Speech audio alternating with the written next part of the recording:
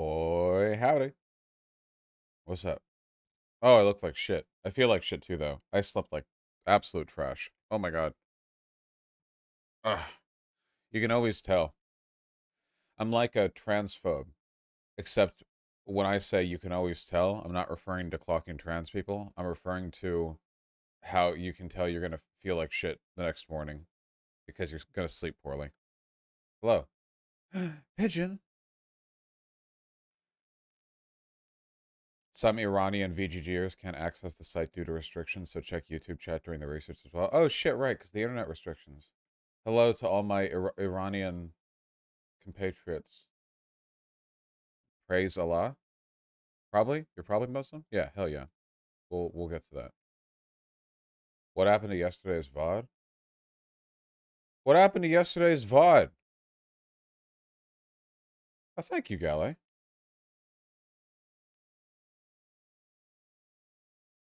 Got hit by the Guardian?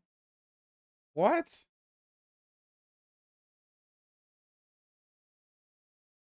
Claimed by the Guardian. Copyrighted content. Media Atom Maker Adam B94084FAA. Okay.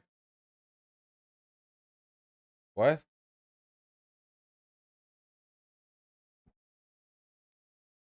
Boss, your volume is a bit low. I'm tired. I'll turn the volume up.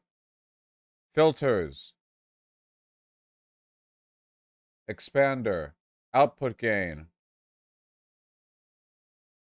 There. Have more gain. What's up? How y'all doing? There's a general strike in France. Hell yeah. I spent a good portion of last night being highly autistic. And I learned some neat stuff. The stuff that I'm trying to do, like the Unity thing that I'm trying to do, I was looking up some stuff on like the Aztecs and the Mayans to learn a little bit more about Mesoamerican aesthetics. And I learned so much shit, dude. Holy fuck. There was so much interesting shit. First of all, what's with your hair? I had a hat on. Just give it a minute. I'm out of the shower. Um, I learned so much cool shit. I've always kind of conflated the Aztecs and the Mayans, but they're totally different. I feel so racist now. First of all, the Aztecs were in Mexico, and the Mayans were more like Central America. And also, the Aztecs were at their height back in the 16th century. The Mayans were like BC era. Um, like totally different. They're just like the two big Mesoamerican civilizations that everyone knows about. So I just thought they were kind of like next to each other. Um, yeah. The Aztecs were the Roman Empire, the Americas. Yeah, it's really fucked up. Okay, you know how there are a bunch of stereotypes about like the Mesoamericans? Because I was looking through and I was thinking like, okay, these aren't true, right? So I look up the Mayans and it's like, oh, the Mayans were like super cool about calendars and math and astronomy. And they were like really inventive with medicine and they built like incredible like architectural that stuff. And then like, okay, what about the Aztecs? And it's like, okay, so the Aztecs really loved war and killing people and they liked blood, they liked fighting, and they liked it when war led to them killing people and producing blood through fighting. And it's like, oh, okay, all right. So humans, the Aztecs took it a bit farther. Um, yeah, they were very yeah they were I mean they were literally blood for the blood godding. What about the Incas then? That's not Mesoamerican, that's South American, and they were cool. They were super cool.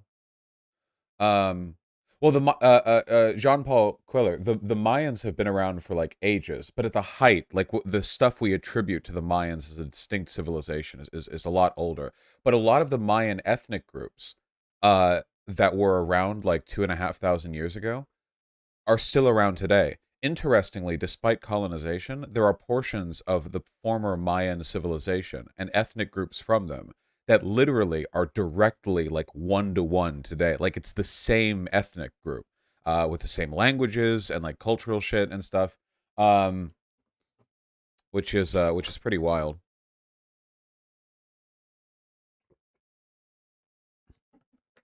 Cortez won because everyone in Mexico hated the Aztecs. Yeah, literally. The Aztecs were insane. The Aztecs literally had days in their calendar where they were like, it's fucking war day.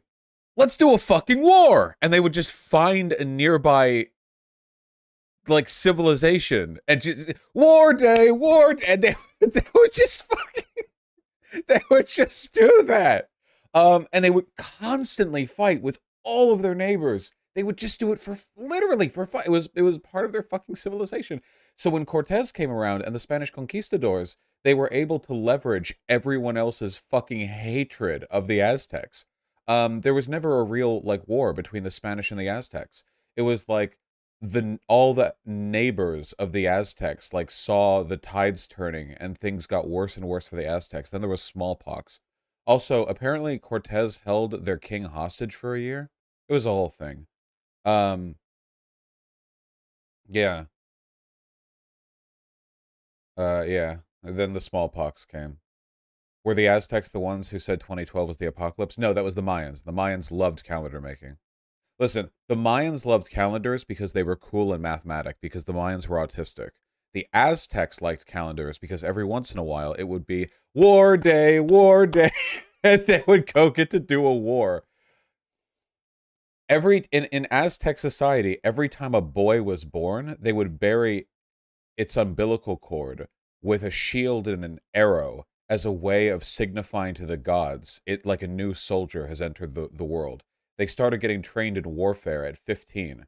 Um, they would literally, this is not a joke, they would literally, depending on how many captives they got, not kills, captives, how many living enemies they brought back, they liked their sacrifices, they would give you more clothing and cooler clothing. You would get like a cape on your first capture. On your second capture, you would earn the honor of wearing sandals on the battlefield. Initiates have to wear, they have to go, like, make it through the jungle barefoot, like character building. And if you have, like, 4 captives, you get, like, this giant plumed fucking hat. Um, Jesus. Yeah, it's like this is like return to tradition, right? Like, can you imagine going to a US military base in Iraq and you see some guy with a giant plumed feather hat and it's like, "Oh yeah, that guy killed like 4 insurgents the other day." You know, and he's just got a giant hat and like he can just walk by and make you suck his dick. That was literally just Aztec society. Okay, one other thing, okay? This is so fucking dope, okay? So I learned a lot about how Aztec like warfare developed, right? Because there were a bunch of differences between how European war and Aztec war developed. First of all, the Aztecs were like big. They fielded armies of hundreds of thousands of people. Tenochtitlan was for a time one of the largest cities in the world. It was bigger than London in the 16th century. Arguably, at its height, it was larger than almost any city in Europe, apart from maybe Constantinople and Naples. So Tenochtitlan was huge. I mean, it and well developed. There were like writings on Spanish conquistadors writing back to their king, and they were like, "This place is really cool. Can we not burn it?"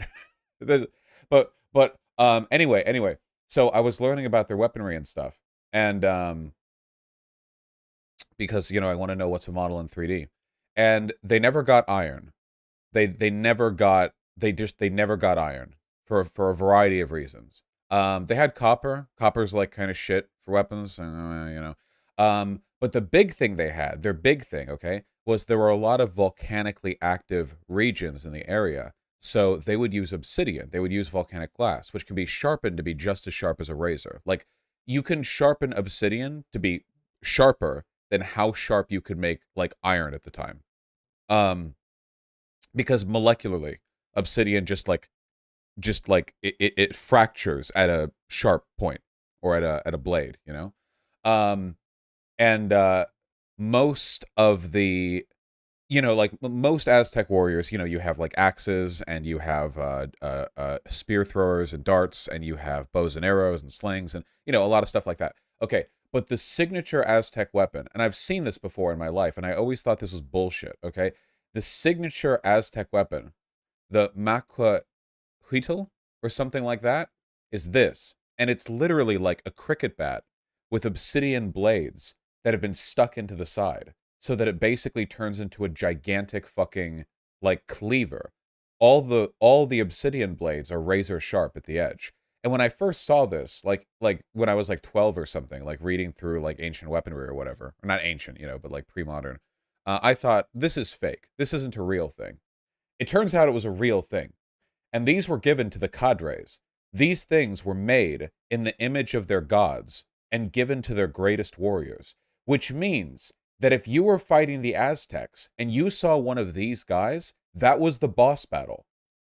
They would have the plumed hat, they would have the fucking jaguar skin, they would have the sandals, and they would have the giant, like 1.5 meter long, razor sharp battle axe. And literally, it's not even a fucking meme. Because in Europe, the fancy ceremonial weapons were swords, and they were held by noblemen. But noblemen weren't at the front lines of a fight. The cadres were. So in Aztec warfare, as God intended, the strongest, most badass dudes would actually have the biggest weapons, and they would be at the front, and they would be the boss battle. Oh my God.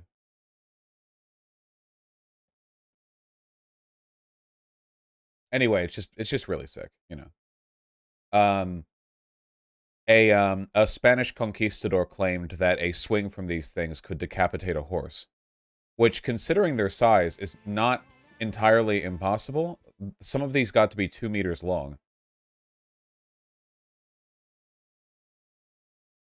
You also have to consider, like,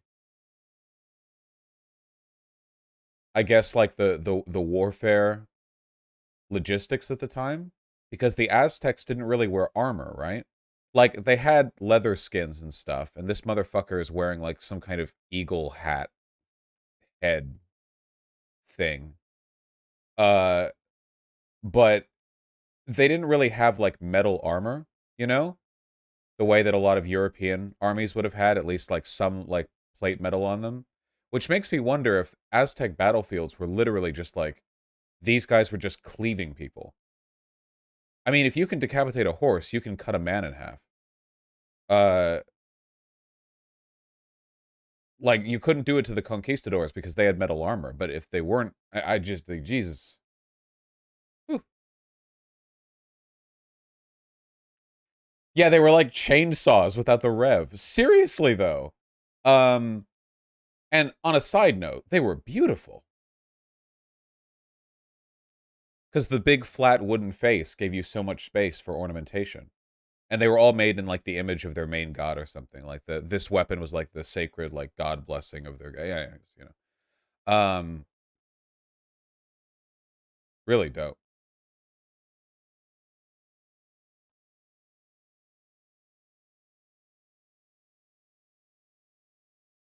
Oh, that's dope, I'm cognizant. Aztecs had cotton woven armor that was light and could catch arrows. It was so effective the Spaniards started to use it because it was too hot for plate armor. Yeah, imagine wearing plate armor in like Mexico. Because Tenochtitlan is built over where Mexico City is today. Um, that would suck. I read this passage from a conquistador who essentially wrote like I think they were writing back to their Spanish king, and they were essentially saying, "You must believe me as if you were here. There are wonders in this place that would be magnificent even when placed against our own in the homeland." Like essentially saying like they're not just the shit here isn't just cool for native savages. It's like cool period. Like for like for everyone.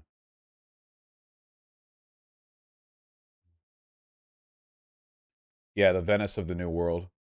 Fucking wild.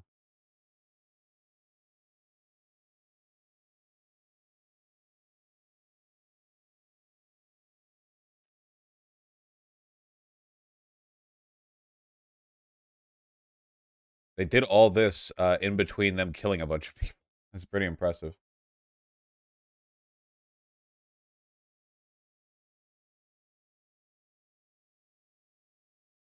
Anyway, sorry. I learned a lot of interesting stuff.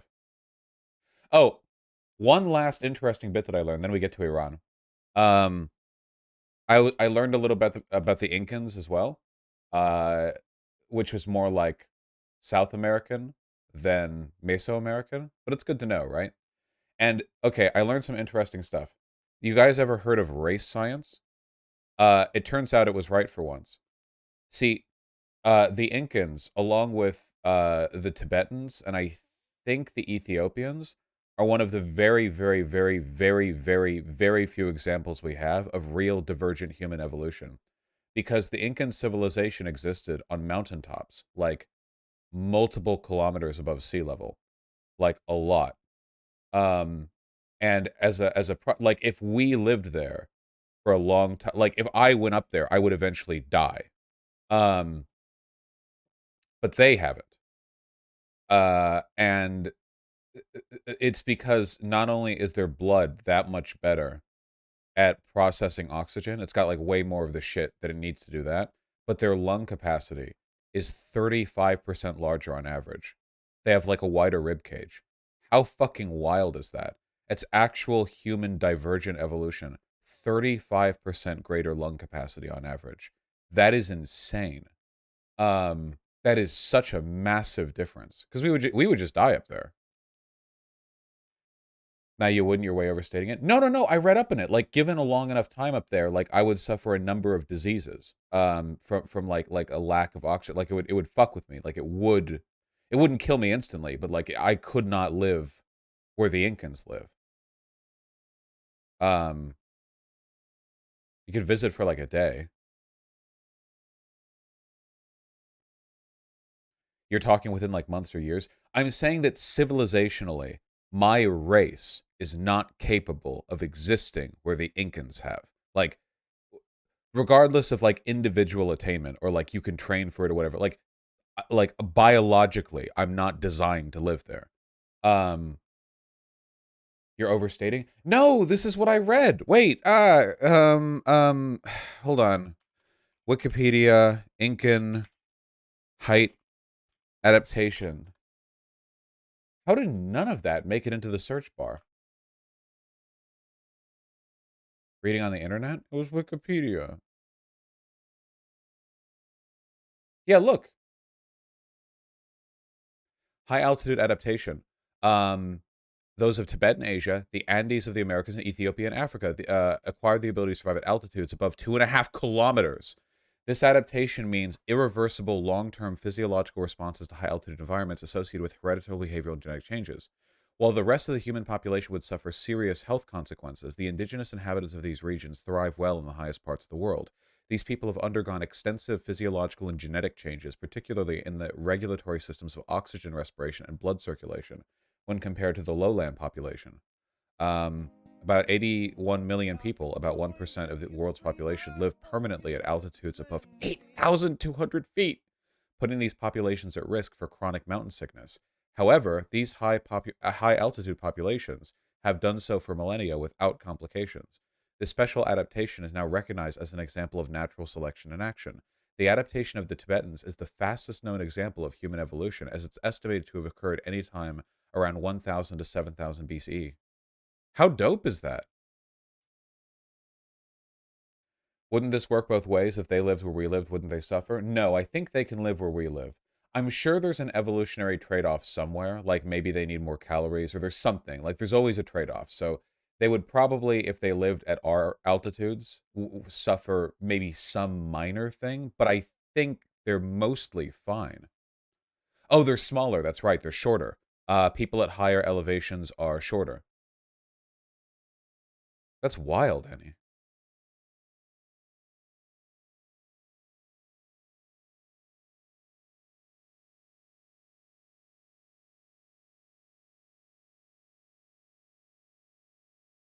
Their hemoglobin concentration is higher compared to the lowlander population. Would this mean they're genetically better than us? Well, certainly in this fashion. Vosh, the Bajau people can hold their breath the longest out of anyone, over 10 minutes. That is so fucking cool.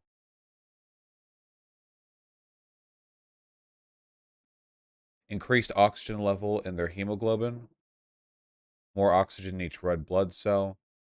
This enables them to overcome hypoxia. Yeah, just built different, you know? I mean, isn't this one of the reasons why the Incans weren't colonized the same way? South Sudanese are tall, though? Maybe it's not, like, short. There's something. There's always something evolutionary. Like, you're always trading something for something. Um, oh, look. Though the physical growth in body size is delayed, growth in lung volumes is accelerated.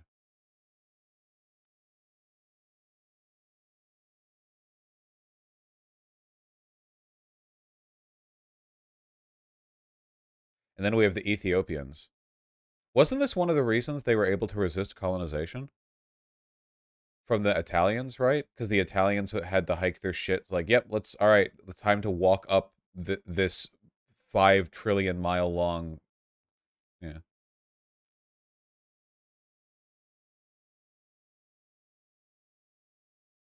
And they had machine guns. Yeah, those are heavy.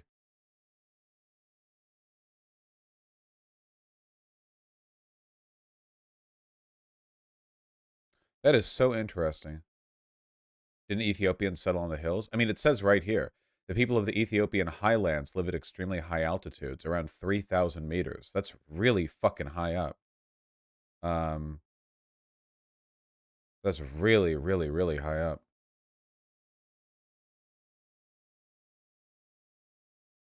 God damn. Yeah, not everyone in Ethiopia lives in the highlands.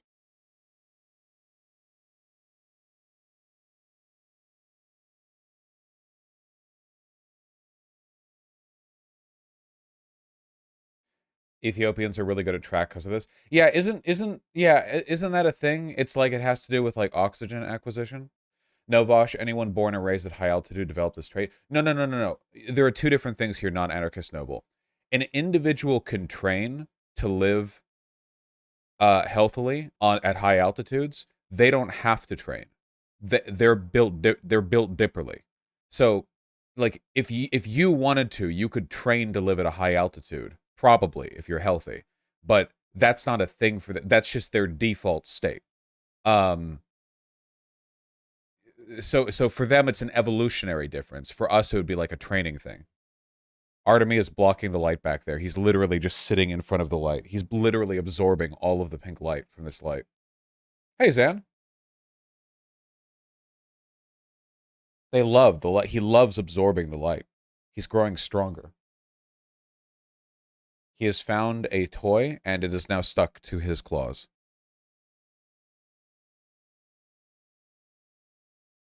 He is content. Okay, sorry. Oh, but I didn't even finish the thing that I was going to say. The Incans who were a million billion miles up, okay? The Incans had a very okay, you guys know about Machu Picchu?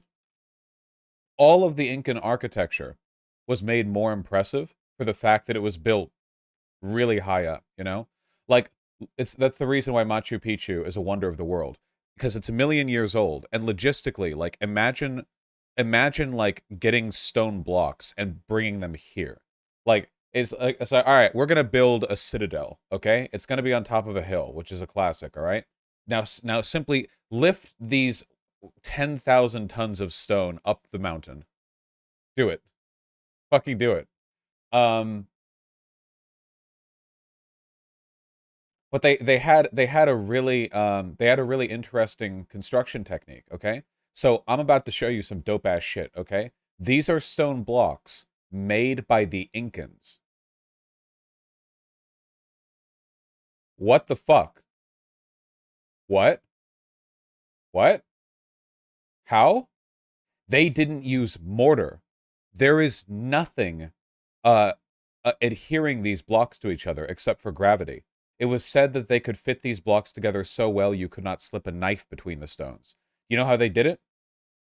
You know how they did IRL Minecraft? So what they would do is they would carve a bunch of stone cubes, you know, and they would lay it on the ground on the first level. And then they would start carving the second layer and lay it on top. Before laying it on top, they would spread a layer of dust on top of the first row of blocks, then set down the second row, then lift them up again. And wherever the dust was compressed, that was where there was a point of contact. And then they would use tools to file down that part of the top of the lower set of blocks. And after doing this over and over again, eventually every single block would fit to its bottom part like a jigsaw piece perfectly. Thousands of tiny indentations that would fit into each other. Uh, so they didn't need mortar, and it was such a perfect fit that it was essentially earthquake proof. Because without mortar, all of these stone blocks, if agitated from an earthquake, could sort of rustle, but they would never fall because they were so perfectly fitted that it was just like shaking a container of like puzzle pieces that has no room inside of it. You know, you can move everything inside the block, but the puzzle stays intact. There's no room for it to disassemble. Um, and not only would they do this with like cubic blocks, they would use this technique on any shape. So you have like what I think might be the world's only example of non-mortared, irregular block shapes used to form walls that have survived centuries, um, because of the technique that they would use, which is really dope. They did this everywhere. This was like their main thing. Just these colossal, massive blocks that is just have been around forever. Are we sure they weren't actual dwarves? They could have been hill dwarves. They were short, and they were at high elevations. This is possible. Um, Look, like one of these, I think it's called the 12-sided, the 12-angled stone, is actually considered a relic in like an Incan museum, because this thing is huge, by the way, because it's so irregular and it fit perfectly before the structure it was a part of eventually came apart. But it's like an example of like the fine precision here. We're talking like fractions of a millimeter of precision on stone blocks larger than a human. How do they do the dust thing on the vertical sides?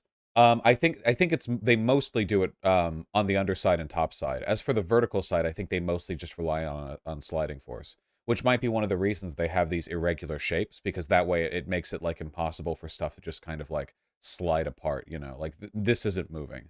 Um, how'd they do the measurements? They didn't do the measurements. Their system. Well, I mean, they had measurements, of course, but like this, it was just done by filing down the top and bottom surfaces of the stone blocks based on whether or not they would leave indentations and layers of dust. Really wild stuff, you know. Funnily enough, the Aztecs were the ones who didn't actually have measurements. The Aztecs were so war focused, they never had standardized measurements. They would use people's body parts, like this is a wingspan, this is an arm's length, you know. They like that was what they did. And somehow they still built Tenochtitlan, so you know, whatever. I mean, clearly they were doing just fine, but no, the Incans were quite developed. The Mayans fucking loved math, so whatever. Anyway, I just think it's important to learn about stuff like this because I feel like, especially from a Western perspective, even if you're a progressive, it's really easy to just kind of think like, oh yeah, there were like the oppressed indigenous people, and then like the West came and like ruined everything. But I feel like once you actually get into it, it's like there's a lot of really cool.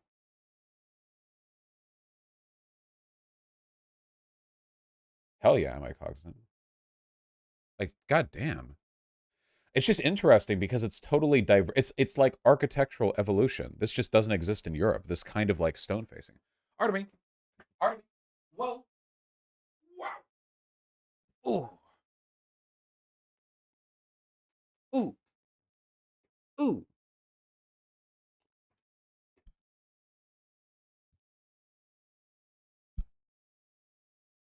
Artemis says white lives matter because he's racist.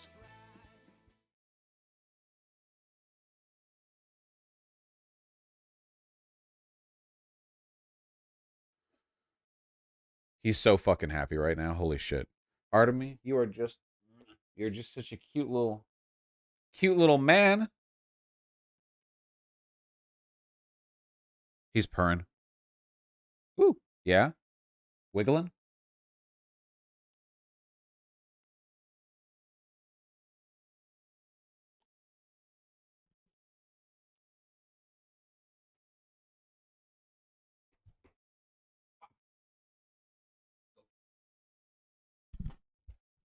Okay.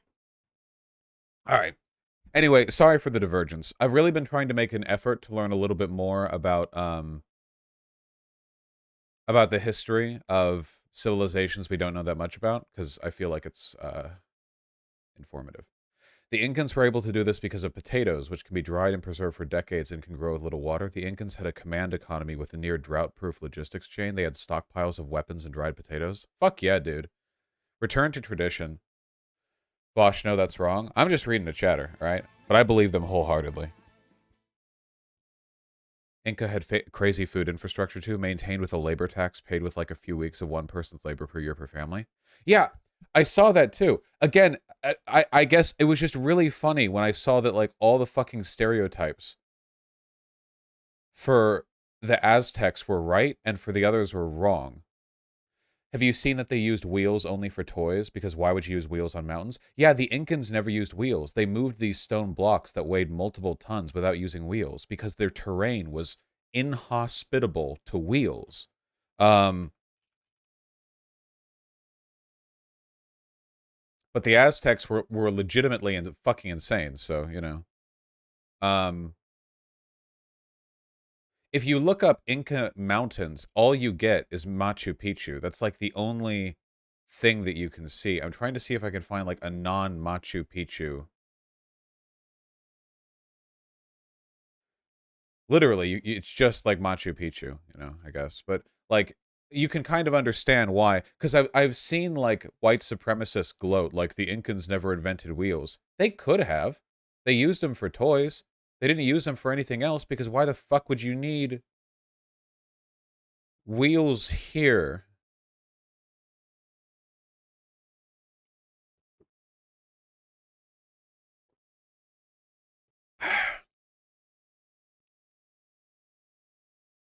To move the heavy ass rocks, but the wheels wouldn't do much. Look at the mountains they had to traverse. And yeah, what would even pull that? Yeah, llamas. They didn't even have like pack they didn't even have like pack animals. No oxen, yeah. That's always been one of the most convincing explanations for me. The one that's CGP Grey put out. Well, he didn't invent it, whatever, but like he did videos on it. How like one of the big civilizational differences, one of the big like easy versus hard starting locations, it for civilization was just like, do you have useful animals nearby that you can domesticate? Like, that's a convincing explanation. I mean, it makes sense, you know. It's a useful metric there.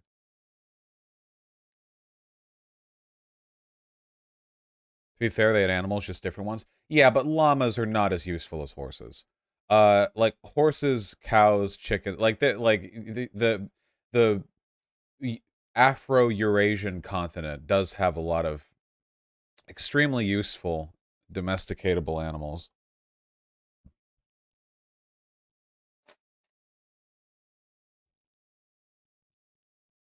Yeah, llamas are stubborn, aren't they? Horses aren't very useful in a mountain. Well, that's true. That's true. But you know, a mountain in general is a pretty difficult environment to do civilization stuff. Difficult environment to you know, build big wacky stuff.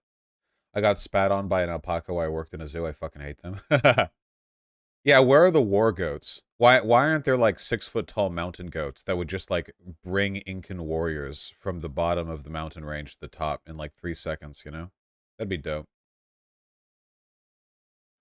I want to learn more about the Incan civilization. I guess, look at this. Incan trail permits. Look at this. Look at this. Man, now I just want to visit. Well, not like I could hike to this. You have to be pretty fucking healthy to hike up here.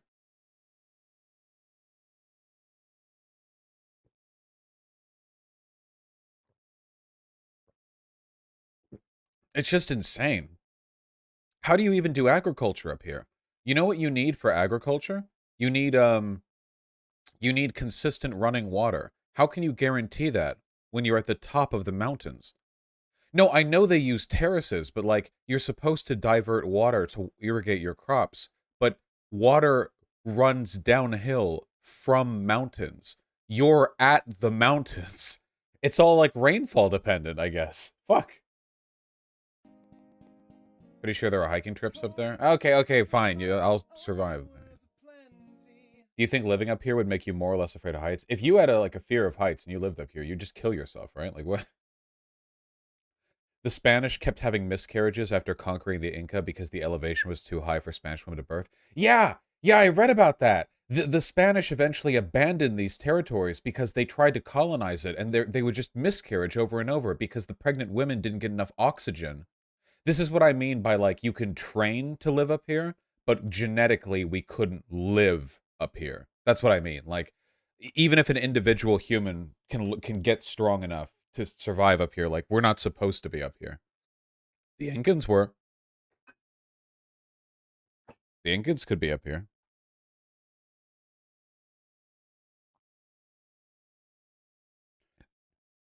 The Inca built massive net complexes that could catch and condense water. What?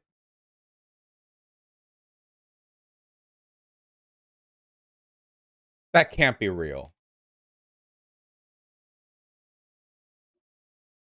That's too cool to be real.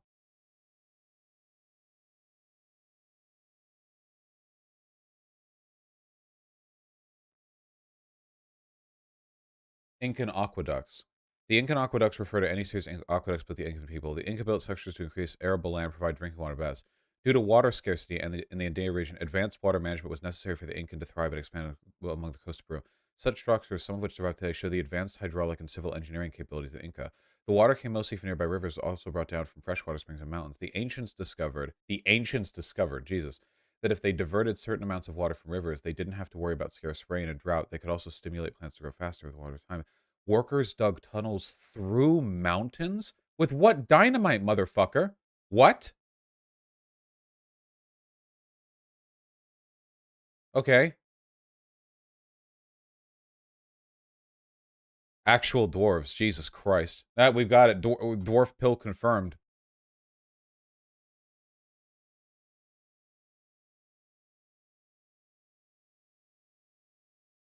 Um,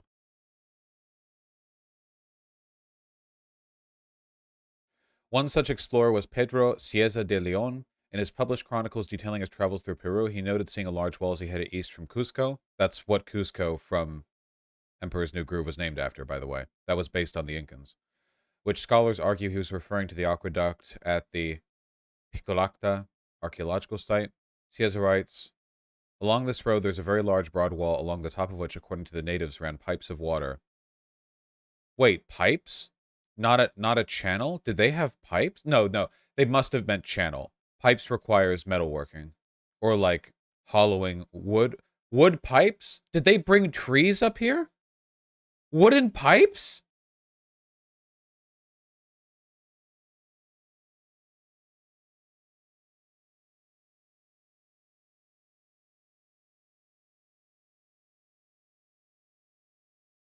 Stone pipes exist. Okay, I know a little bit about water management in Europe and like a post-Columbus America.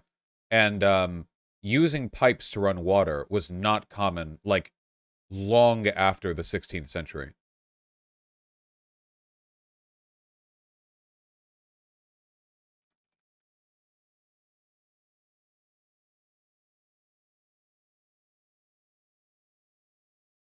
What? Yeah. Well, aqueducts run water through channels and oh my God. What the fuck? Dude, the good timeline was where the Incans survived. Holy shit, they were stone. They just, with hand tools, bore pipes through stone.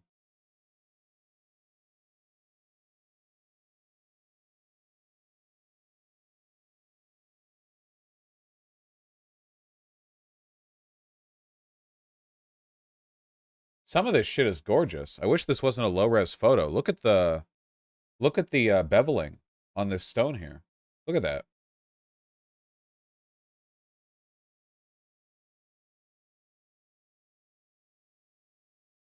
God damn. This is a pipe. Look. There's it's covered on the top. This is a pipe, not a channel.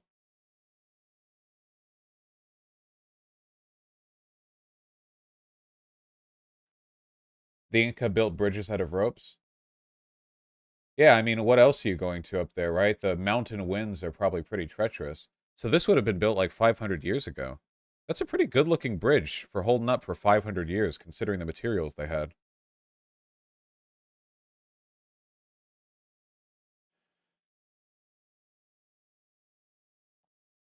Bosch, the Incans are incredible, yes, but to bring it back down a little, you realize they did all this long after the Roman Empire built their cities? Yeah? It's not a race. Um, just keep in mind that after the Roman Empire built their cities, like, there was still thousands of years of, like, European shitpile villages. Human civilization doesn't really, like, linearly develop in that fashion, you know? Empires acquire resources and are able to, like, gussy up their preferred areas, but, it's always more complicated how this stuff evolves.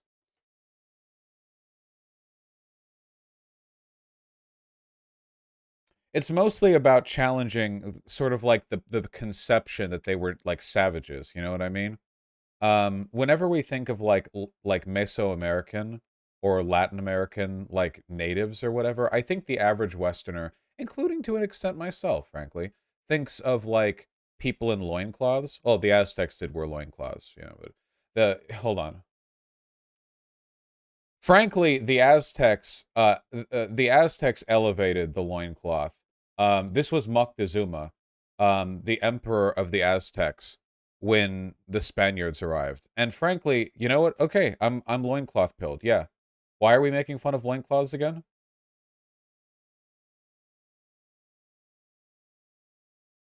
Yeah, like it's just funny because like all of our European nobles were like pale, fat, pasty pieces of shit who were like inbred to fuck. And then it's like, but of course, obviously, the Aztecs are led by a warrior king, obviously. So you know he's like a fucking muscly dude, just chilling with his abs hanging out. It's like, yeah, okay, yeah, you're chosen by the gods. I believe you. Like, who here is more of a Giga Chad? Like, this literally looks like a Virgin versus Chad image. This painting of the meeting between Moctezuma and, like, Cortez, right? Like, you have Cortez in his, like, gay bitch armor, where he's so afraid of getting hit by an arrow. And then over here, you have the practically naked fucking. Look at that. Like, Jesus Christ.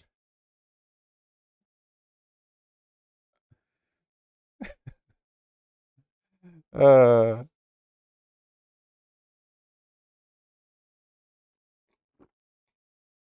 The conquistadors also smelled like shit, according to accounts. Yeah. A mixed relationship with bathing.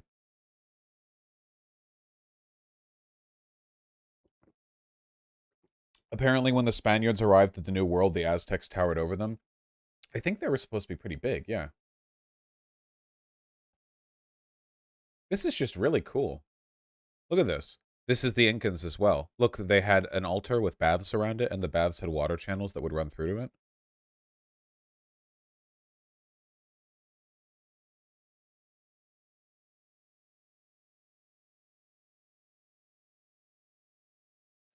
Okay, the person in chat who mentioned it earlier wasn't full of shit. Fog collectors. The first man-made fog collectors stretched back as far as the Incan Empire, where buckets were placed under trees to take advantage of condensation. Okay, I see. So that was like first step. That's dope. I wonder if they understood what was happening, right?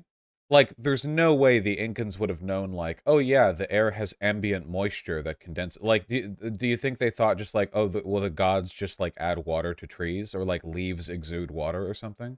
It's got to be something like that, right?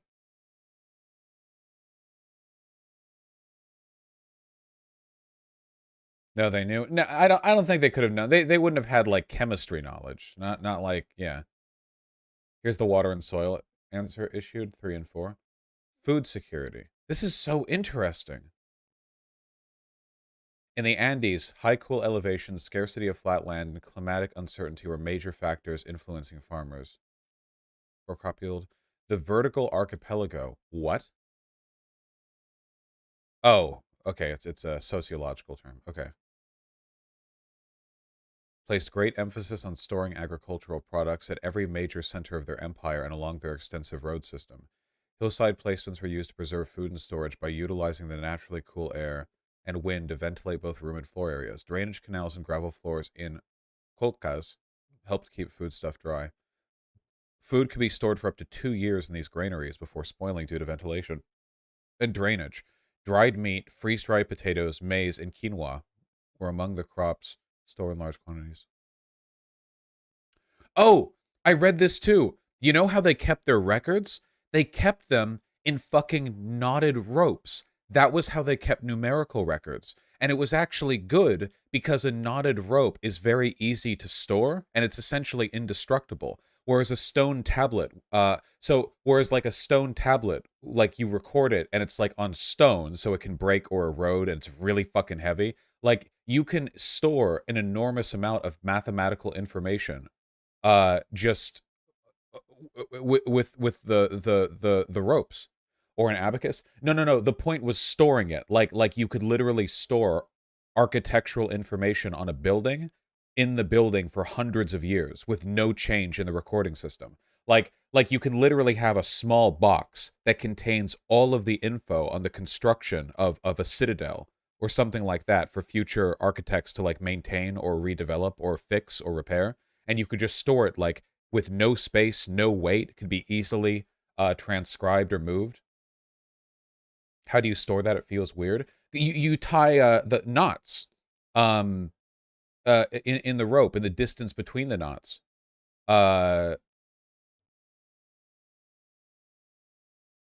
Here, the quipu, a recording device is fashioned like, look at this. It was like this. It was like this whole, like, to us this is nothing. To them this is like the Matrix code. Like they look at this and it's like, "Oh yeah, of course. Doesn't rope rot?" It depends on the material, but this is like hundreds of years old. It's pretty. This is how they transported Kikus. Look at this. The Chasquis were messengers of the Incan Empire, agile, highly trained, and physically fit. They were in charge of carrying the quipus, messages, and gifts. You can transport them up to 240 kilometers per day through the Chasquis relay system. What? They were not just messengers. They were trained to be able to read and translate the quipus to each other and higher authorities. Not only were they used to transport oral messages, but also help the Inspector General, the Sapa Inca's brother, keep track of the people of the Empire.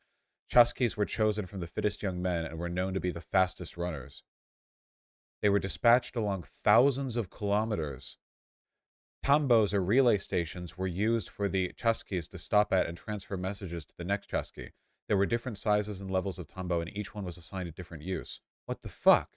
So again, this is what I mean by learning about stuff, right? Because the natural thought might be like, oh, they used ropes to record numbers. How primitive. But it's like, oh, what other method could you use to carry over like complex mathematical data in a fashion that won't get damaged, is easy, light, be transported without any difficulty, can be kept and recorded for a long time, won't like get mixed around or anything. You know, like, oh, well, this is actually a pretty reasonable solution. And they fucking did it. And they built an empire off of it.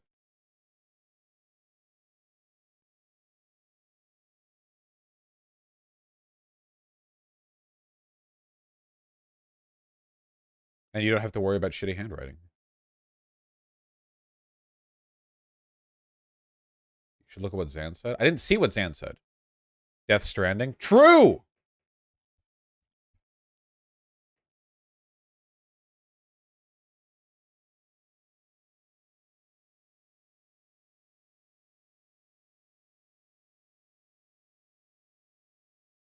Many of these bridges from 5 trillion years ago are still intact and can be walked across without fear of them breaking because of how durable they are. There are also many races run these paths. Okay, people are still racing on fucking Incan bridges, I guess. The Incan road system was the most extensive and advanced transportation system in pre-Columbian South America, at least 40,000 kilometers long. Okay. And this civilization is just lost. We just don't know anything. Well, we don't know enough. I mean, we see the legacy of the empire, but bet they didn't have potholes. Well, they wouldn't have had like heavy carts and horses and stuff, so they might have actually not had to worry that much about maintenance.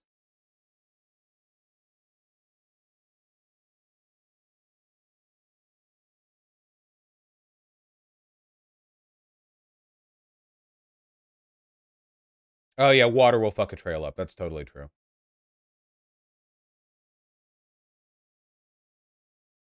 Interesting. God, colored string too.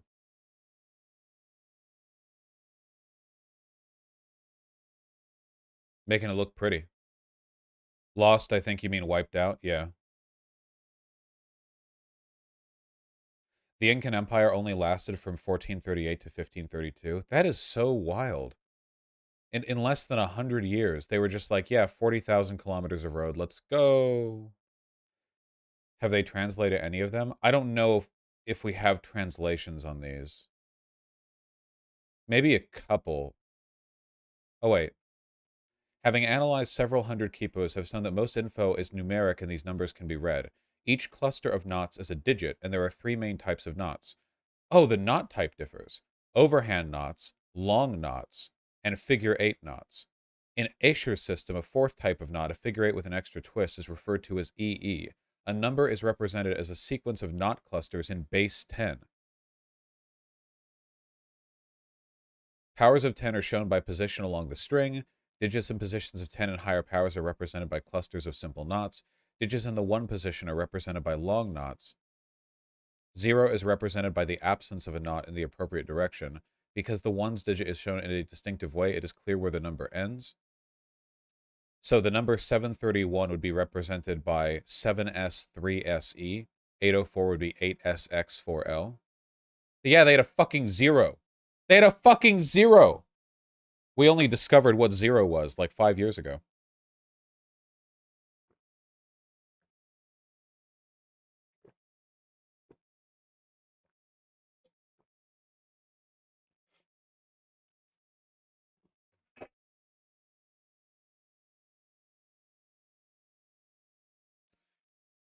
Some have argued that far more than numeric information is present in the quipus are a writing system.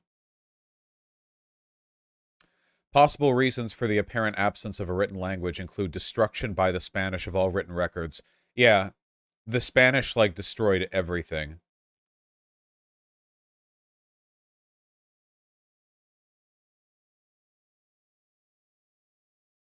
Spanish conquest of the Inca Empire. I mean, it all ends here, right?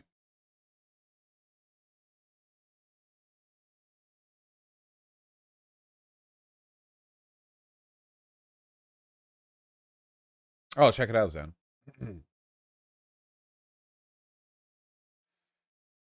What's a bigger insult, Spanish or British? Well, the Spanish and British have both had their time being the biggest bastards for colonization. They just did it in different eras, right? Like, when I think Spanish bastards, I think 15th, 16th century, and when I think British bastards, I think, like, 17th, 18th, and 19th centuries. But it's a tough competition, you know? Let's not forget the French or the Dutch, you know? The French still hold on to a ton of colonial empires, and they killed Sankara.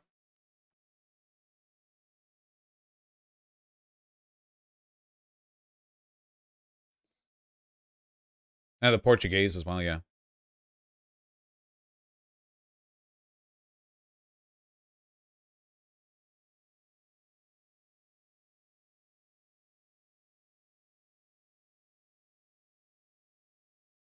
We don't even have that much info on the destruction of the Incan Empire.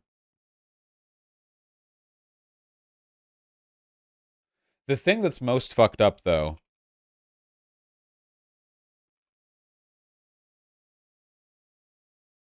I genuinely can't believe, like, how, like, objectively evil the Spanish conquest of the Aztec Empire was. I read through this the other day, like, literally at, like, 3 a.m., my eyes glazed over, just thinking, like, how Marvel movie can this get? Like, how obvious can the bad guy be, you know? It's important to point out that, like, the Aztecs weren't the good guys. They were actually if the Aztec Empire hadn't gotten conquered by the bigger bastards, they probably would be remembered as like evil savages. Which, to be fair, they were pretty fucking evil. They were very bad.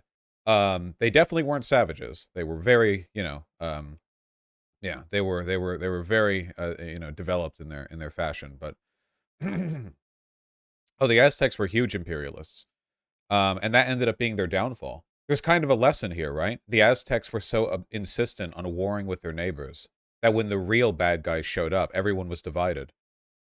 The other like Mesoamerican tribes were like eager to ally with these strange armored knights from the sea because it could help them bring down the Aztecs. Little did they know what it would bring.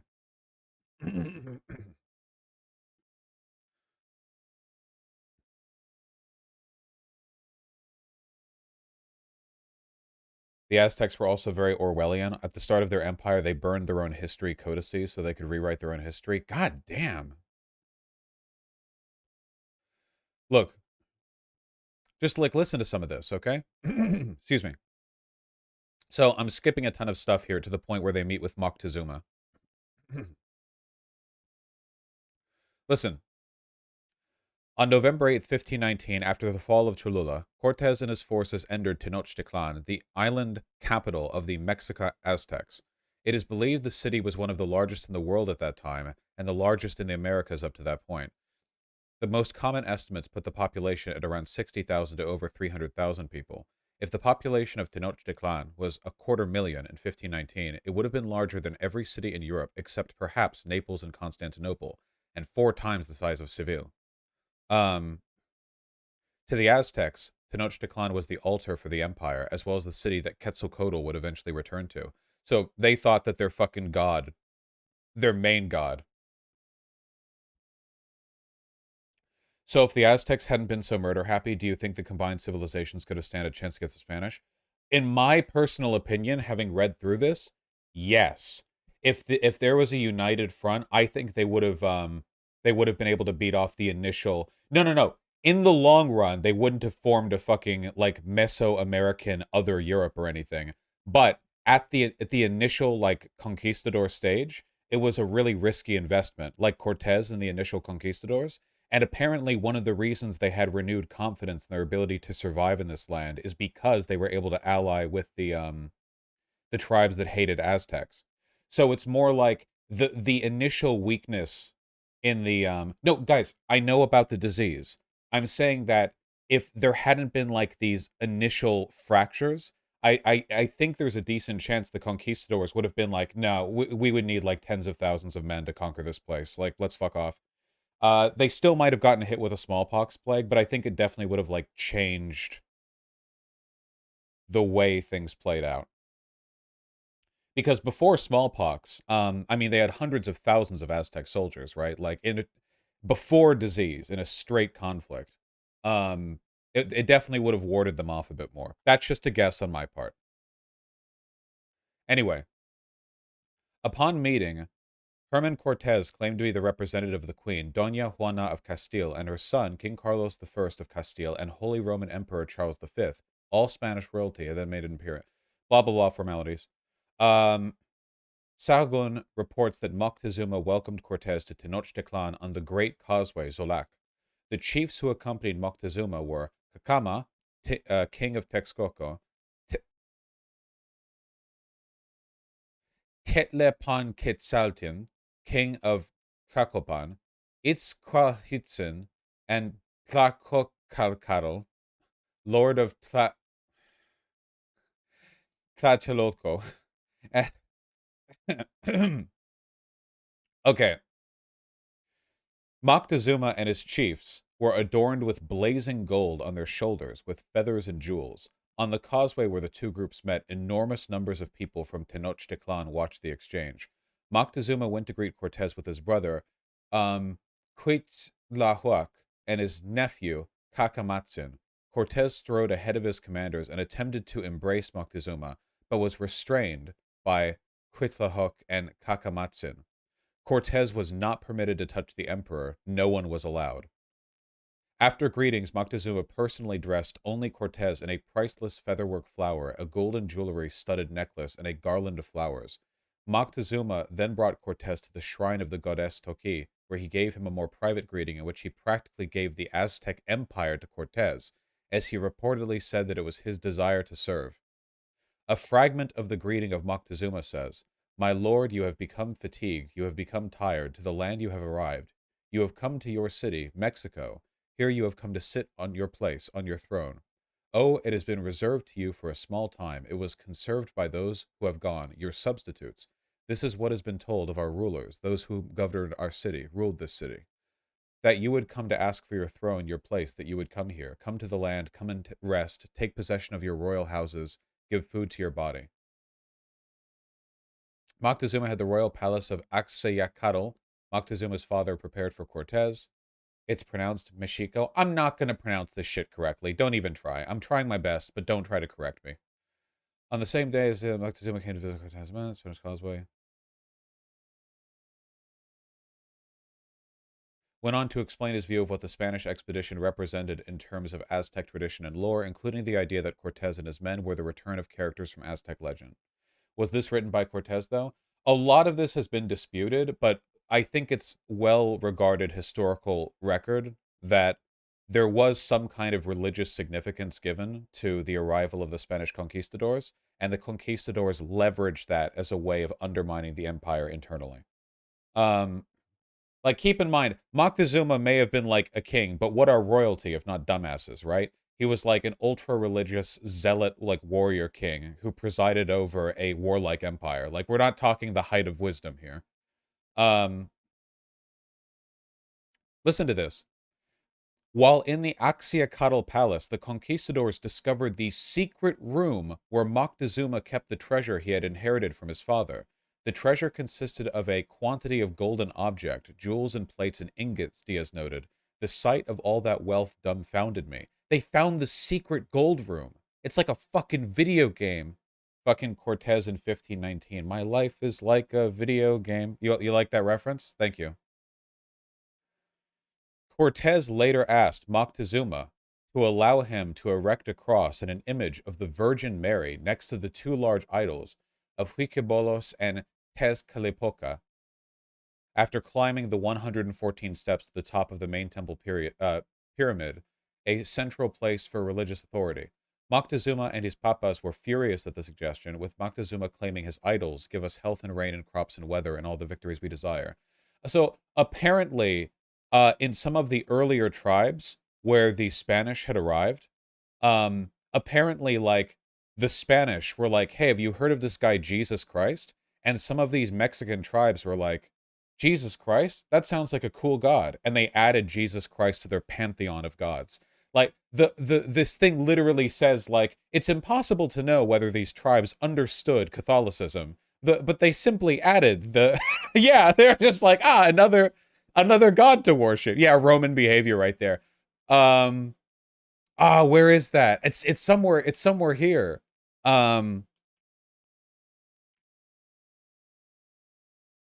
Here, listen.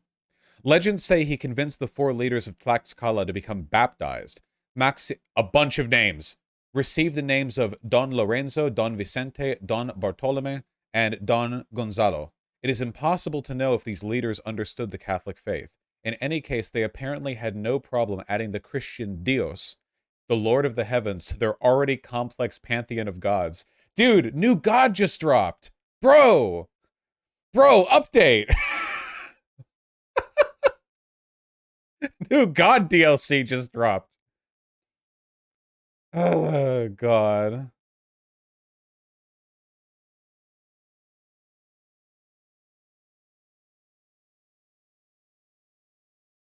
I'll add that to the video list, Sam. Hold on. Update. That is kind of based. It's very funny, okay? But hold on, okay?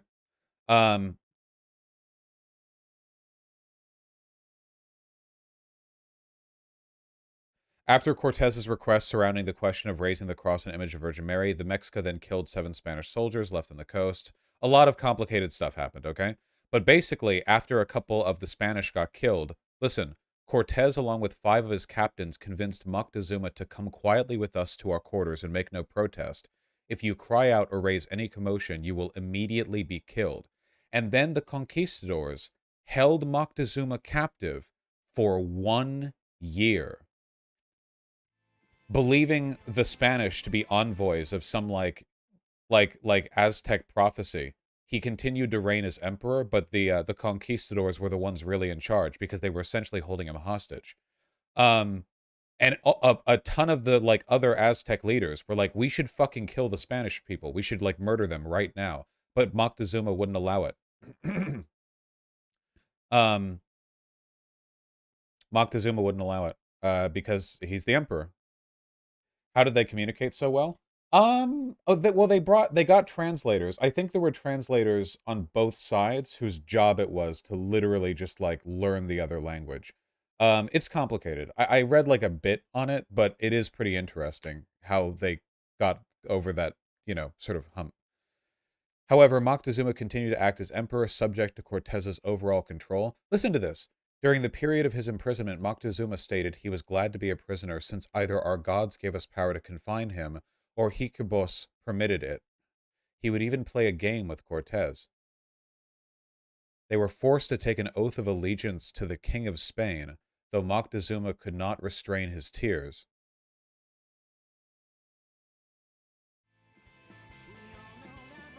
Moctezuma was made to pay a tribute to the Spanish king, which included his father's treasure.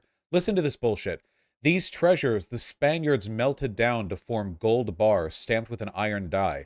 They melted these ancient Aztec ceremonial golden treasures into ingots.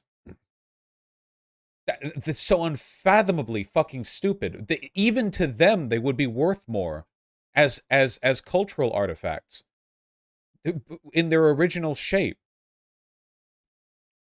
Savages, savages, barely even human. Finally, Moctezuma let the conquistadors build an altar on their temple next to the Aztec idols. Finally, the Aztec gods allegedly told the Mexican priests they would not stay unless the Spaniards were killed or driven back across the sea.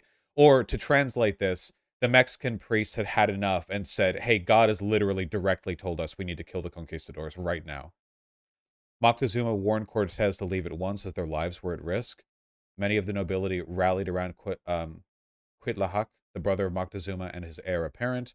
However, most of them could take no overt action against the Spanish unless the order was given by the emperor.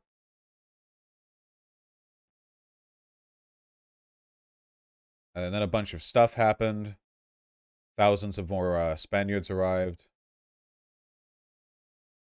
Cortez arrived back to Tenochtitlan later and found that his men had attacked and killed many of the Aztec nobility in the massacre in the Great Temple.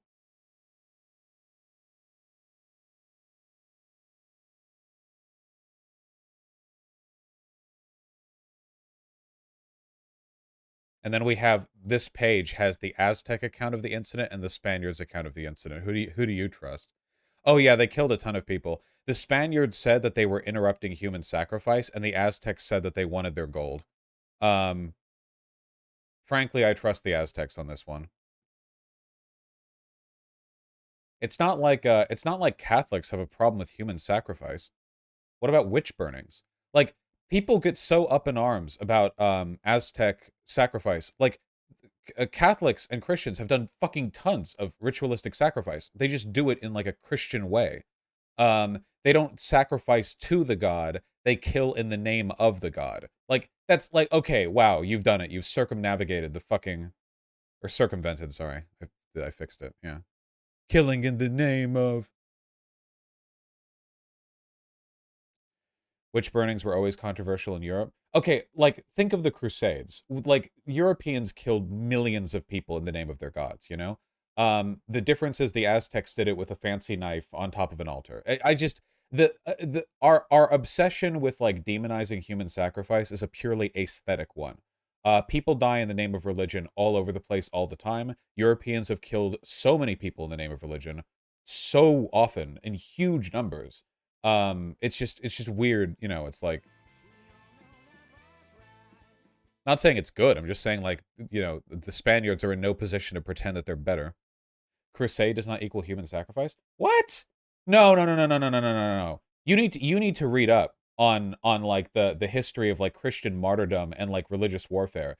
The warfare and the killings, the slaughter of civilians, the burning of villages, the thousands and hundreds of thousands of people who were killed, these were viewed as conquests in the name of God. They weren't just like petty like civil conflicts. Like there were entire genocides committed like to the glory of God. What is that if not like massacre on an industrial or like sacrifice on an industrial scale? If there's any difference between that and like a human sacrifice on an altar, I fail to see how it's meaningful in like a utilitarian fashion. Um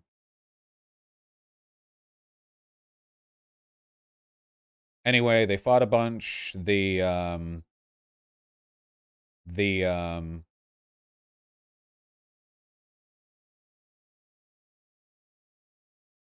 The Spanish wrote in their own records they tried to split children with their broadswords because they were Indians. Yeah, but they didn't do it on an altar, so it's okay. Anyway, they fled. Cortez lost a lot of people. Spaniards flee. And then, the real game changer. The Aztecs were struck by a smallpox plague, which lasted 70 days. Many were killed, including their new leader, the Emperor Cuitlahuac.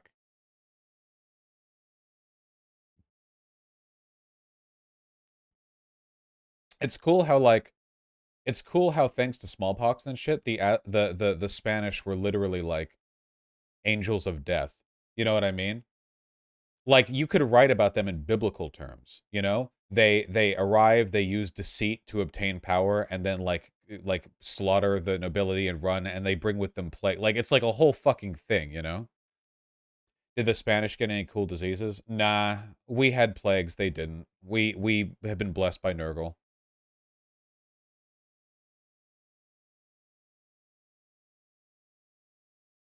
It's like Death Guard, yeah. Listen, okay? It's just part of the great chaos conflict, all right? The Spaniards had the blessing of Nurgle, and the Aztecs had the blessing of Khorne. Uh, actually, that's not entirely wrong. And this time the Papa wins. Didn't they bring back syphilis? Oh, that doesn't really end civilization. Did syphilis come from here? Whatever, whatever. Anyway,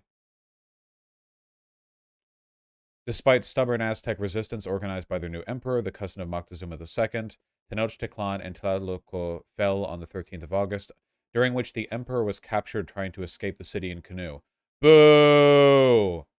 You don't get to be emperor of a war Aztec empire. You have to die in battle. Nah, sorry, that's an Aztec thing. You gotta die in battle. You can't escape in a canoe.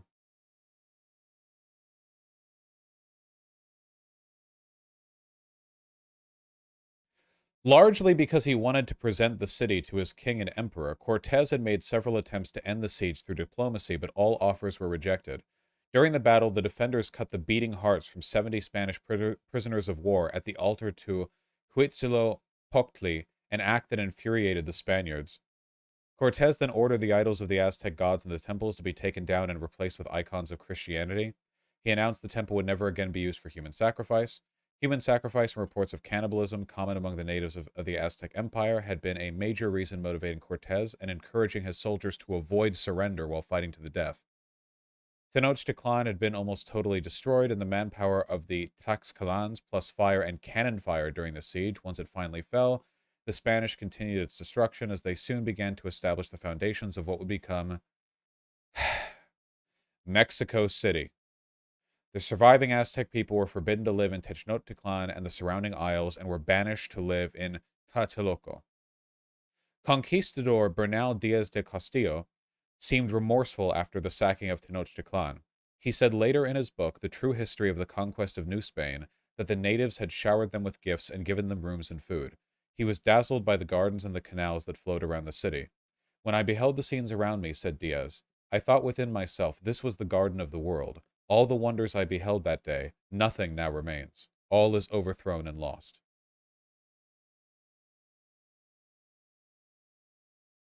So that's not good.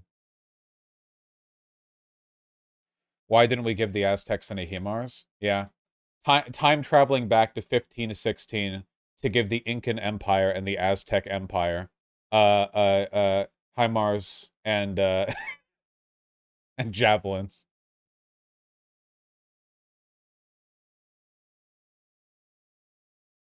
And vaccines, yeah.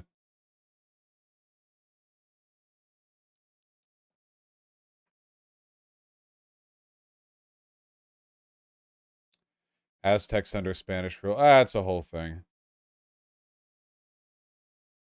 You should read about the actual fall of Tenochtitlan. There were mass rapes of Aztec civilians by the Spanish and their indigenous allies. It was brutal beyond comprehension. Yeah, I kind of figured that. I mean, it's Spanish conquest, and the Spanish were mad because the Aztecs were putting up a fight.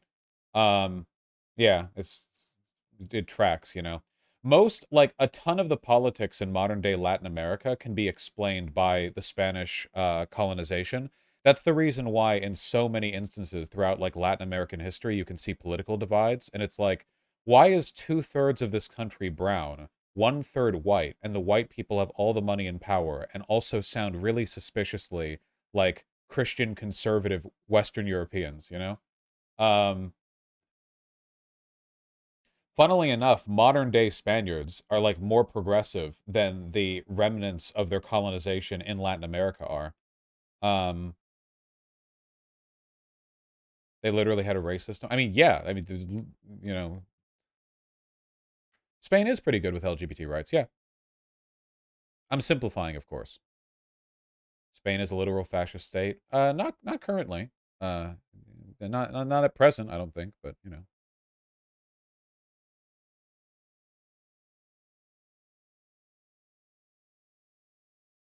Casta, a term that means lineage, historically been used as a racial and social identifier in the context of the Spanish Empire. It refers to a now discredited 20th century theoretical framework which postulated that colonial society operated under a hierarchical race-based caste system.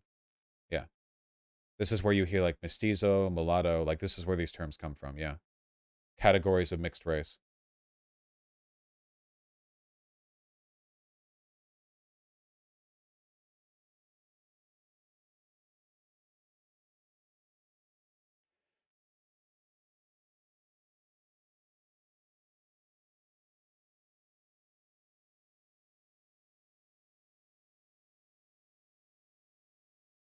Look at this map of LGBT rights and look at South America.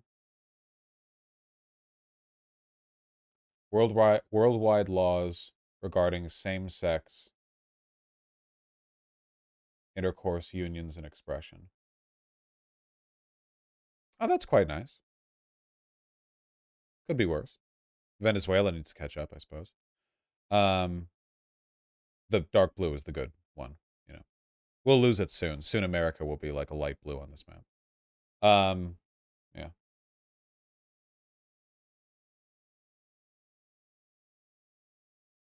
Anyway, wasn't this all interesting? We gonna get to Iran now? Yeah, the only reason I allowed this stun lock to go on for so long is because I felt like it was in line with the general attitude of a research stream, you know? It felt, you know, it didn't feel like a divergence from the intention. Um, this video explains how they translated. I'm going to look through the videos that I was linked, and then I'm going to quickly catch up on a decent number of donos, and then we're going to get to Iran. We'll have enough time for it, don't worry. Did you know the Spanish Empire literally invented modern racism? I mean, yeah, they were one of the big architects. One of the few places in the world that actually had worse chattel slavery than America was in parts of Latin America. I think this had to do with the nature of the crop cycles, something having to do with the way that like cocoa is farmed. It's complicated. I don't remember. Yeah, in parts of Brazil where like I think it was like more or less in America, like obviously they would rape and kill slaves all the time, but generally you wanted your slaves to like live sort like whatever can be said about American chattel slavery broadly, there was a general desire for slaves to live so they could keep being slaves. However, in parts of Brazil, that incentive did not exist. It was like a human thresher, literally. Apparently, the working conditions were so bad that people would be broken down after a couple months or years of work, and there wasn't really a way to avoid it. So they were just like, yeah, we'll just bring more slaves then. Um, Tens of thousands died, hundreds of thousands. Yeah, it was literally like it was like I think like you could argue it was maybe like the actual worst working conditions possible, like possible. Like it was as bad almost as it can get. Brazil was the last country in the West to abolish slavery in 1888. Jesus.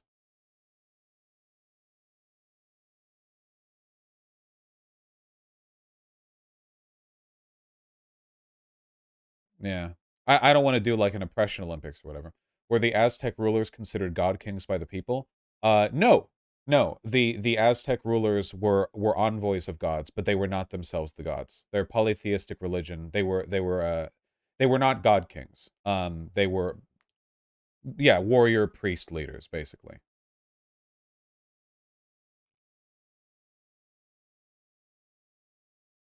Only 10% of African slaves were sent to America because so many were sent to the Caribbean and Brazil and they needed to be replaced.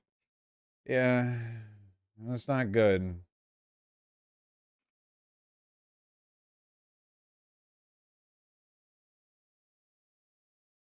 Slavery in Brazil began long after. Brazil imported more enslaved Africans than any other country in the world. An estimated 5 million enslaved people from Africa were imported during this time. Gold, diamond, sugar. Brazil was the last country in the Western world to abolish the enslavement of human beings. Yeah.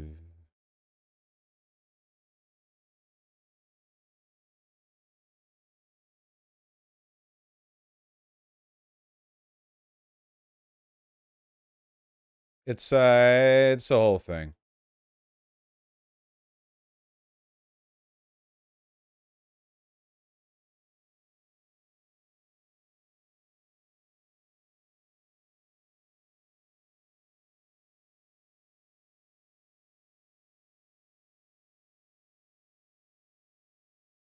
Yeah.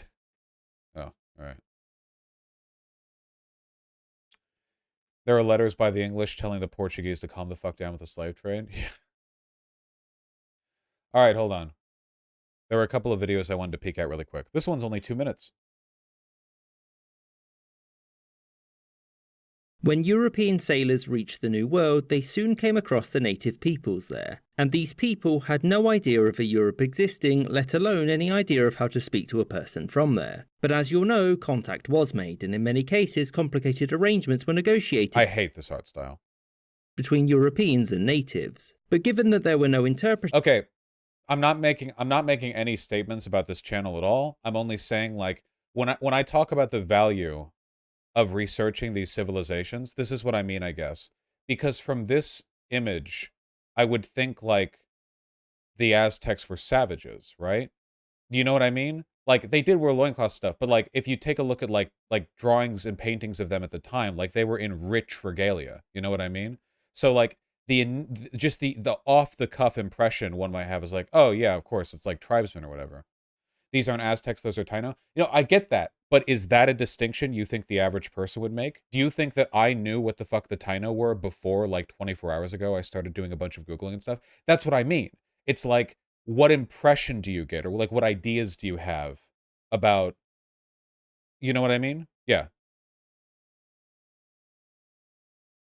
Natives. But given that there were no interpreters when Europeans first arrived, this raises a question. I'm not saying that there's anything wrong with this YouTube video.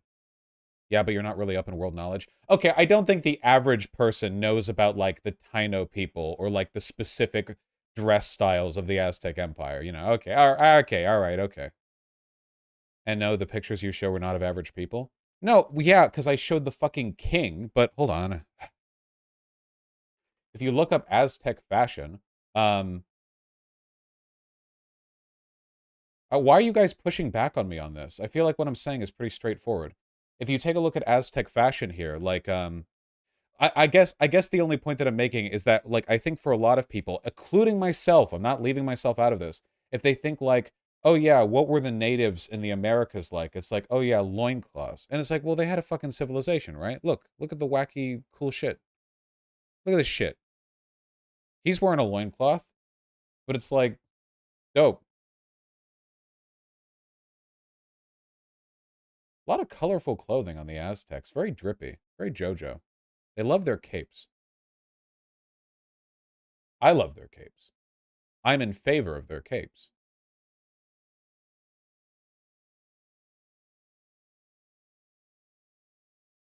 Why can't we walk around these days in a cape and loincloth with a gigantic wine goblet or whatever drink this is? We need to return. Loincloths seem cold to me. Must be a warm area thing. I mean, it was in Mexico, so, you know. Yeah, fucking globalism. How did they communicate? How did European explorers talk to natives? So, generally speaking, when a culture makes contact with another, there's normally people along the way who can be used as interpreters. When colonising Africa, Europeans would often bring Arabic-speaking peoples with them to translate. This was because sea trade had linked North Africa with the South for centuries, and in the larger kingdoms there would be people at ports who could speak Arabic. However, with the Atlantic Ocean and those living on the other side of it, there was none of that. So how did, say, Christopher Columbus communicate with the natives he met on Hispaniola when he arrived there in 1492? Well, for this, they used the only correct form of communication. They used signs. Now, this was mostly sign language, like pointing to things and saying its name or acting something out and then saying the word for it. But they would also make crude drawings as things became more complicated. This covered most of the basics, like food, shelter, Jesus, gold, and boats, but any complicated discussions would require a full translator. Yeah, this is why the Mexicans were like, oh yeah, Jesus Christ, what a cool new god. We'll add him next to the 73 other altars that we have. He's like, no, this is the only God. This is the God is all. The God is heaven and the earth. They're just like smiling blankly, you know. And since it would be pretty difficult to ask a native using a sign if they'd like to get on this ship and head back to Spain over an ocean for an immersive crash course in Spanish so he can act as the translator in the future for us, they settled for another option: kidnap. Unfortunately for Columbus and the natives he'd taken, they didn't survive very long because disease. So how did this change long term? Well, after this, the Spanish would capture natives and they'd keep them in the region to learn the language so there was less dying. Another way was that some Spanish ships became shipwrecked and those who survived would be taken as slaves by the natives and would soon learn their languages and could act as interpreters on behalf of the Native American rulers. And once Spaniards and natives knew one or two languages, the rest was fairly simple, since it simply meant stringing translators together to communicate. And it was after this short period that communication just became the same as it was anywhere else in the world. I hope you enjoyed this episode. Interesting. That makes sense. Okay. We're not going to watch this entire thing, but I want to get a vibe for it. Zan linked it. It was a real food paradise. This still is one of the best examples of how humans can thrive with nature. Islands and peninsulas that are known as the Chinampas. These Chinampas covered the lakes and provided food for the capital city in a maze of canals and raised gardens. When the Spanish conquered Tenochtitlan in 1521, they began to systematically destroy the city and the intricate waterworks that included the Chinampas. Mexico City grew over the ruins of Tenochtitlan and has steadily expanded over the last 500 years. You know, Tenochtitlan, the Aztecs made artificial islands. They did the fucking Dubai thing. Like, they would actually ship bajillions of pounds of dirt to make artificial islands that they could build on out into the water. Draining and covering the lakes and paving over the Chinampas that once covered the wet valley. This vast ancient farming system has been all but erased from history. Yes, but Vosh, do they have a sewer system?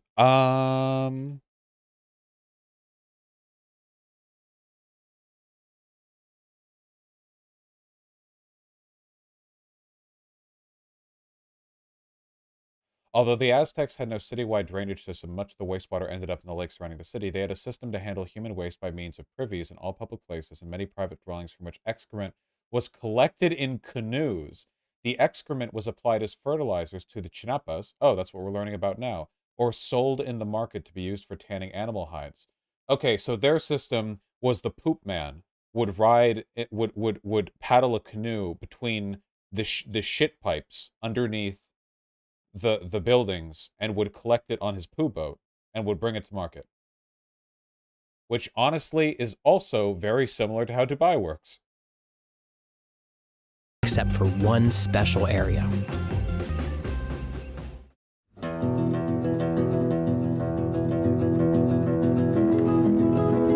Apparently, Tenochtitlan was healthier than many European cities at the time, though, even though it was pre-industrialization, because of the like more widespread open air like city construction planning and the fact that people were generally healthier.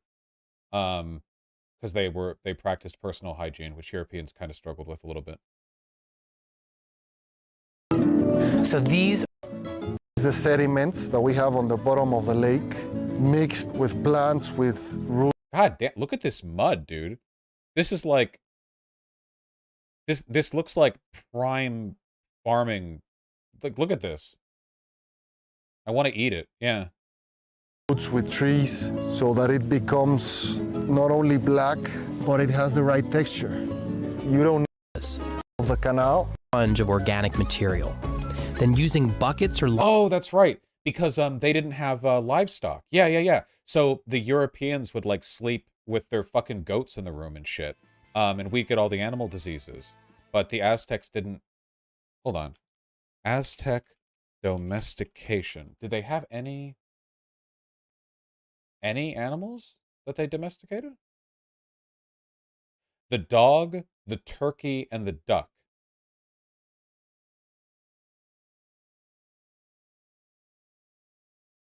Okay. Can't really like pull carts with those.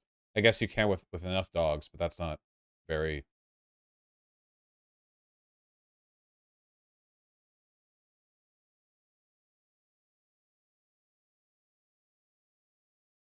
The Aztecs didn't even have the wheel. No. The Aztecs were aware of wheels because they had toys that had wheels, but they didn't use it for anything else. I think wheels just become less useful when you don't have like cattle. If you think about what wheels were used for in Europe, it was all like wagons and carts and stuff, and they were pulled by horses. That was like the thing they did with that, you know? Without that, you just have a human pulling a cart. And I can imagine, like, if it's just like human powered, I can understand how they might prefer systems of just having humans literally fucking carry it, you know?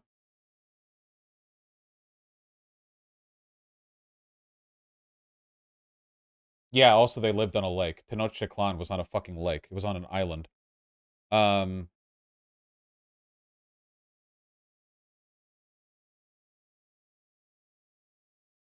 Yeah, Philly boy, it's a lot of fun.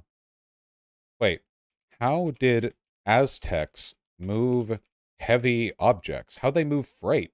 How did they move, like, canoes? They used canoes.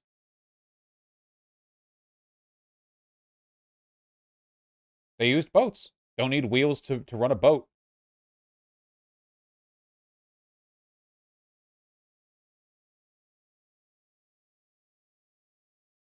Huh.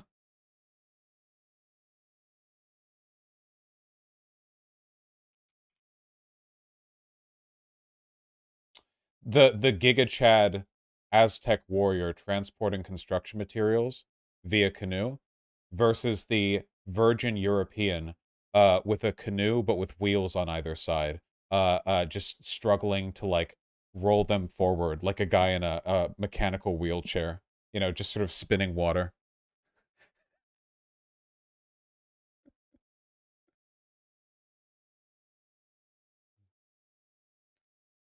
God damn, though.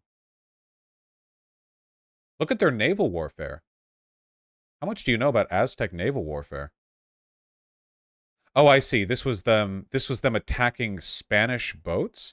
Oh wait, I don't know how realistic this is. Spanish boats did not look like this. Who made this? Let me see if I can find a more historically.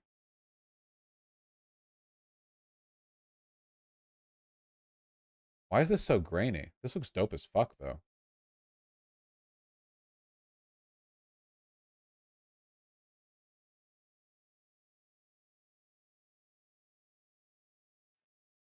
They might have made inland boats. Okay, this is an actual Aztec wooden canoe. Oh, HD. In a museum.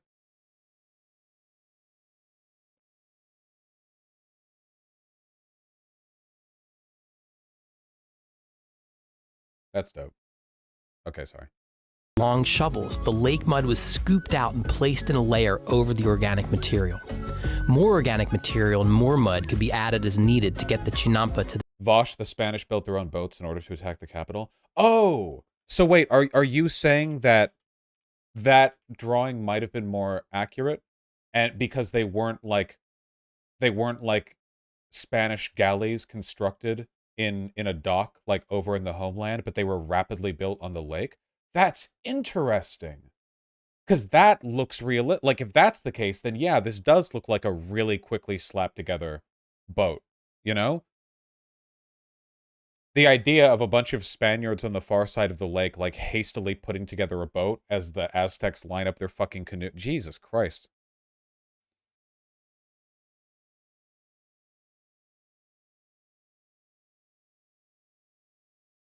Yeah, these were rowboats. Look, they have the rows. They're fucking row smacking each other.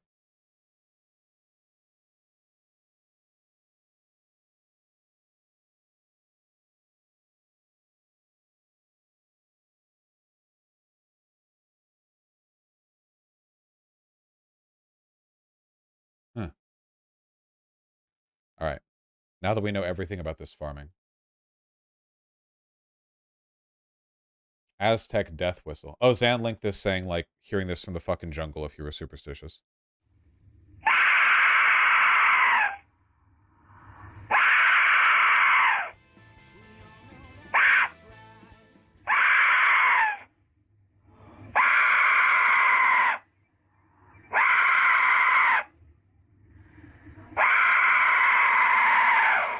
Sure, dude.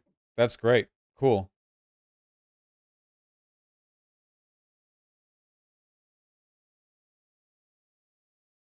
Imagine scaring the literal shit out of my friend while he's on the toilet with this. Cool.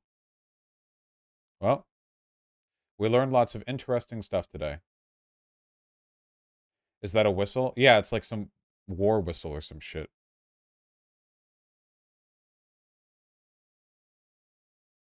These cops just learn about Aztec death whistle?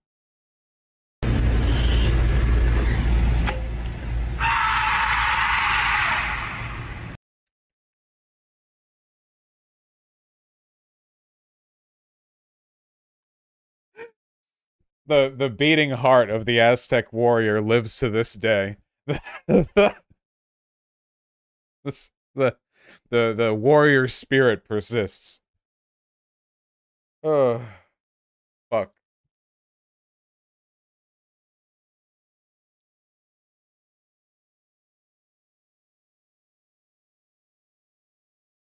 I'm pretty sure they believe that it housed the souls of those you killed to scream out in torment. That is so fucking metal. Just carrying that shit around, like, yeah, this is my Aztec death whistle. All the men that I've killed, their souls inhabit it. When I blow into it, they get really angry and scream. It does sound like it, you know? Jesus. Actually, I think they made it from clay. No, they made it from souls. That's real. What the fuck is on your desktop? Nothing.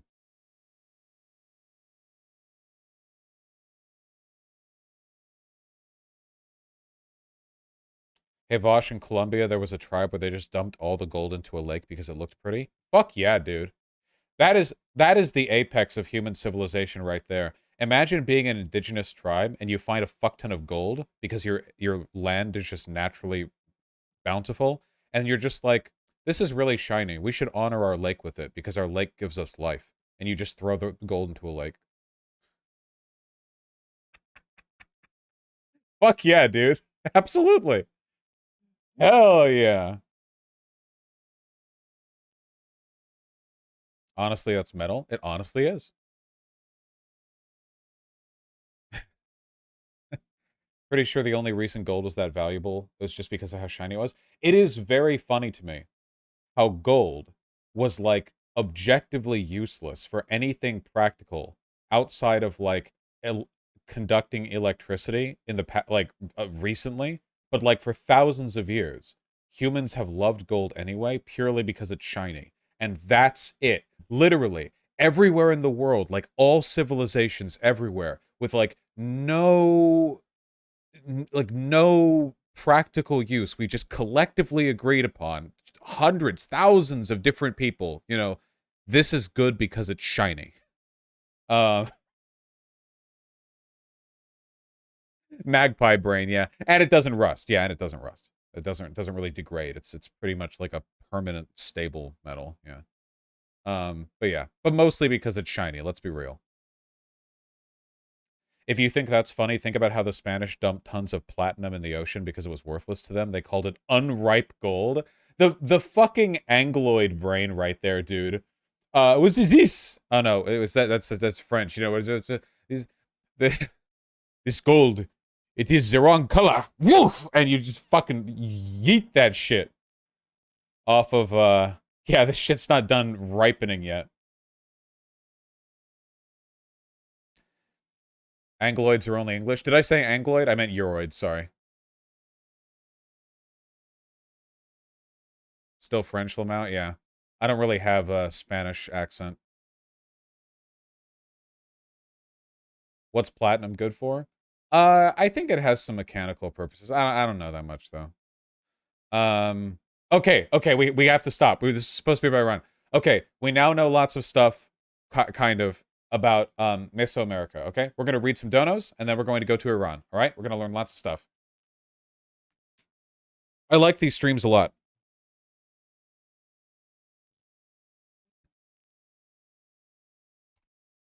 Mr. Trees, the $5, just got done watching MR. Apparently, even their viewers don't understand that you and Sam have the same take on the Van Gogh soup thing. Oh, based. I love Sam Cedar. Jesse Friendo with the $5. Good job making an honest effort to pronounce names. Please consider also listening to samples of native speech and not say don't correct me in your effort to learn. Nope. Listen, there is nothing wrong with mispronouncing other cultures' terminology and names, okay? Because they would do it to me. Pull an Aztec warrior to the modern world. Tell them to pronounce my shit, okay? Nope, they wouldn't do it, and I wouldn't blame them for it. I think as long as you make a good, honest effort, it's fine. I have no real interest in learning the peculiarities of Aztec pronunciation. And frankly, it's less fun when I'm doing this like some kind of diligent history student, you know? Like, you know, like, oh, I didn't get that right. Like, let's learn. I'm trying to, you know, we're trying to get through this here. Plus my mispronunciations are funny. You all clearly appreciate them. Nick Maurer with the $25. You need to talk to RM Brown someday. You've been memorialized as a soundboard drop on his channel for years. It's you saying, I know RM Brown. Haven't I talked to RM Brown? I feel like I have. Oh, I'm not opposed. Also, thank you. Sake with the $10. Yeah, we'll get through it soon. Don't you worry. Philly Boy with the tier 1 sub. All you need to know about Mesoamerican crops is the holy trinity of maize, beans, and squash. I don't like squash, but maize and beans are tasty, so that's cool. Harlander, Danny Fire, and Thick Boy, thank you for the $5 all. Imagine the eco-centric urbanism we could have had if the Inca had access to insane green tech we have today. Holy shit, dude, absolutely. Modern, like, solar punk, eco-urbanist Incan architecture now. 100%. I'll keep it in mind, Harlander. And yes, I've read the Villain Saga manga and watched the anime Danny Fire. It's very good. Jamie1 and DJ Sanchez, thank you for the $5 both. Really appreciate that. Look at the work of Dr. Daniel Curran. Gotcha. Wari Empire. I haven't even heard of it. Thank you. Cunty Cat, thank you for the $20. One of the major reasons apartheid ended was due to Stephen Biko being based at the end. Should check him out. I'll try to remember to. I don't have the best memory. Khalik Tessie, thank you for the 5 gifted tier 1 subs. Continuing the genocide against whiteness. That's going to be a theme today. Tony Mesta with $25. Thank you very much. As an ANCAP activist, I appreciate how you've mobilized your side. I'm a huge fan and appreciate what you do for LGBTQ people. Although we inherently disagree on economy stuff, I love you, Daddy Vosh, and appreciate learning all I can. That's okay. Maybe one of these days, my teachings will sink in and you'll have better economic positions. Happy to have you here. Turo the Twat, Jester Sans, Throwaway, Mika Alien, and Keffels. Keffels, I missed that the other day. Thank you for the tier 1 subs. Really appreciate that. Sisbar, the $20. Thank you. I watch every day, Vosh. You are radicalizing my 2 trans kids, 11 and 14. Vosh, I army the future. In the future, all children will be trans, thanks to my streams. Thank you. Thank you very much. Chucky with the tier 1 subs. Sleepy Puppers. Ooh.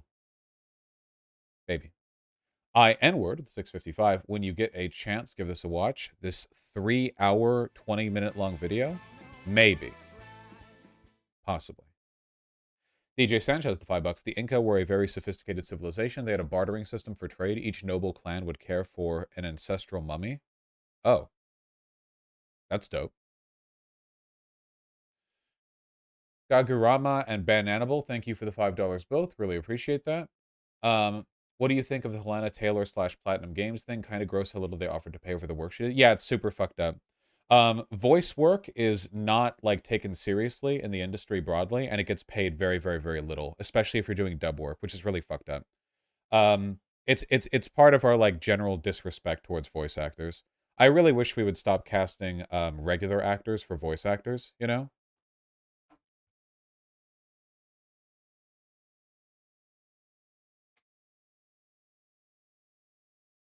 Yeah, for the Japanese voice actors, Cryomancer Cat. Love Flux and Gun Fun, thank you for the $5 both. Really appreciate that. Yeah, I saw that Gun Fun. Gaku Uwu, thank you for the 5. Sophie, thank you for the $7. 3 place of ones. And Can the Astronomer, thanks to the tier 1 subs both. Really appreciate that.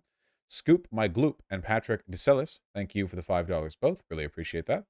Cockow Win, thank you for the 777. Happy to hear that. And happy delayed Sunday to you. Caracal, thank you for the $10. Can you help me? I call myself a centrist just as I refer to myself as an NB because of my understanding of these words. I want to stop calling myself centrist. I'm not sure how to help with that. You know, a centrist just refers to a person who tends to take the middle road between the most politically active axes of a given, you know, subject. But if you don't do that, then you're not really a centrist. The Greedy Doctor. My friends and I spent an hour complaining about the soup can and how the optics were bad, but in the end, we just sat in our butts and ate pizza. You were right. Oh. I didn't mean for last stream to get so heated with calling everyone else liberals. It's just I really like calling everyone else liberals. Everyone calls me a liberal, so I have to, like, throw it back out from time to time, you know? Aiden Hearn, Boats, and Charlie Putzel, thank you for the $5 all. Really appreciate that. Charlie Putzel with the $2. Polito94 with the 10 and $20 both. I really appreciate that.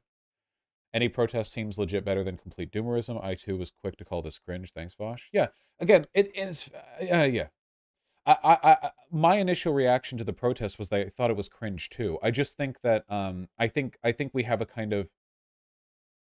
I think the content that I do puts me in the wrong mindset for understanding the value behind attention-seeking protests, because I don't seek just to draw attention, but to convince. But sometimes the convincing isn't what matters, and the attention is. I don't know. I don't want to get into it again. It's a whole thing, you know. Mr. Tree 77, thank you for the $5. Really appreciate that. The Flux, thank you for the $5. Shiloh Putzel, thank you for the $2. David Henley with the $20. Thank you very, very much.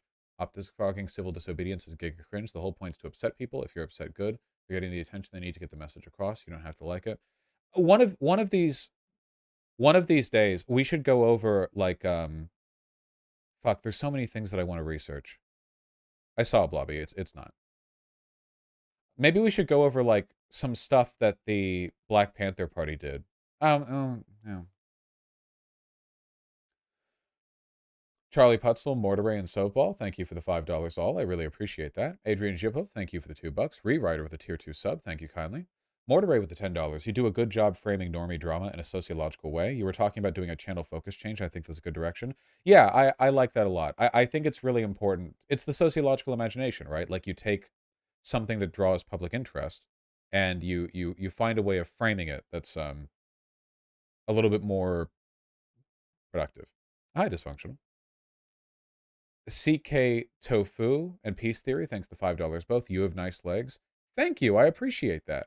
And thank you, CK Tofu. I'm getting new fans today, and I'm going to finish the build. I've always felt like I have really nice legs. I haven't been able to exercise because of my costochondritis, but I feel like, you know, the lighting doesn't do it any justice here, but I feel like they're solid thighs, you know? They used to be huge. Back when I was when I would work out a lot. I remember one time I was at a West Hollywood Halloween parade back when I was like 18 or something. And I met up with someone there who I knew from high school. I'd graduated the previous year. And we were just chatting, and I was pretty buff at the time, and he was asking how much I weighed, and I weighed like 220 or something. And he was like, "How do you weigh that much?" Because I was a lot skinnier at the time, you know. It was like a lot of muscle, not a lot of fat.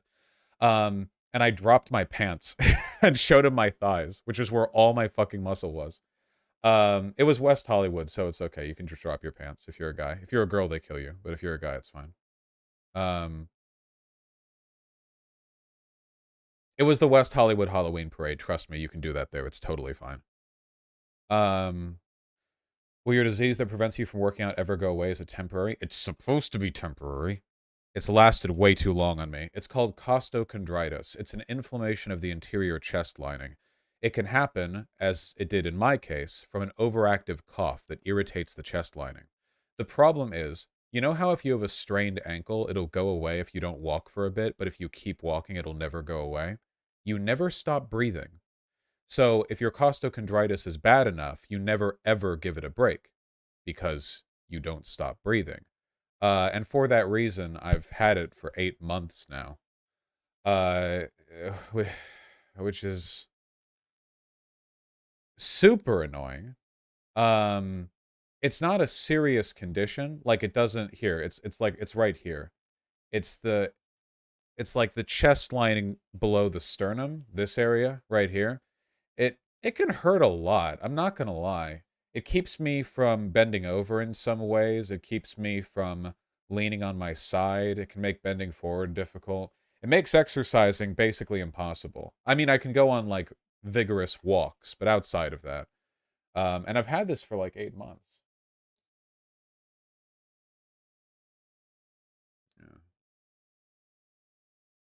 Yeah. Anyway, the way to get rid of it is with anti-inflammatories. If it's minor, you can use stuff like ibuprofen. Mine isn't minor. I was given steroid regimens by my doctor, but it didn't do anything. The next step is direct steroid injections into my chest as a way of targeting the inflammation directly. Didn't you get the other ear treated? Yeah, it didn't get all of the keloid, but it's healed. It's fine. It's healthy. Wouldn't be a bad idea, try it on. Glad to see your ear is better. Oh yeah, this, my left ear, now feels totally normal. I didn't think it ever would again. I know that sounds dumb, but even after the keloids went away, the ear was still like painful and sensitive. Because it felt like the sensitivity of the keloid tissue was still like in the ear. But now it feels like a normal ear. And it's been like 5 months and there's no keloid regrowth, which means I might just have a normal ear for the rest of my life.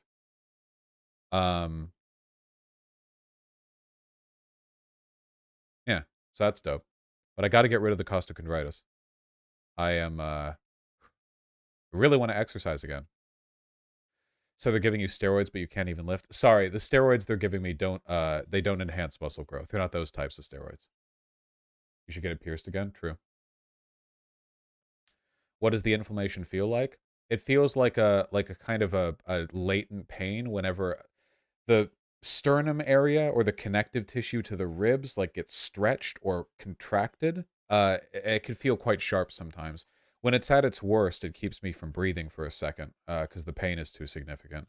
Like if I lean on my elbow, like laying on my side for a while, and then I try to move from that, there's like a pause before I can breathe. That sounds horrible. Well, I've kind of gotten used to it, but again, it does keep me from exercising. The thing with costochondritis is that it can't really get that bad. Like it can't kill you is the thing. It won't escalate to a point where it's a severe. Yeah. Yeah, Snepian, the two kind of like similar things, you have costochondritis and perichondritis. Perichondritis, which is the worst of the two, is another inflammation of a muscle tissue. Oh, not perichondritis. What is it called? Inflammation of heart tissue. The thing that I'm thinking of, pericarditis, not chondritis, pericarditis. This is what I thought I had initially. See, your heart is encased in a muscle lining to keep it safe, and this can get inflamed. This can be very bad for you.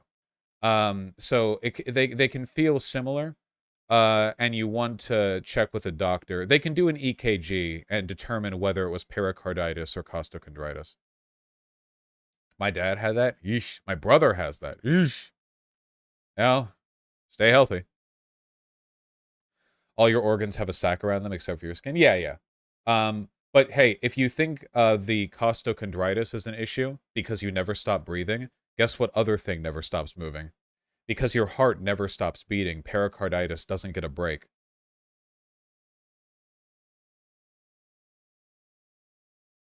Yeah.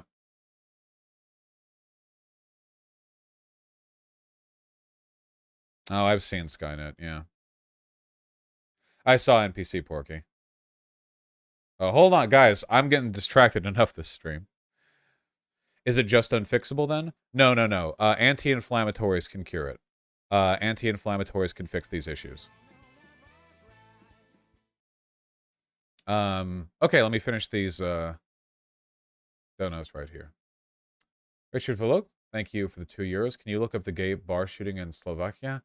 Wish I could, but I've got a lot on my plate to stream. I'll try to remember to look at it, though. Soli, thanks the tier 1 sub. Harry S. Plinkett, hey, I love your videos. Thanks the $2. Uber, thank you for the $5. Really appreciate that. Devil's Advocate, thank you for the 5.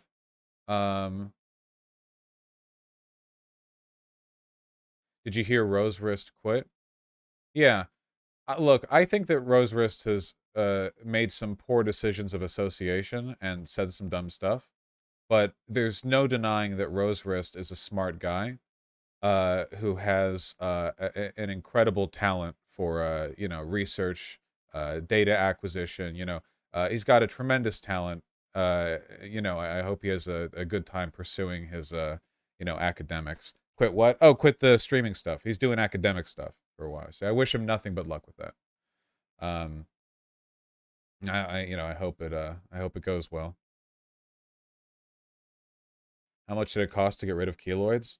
For the very uncommon procedure that I went through, it was about $1,500 uninsured for either ear. Thanks for the donos. The Marsh Hare, thanks the tier 3 sub, really appreciate that. Sam Marks, thanks the tier 1 sub. RR, thank you for the $3, really appreciate that. Bosch, you're uninsured. Fuck yeah, I'm uninsured. Vontex, thank you for the $5. Arrow404, thanks the tier 1 sub. Ain't nothing. Ash, thank you for the gifted tier 1 sub. Mindforge, thanks the tier 1 sub. Trashermancer Dudician, thank you for the $2. Ricochet Reigns JFV, thank you for the $10. Really appreciate that. With how many health problems you have, why? I don't have health problems.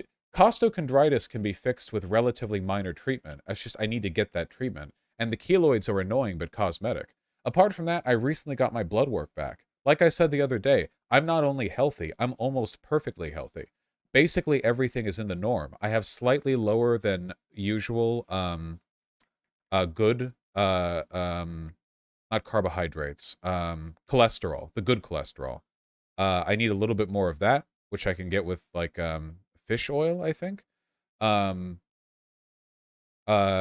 from that, my body is a well-oiled machine.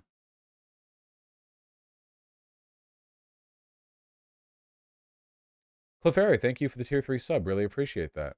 I'm happy to hear you're doing better. Conciliator, thank you for the tier 3 sub. Really appreciate that as well. Thank you kindly. Bosch, almost perfect health doesn't mean shit can't go wrong. You can't foresee. No. I still have, like, emergency medical. Like, if something bad happens, For day-to-day stuff, though,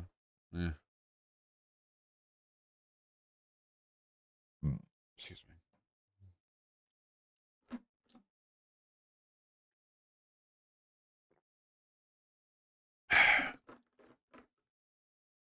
Those headaches seem bad. I've had those all my life. Was the keloid stuff considered elective? Oh, 100%. The keloid is totally elective, yeah. If you wanted to get insured, how would you go about that if you're self-employed? You just buy it yourself off the marketplace. But health insurance is very expensive. And though I do believe emergency medical is useful, the fact is, I am healthy. Insurance is definitionally, like, always going to be a scam, and it has to be. Not just because of the way it works, like, broadly, but also because the insurance company always has to make a return on average and will only provide its services if it does make that return. Meaning that generally insurance is going to be a losing bid. They are able to tilt the scales on this because they charge different prices if you're insured or not insured, but even that isn't really that reliable, There are actually some instances where being uninsured means that you have to pay less than being insured after the insurance company covers it.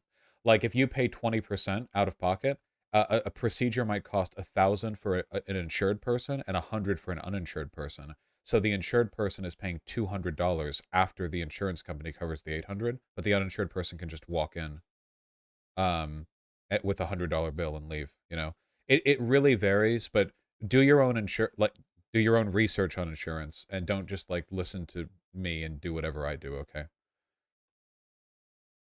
Carbonated Peach Milk, thank you for the tier 2 sub. Really appreciate that. Lilith, Forbes, Restifo, and Sake Tanuki, thank you for the $10 both. This was during the PC build stream. Reboot Computer, 88, thank you for the 666. Really appreciate that. Beach, thank you for the $5. TV Fathers, the tier 1 sub. Digita Panthix, with the tier 2 sub, thank you. And Jammy with the tier 1 sub. Threadbare, I did see the Russian propaganda video about moving to the US. It's pretty racist and pretty dumb. Universe 26 Comics, thank you for the very kind $10. I appreciate it. I'll take a look. I have a lot of respect for independent webcomic artists. The Drake Problem. Chat, look at that. I wanted to do a webcomic when I was younger. No, we are not, K-Red. Charlotte 98, thank you. Sorry, 96, thank you for the $10. Has anyone heard of the Natural Law Party? Just heard about it? I don't think I know about that, no. Socialist Turf, thank you for the tier 1 sub. Really appreciate that. Sucked on that. Joe Clem 15, thank you for the $20. I really, really appreciate that. I agree. Vontex with the $10 and $5 both. I really appreciate that as well. Jose Colin, the $20. Really, really kind of you. Yeah, I agree. You know, we all have those biases built into us to an extent. Masturbator and Dumb Bunny, thank you for the $5 both. I really appreciate that. Earlier this year, anti-vax guys blocked the Ambassador Bridge to Windsor/Detroit, cut like 25% of trade to us for a week. Thoughts on that kind of protest? I have nothing against that type of protest. I have something against what they were protesting. Protests have to be disruptive, or they don't attract any attention. You know, if you hold a picket in the middle of a forest, no one sees it. You know, did you do anything? You have to draw attention to what you're doing. It's the whole point. Thank you, Hello Blue. How do you do? Did you only have Zan as help when building your PC? I did watch a Linus Tech Tips video beforehand. I'm really excited to get the final fans that I need. I should be getting them today, and then I can install them, and then I can use this computer. It is a beaut. It runs like a dream. I hooked it up to my second monitor and did some testing.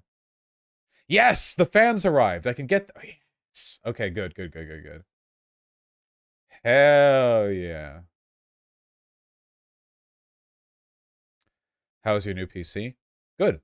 What kind of fans? Just computer fans. Corsair. I got a lot of Corsair stuff.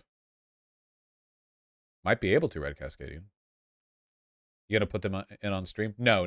It won't take that long. And I'll do it myself. I don't want you fuckers bothering me with cable management. Here, wait. One more time. I want to light it up.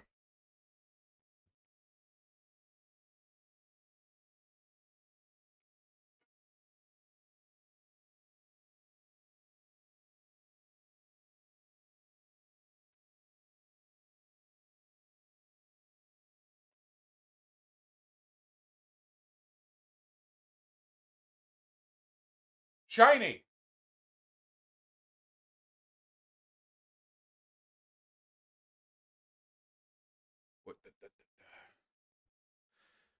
See, the only changes that I have to make, so what you see right here is the CPU, and this is the RAM, the vertical RAM. And that's the graphics card that has lights, but they point down. And what I need to add are 4 fans. So there are 3 fans already here that are installed at the top of the case, right here. And the light points down so you can't see them. But I need to add 4 more. One of them right here, and then 3 of them in the back right there. And it's going to be so fucking shiny. You're going to get to see that shit spinning right here. All 3 of them, like a row, right here. So there will be 4 intake fans there, and then 3 outtake going up. It's actually a really efficient heat dissipation system. I'm very, very excited. This computer is going to run wonderfully. You need some LED strips too? Maybe I'll add those later.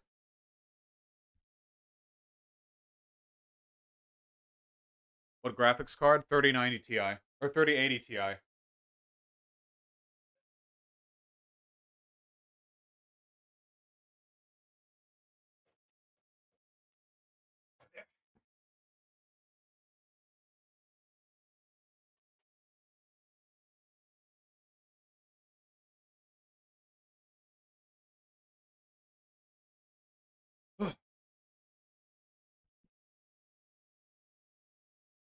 What CPU?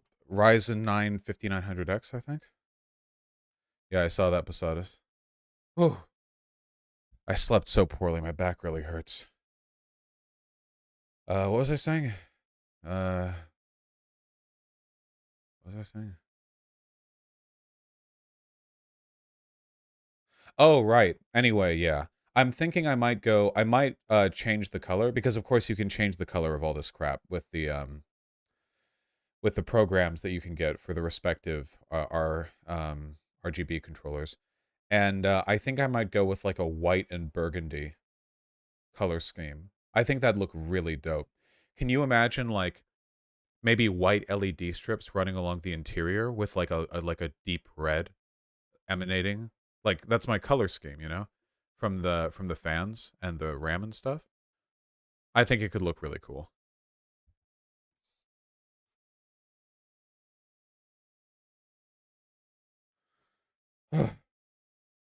Is that the Lian Li 011 case? You have a good eye. Yes, it is. But we won't see it, Vosh, just you, lol. Well, I'll take a picture for you all. Are you going to have the PC displayed so chat can see it? Nope. It's going to be right down here by my right foot. So the cats can stare at it in wonder.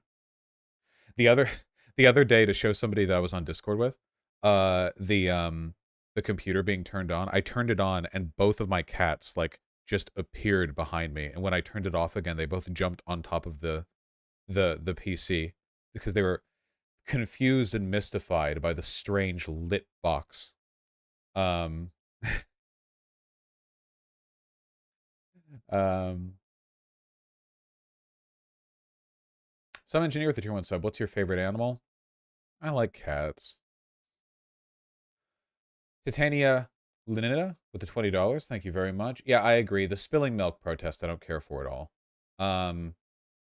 Plato86, thank you for the $5. Thoughts on Yee's new interview over the weekend? We'll go over that the next content stream. Louis Boy with the 4,000 COPs. Look up Laguna de Guatavita. It has a good story. I'll have to do so later, but I'll try to keep it in mind. I'll add it to a tab. Still Alive with the $5. What's the best retort to racists who say, but the Middle East had African slaves too? Yeah, that was bad too. It's like baby logic. It's like, oh, it's like, oh, you know, oh, you're mad someone raped your daughter. Well, other people's daughters. What the fuck kind of logic is that? What? Yeah, okay, that was bad too. Shark's Bite, thanks for $3. Sorry for waking you up. Trying on with the $10. I agree with you about the soup thing, but in the past you criticized Extinction Rebellion for doing the same kind of stunts. Did you change your mind about that? I might have. I might have to reevaluate. I think my mind might have shifted a bit. My perspective shifted a little bit on this, I think. Okay, there are a few donos to go through still, but I think that right now, I'm gonna go learn about Iran. And Juice Cup, thanks the $5. Okay, Lord knows it's been long enough. 2 hours, 10 minutes into the stream, but we made it, and we're here, and we're going to learn now. Okay. Let me have a sip of water. What's in that tank in the other room? Bearded dragon.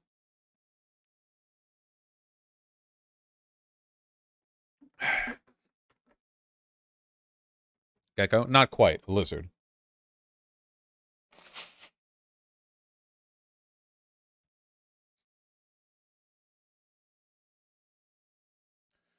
Right. Got some stuff to learn today.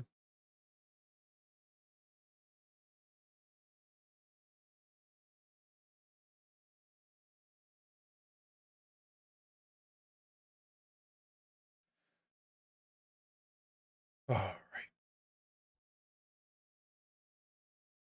So, as you all know, right now Iran is undergoing an incredibly significant, protest that started with the police murder of a Kurdish woman for religious indecency. This has turned into an anti-hijab protest, of course. The religious police in Iran, we've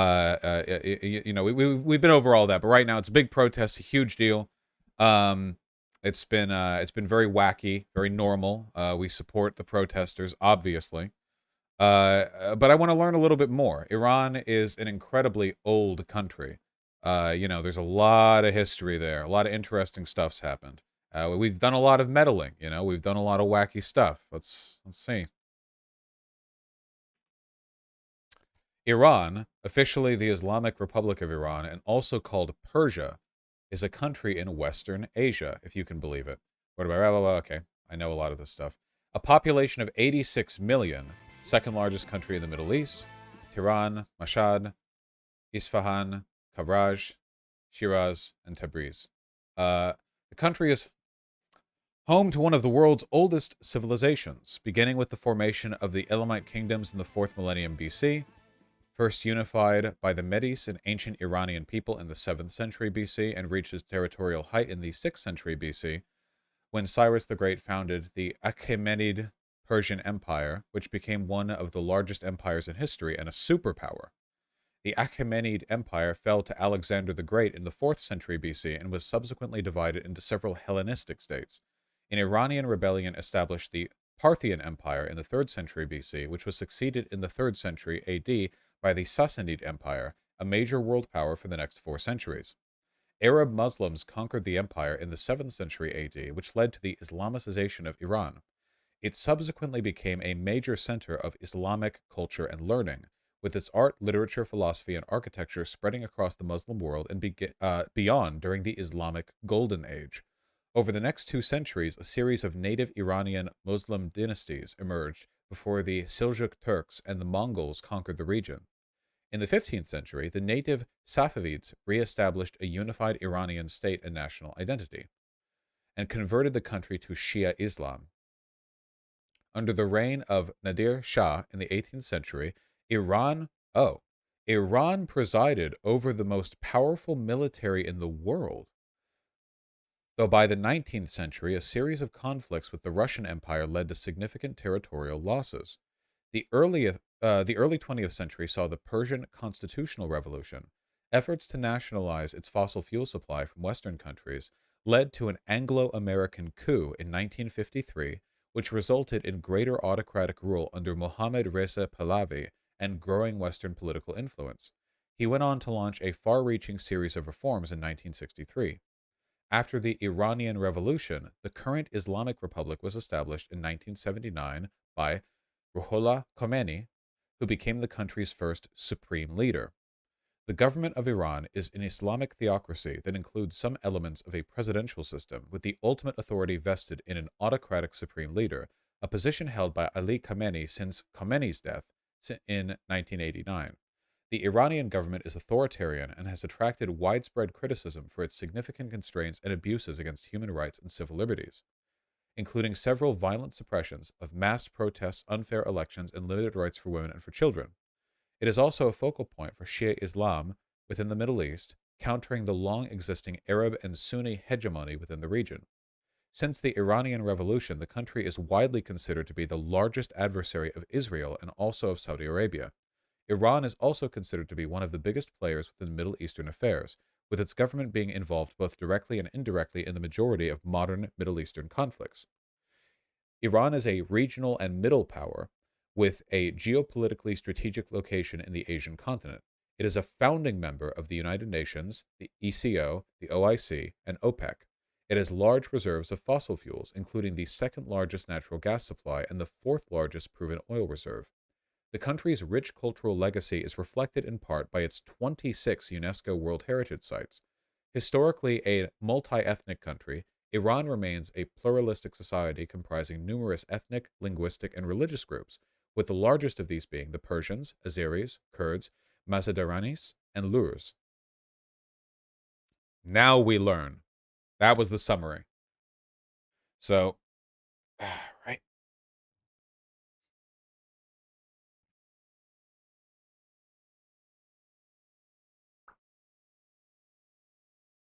Okay, we're not here for etymology, I'm afraid. Prehistory. The earliest attested archaeological look into the most powerful army thing. We'll get to it. The earliest attested archaeological artifacts in Iran, like those excavated at Kashifrud and Ganjpar in North Iran, confirm a human presence since the Lower Paleolithic. Iran's Neanderthal artifacts from the Middle Paleolithic have been found mainly in the Zagros region at sites like Warwazi and Yefte. From the 10th to the 7th millennium BC, early agricultural communities began to flourish in and around the Zagros region in western Iran, including Shogha Golan, Shogha Bonut, and Shogha Mish. The occupation of grouped hamlets in the area of Susa, as determined by radiocarbon dating, ranges from a long time ago. There are dozens of prehistoric sites across the Iranian plateau pointing to the existence of ancient cultures and urban settlements in the 4th millennium BC. During the Bronze Age, the territory of present-day Iran was home to several civilizations, including Elam, Tiroft, and Zayandirud. Elam, the most prominent of these three civilizations, was developed in the southwest alongside those in Mesopotamia, and continued its existence until the emergence of the Iranian empires. The advent of writing in Elam was parallel to Sumer, and the Elamite cuneiform was developed since the 3rd millennium BC.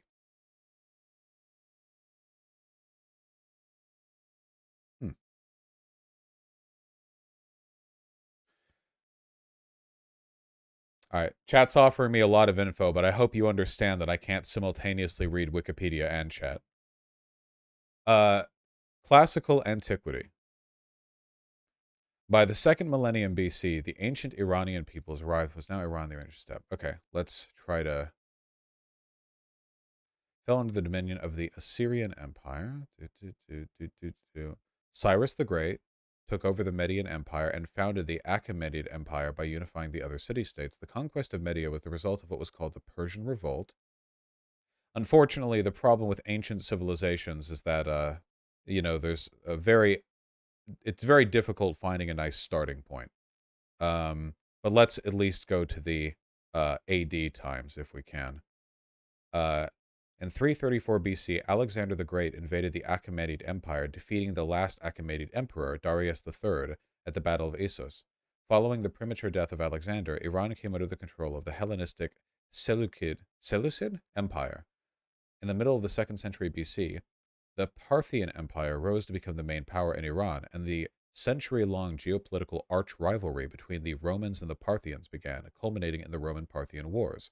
The Parthian Empire continued as a feudal monarchy for nearly 5 centuries, until 224 CE, when it was succeeded by the Sasanian Empire. Together with their neighboring arch-rival, the Roman Byzantines, they made up the world's 2 most dominant powers at the time for over 4 centuries. Hoo-hoo, hoo-hoo, hoo-hoo, hoo-hoo. A lot of stuff happened. But let's, we haven't even reached Islam yet, you know? The prolonged Byzantine-Sasanian Wars, most importantly the Climatic War of 602 to 628, as well as the social conflict within the Sasanian Empire, opened the way for an Arab invasion of Iran in the 7th century. The empire was initially defeated by the Rashidun Caliphate, which was succeeded by the Umayyad Caliphate, followed by the Abbasid Caliphate. A prolonged and gradual process of state-imposed Islamicization followed, which targeted Iran's then Zoroastrian majority, and included religious persecution, demolition of libraries, and fire temples, a special tax penalty, and language shift. In 750, the Abbasids overthrew the Umayyads. Arab Muslims and Persians of all strata made up the rebel army, which was united by the converted Persian Muslim Abu Muslim. What? Ah, of course. Abu Muslim Abd al-Rahman ibn Muslim al-Khurasani, or, of course, Besadan pour Vandad Hormozd, as he's known to his friends. Having a guy whose name is shortened to Abu Muslim is very confusing. Okay.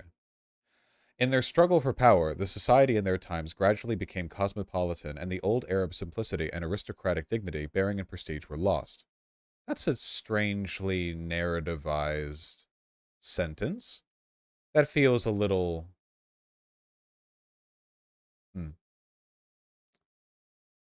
Persians and Turks began to replace the Arabs in most fields. The fusion of the Arab nobility with the subject races, the practice of polygamy and concubinage, made for a social amalgam wherein loyalties became uncertain and a hierarchy of officials emerged, a bureaucracy at first Persian and later Turkish, which decreased Abbasid prestige and power for good. This feels a bit loaded. This section comes across a little less impartial. Check the source. No, I'm not concerned with the source. I'm concerned with the way the source is summarized in this paragraph. So this is you know how before I've talked about how being good at self-education isn't about the sources that you find, it's about how to interpret what you see. This is what I mean.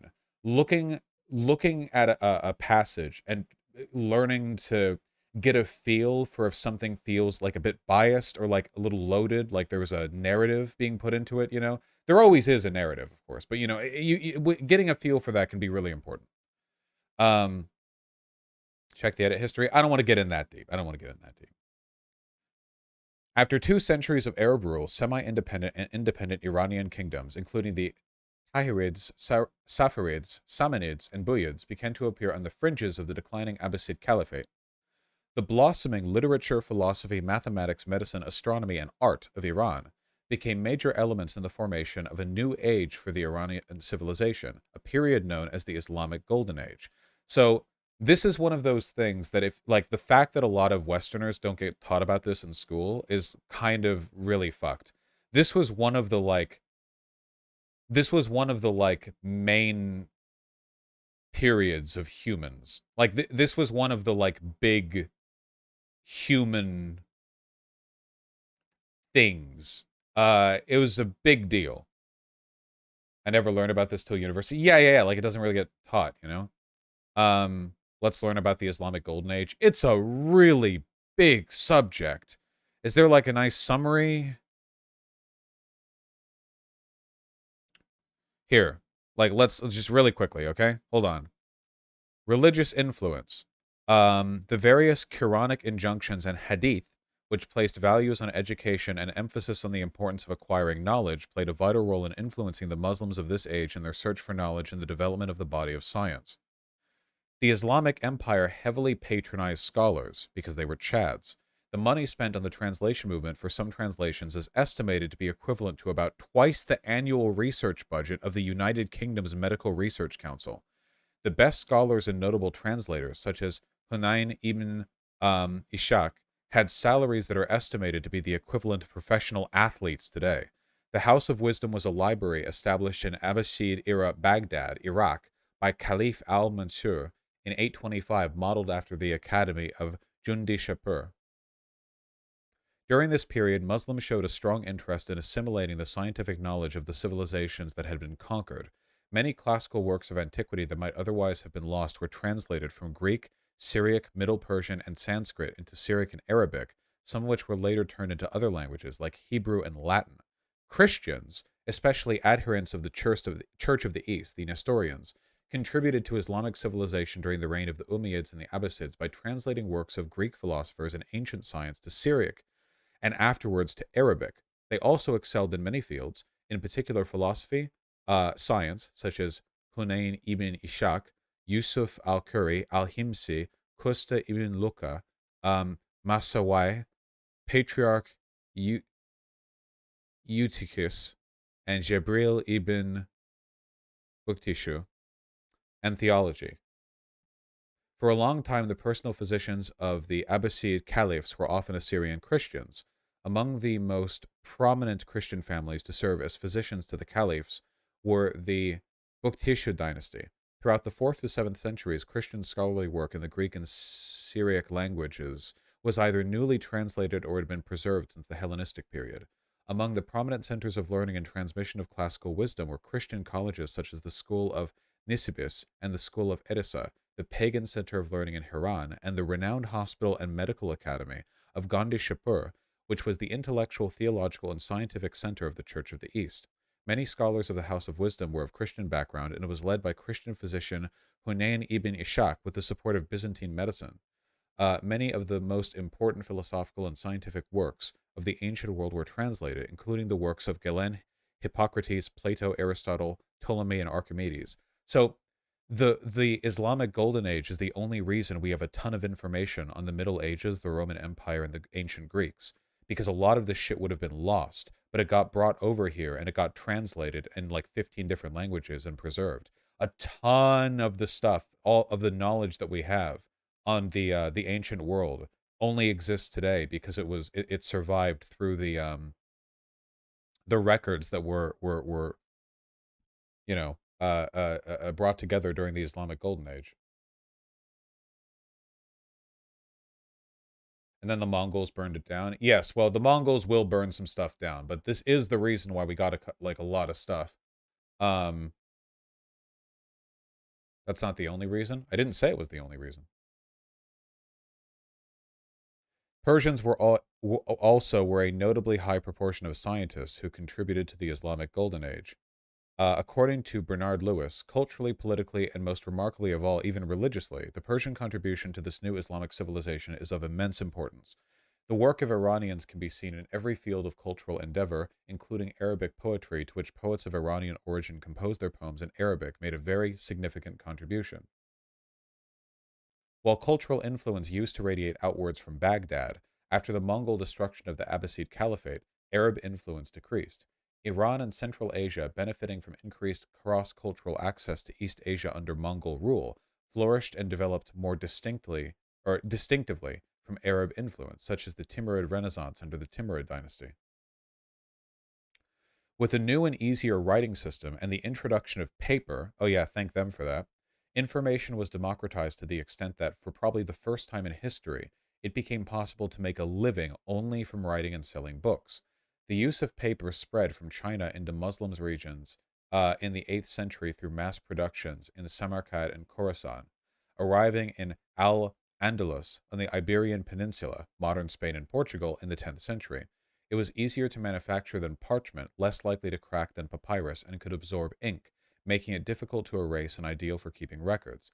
Islamic papermakers devised assembly line methods of hand copying manuscripts to turn out editions far larger than any available in Europe for centuries. It was from these countries the rest of the world learned to make paper from linen. Wait, didn't China invent paper? Yeah, it just said that. I mean, like, we got it from the Muslims, though. Like, for hundreds of years it was there. What? There are some people in chat I look over and they seem to keep, like, second guessing the contributions of the Islamic Golden. Do we have an agenda over here?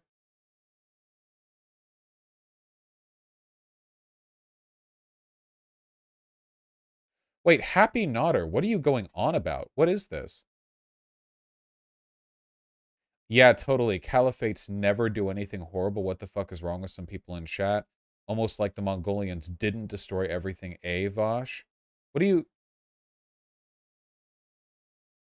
What has happened? Do we have any, like, ancient rivalries? What's happening? Chill.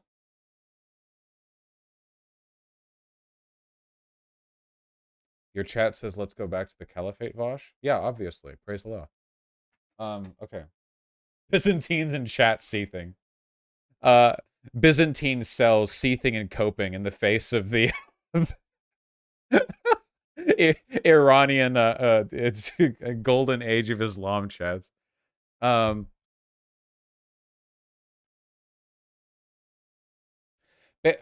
Basically, like, as I understand, like, look, this thing goes on for a while. Like, all the mathematics, significant development in algebra, arithmetic, and Hindu Arabic numerals. This guy is considered the father of algebra, credited with identifying the foundations of analytic geometry, found the general geometric solution of the cubic equation. His book, Treatise on Demonstrations of Problems of Algebra, 1070, which laid down the principles of algebra, is part of the body of Persian mathematics that was eventually transmitted to Europe. In a bunch of, like, this was literally like the apex of scientific development at the time by a massive, massive margin. Trigonometry, calculus. Alhazen discovered the sum formula for the fourth power. I don't even fucking know what that means. Natural sciences. Ibn al-Haytham was a significant figure in the history of the scientific method, and has been described as the world's first true scientist. Avicenna made rules for testing the effectiveness of drugs, including the effect produced by the experimental drug should be seen constantly after many repetitions to be counted. Keep in mind that at this time, like, Europeans are curing their diseases by, like, portioning out how much dirt mud they should eat. At the time, they're like, okay, you've got a rash on your bum. That's 3 cups of dirt mud. Mix it in, you know,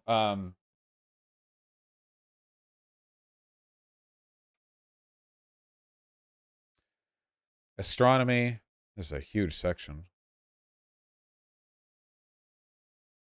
One of the largest advances in Islamic astronomy was the rejection of the Ptolemaic system of the planets. The system developed by Ptolemy placed the sun, moon, and other planets in orbit around the Earth. Ptolemy thought the planets moved on circles called epicycles, and their centers rode on deferents. The deferents were eccentric, and the angular motion of the planet was uniform around the equant, which was a point opposite the deferent center. Simply put, Ptolemy's models were a mathematical system for predicting the positions of the planets. And then they argued about it, because they're nerds, yeah. Alhazen played a role in the development of optics. Oh, this is the thing you guys care so much about. Al-Biruni wrote his insights into light, stating its velocity must be immense when compared to the speed of sound. Holy shit! Alhazen correctly argued that vision occurred when light traveling in straight lines reflected off an object into the eyes? 1,000 years ago? He figured out how optics worked and correctly determined that there was a speed of light rather than it just being like a natural feature of the universe? That is an insane thing to figure out back then. Jesus Christ.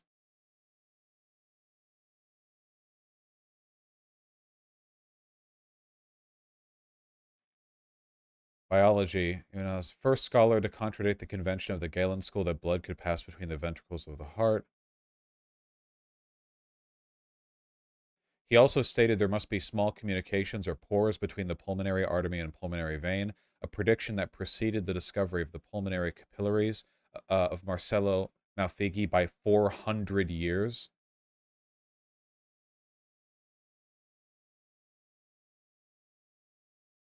Classifying the nervous system.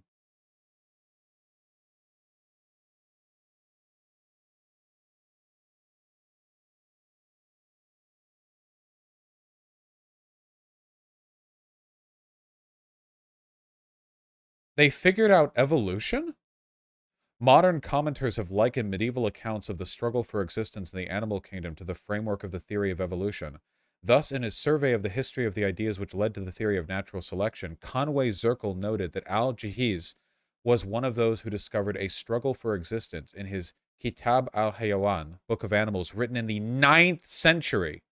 In the 13th century, Nasir al-Din al-Tusi believed that humans were derived from advanced animals, saying such humans, probably anthropoid apes, live in the western Sudan and distant corners of the world. They are close to animals by their habits, deeds, and behavior. In 1377, Ibn Khaldun in his Muqaddimah stated, the animal kingdom was developed, its species multiplied. In the gradual process of creation, it ended in man arising from the world of the monkeys. Holy shit, dude. 14th century.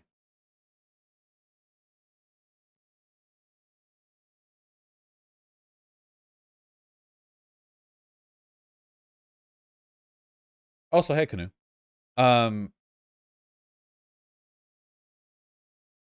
Anyway, like, the reason that I'm going through all this is another one of those, like, the preconceptions we have, right? When people think of the, like, historical Muslim world, I think a lot of people, like, know about the golden age of Islam, but it's important to understand not only were they, like, really advanced for their time, it was, like, in terms of, like, philosophy and science, it could be easily likened to the ancient Greeks or to like the Roman Empire, like and in some senses exceeded them as well, being the birth of like optics, evolution theory, several forms of mathematics, and like fucking shit like that. I mean, we're talking like an insane height of civilizational development, and a lot of it just doesn't get like taught, right? We learn about the Renaissance, and a lot of people treat the Renaissance like it's like, oh yeah, like we finally figured out how to do science and we got out of the Dark Ages and stuff. But like while Europe was still centuries away from the Enlightenment, all this shit was going on. And we just don't learn that much about it. And I don't know that much about it. But they figured out a lot of stuff back then.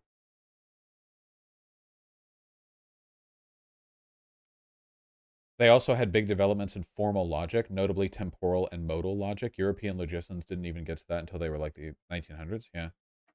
Yeah, India and China also had massive civilizational booms. Vosh, don't be mad, but this is very generalizing. Yeah, of course. We're going over like thousands of years of history, of course. But the broader statements that I'm making here are completely true. This is a largely overlooked like historical period in Western education circles, and they did some incredible shit. They developed and learned a bunch of stuff that we did not develop and learn, like really, really, really far along, like 13th century, we must have come from monkeys far along. Holy shit. And they translated and preserved a ton of stuff that we now cite when we're referring to like ancient Greece and stuff. Healthcare. The typical hospital was divided into departments such as do you know what hospitals looked like in Europe in 805? The typical hospital was divided into departments such as systemic diseases, surgery, and orthopedics, with larger hospitals having more diverse specialties. Systemic diseases was the rough equivalent of today's internal medicine, as was divided into sections such as fever, infections, and digestive issues. Every department had an officer in charge, a presiding officer, and a supervising specialist. The hospital also had lecture theaters and libraries.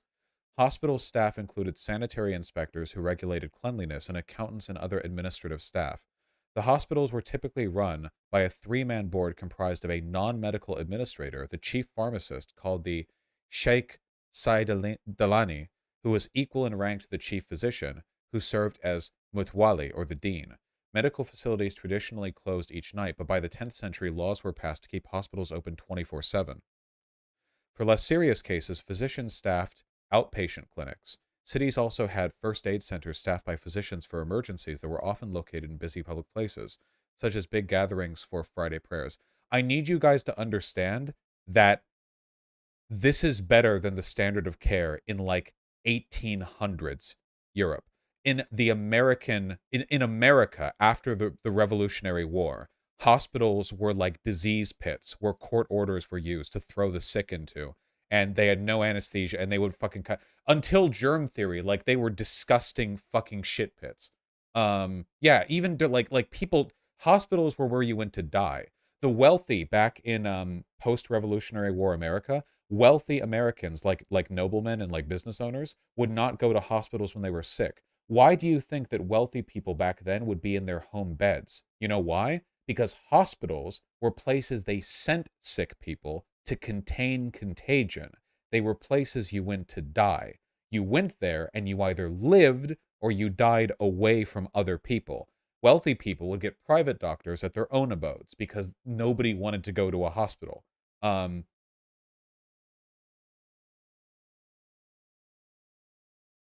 The region also had mobile units staffed by doctors and pharmacists who were supposed to meet the need of remote communities.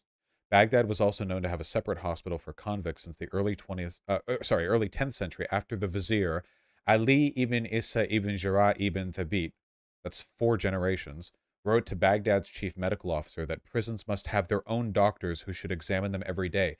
This is better than what we have fucking today. The idea in the 10th century of a prison doctor to make sure prisoners are kept healthy, this is insane back then. This is like insane standard of care for the time. For today, even, this would be considered progressive. The first hospital built in Egypt in Cairo's southwestern quarter was the first documented facility to care for mental illnesses. In Aleppo's Argon Hospital, care for mental illness included abundant light, fresh air, running water, and music. The West wouldn't figure this out. The West still hasn't figured this out. Our mental health facilities are cramped boxes where people listen to ticking clocks on the wall while they wait for pharmacy prescriptions. We've rejected the idea of like, hey, maybe a place that's pretty and quiet with like chill music might be a good like facilitator. Nope, you got to drive to a fucking parking lot to meet your therapist. Medical students would accompany physicians and participate in patient care. Hospitals in this era were the first to require medical diplomas to license doctors. The The licensing test was administered by the region's government-appointed chief medical officer. The test had 2 steps. The first was to write a treatise on the subject of the candidate wished to obtain a certificate of original research or commentary on existing texts, which they were encouraged to scrutinize for errors. The second step was to answer questions in a review. By the way, this is peer review right here. This is peer review. The second step was to answer questions in an interview with the chief medical officer. Physicians worked fixed hours with medical staff salaries which were fixed by law. For regulating the quality of care and arbitrating cases, it is related that if a patient dies, their family presents the doctor's prescriptions to the chief physician, who would judge if the death was natural or by negligence, in which case the family would be entitled to compensation from the doctor. The hospitals had male and female quarters, while some hospitals only saw men and other hospitals staffed by women physicians only saw women. While women physicians practiced medicine, many largely focused on obstetrics. Yeah. Like pregnancy and childbirth. Hospitals were forbidden by law to turn away patients who were unable to pay. Eventually, charitable foundations called waqfs were formed to support hospitals as well as schools. Part of the state budget also went towards maintaining hospitals. While the services of the hospital were free to all citizens, and patients were sometimes given a small stipend to support recovery upon discharge, this is literally more progressive than any medical system on earth today. It wasn't just free, they would support you, they would fucking pay you out. Individual physicians occasionally charge fees. In a notable endowment, a 13th century governor of Egypt, Al-Mashir Qalawun, ordained a foundation for the Qalawun Hospital that would contain a mosque and a chapel, separate wards for different diseases, a library for doctors, and a pharmacy. And the hospital is used today for ophthalmology. The Qalawun Hospital was based in a former Fatimid palace which had accommodations for 8,000 people. It served 4,000 people daily. The Waqf stated, "The hospital shall keep all patients, men and women, until they are completely recovered. All costs are to be borne by the hospital, whether the people come from afar or near, whether they are residents or foreigners, strong or weak, low or high, rich or poor, employed or unemployed, blind or sighted, physically or mentally ill, learned or illiterate. There are no conditions of consideration and payment, none is objected to or even indirectly hinted at for non-payment." This is what I mean. Like this is the shit. We like sneer at the Muslim world, but for hundreds of years, they achieved levels of social progress, in some senses, not all, that outpaced what we have today. Literally. This isn't like even taken for granted today. Can you imagine an American politician saying this? Free medical care no matter where you come from, aka whether you're a citizen or not? Absolutely not.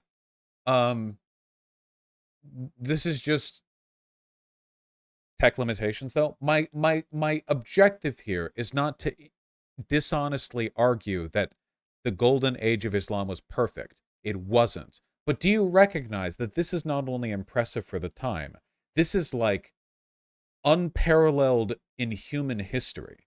This isn't just impressive for the time. This is an apex of development with ideological and like social tendencies that are unrivaled in humanity. It goes beyond like they were advanced for their time.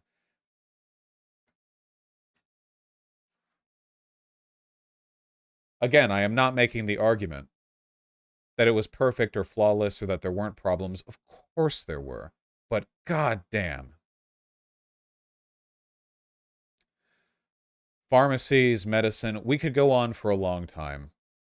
Al-Zarari was a 10th century Arab physician. He is sometimes referred to as the father of surgery. The first mastectomy to treat breast cancer. Oh, no. 10th century.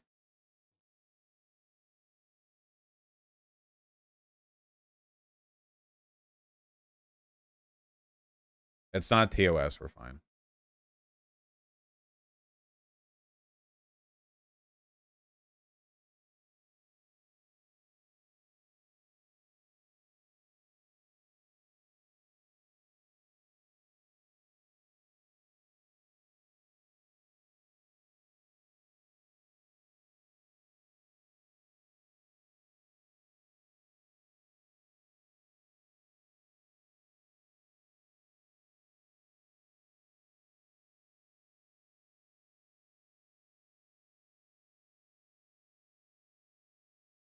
Current research has led to the conclusion that the available evidence is consistent with the hypothesis that an increase in the political power of the elites caused the observed decline in scientific output. The decline could be part of a larger trend where the non-Western world fell behind the West in the Great Divergence. In 1206, Genghis Khan established the Mongol Empire, which during the 13th century conquered most of the Eurasian landmass, including China in the east and much of the old Islamic Caliphate in the west. The destruction of Baghdad and the House of Wisdom by Hulagu Khan in 1258 has been seen by some as the end of the Islamic Golden Age. However, while cultural influence used to radiate outwards from Baghdad, after the fall of Baghdad, Iran and Central Asia saw a cultural flourishing by benefiting from increased cross-cultural access. So, you know.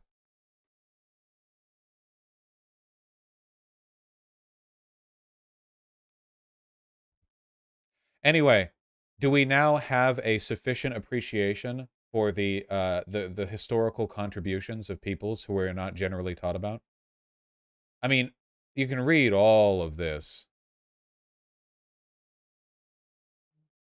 It's so impressive.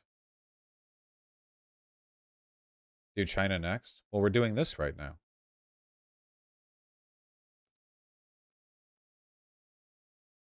Ibn Khaldun is regarded to be among the founding fathers of modern sociology. Hey, rep.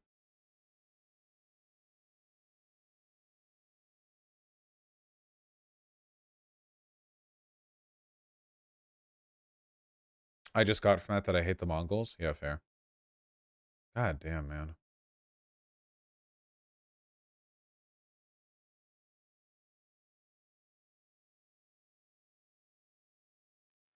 The sulfur-mercury theory of metals first attested in Pseudo-Apollonius Tiana's Sir al-Khalika, The Secret of Creation, 750 to 850. The Arabic writings would remain the basis of all theories of metallic composition until the 18th century. Imagine writing a treatise on chemistry so influential that it leads for 1,000 years. It remains the textbook.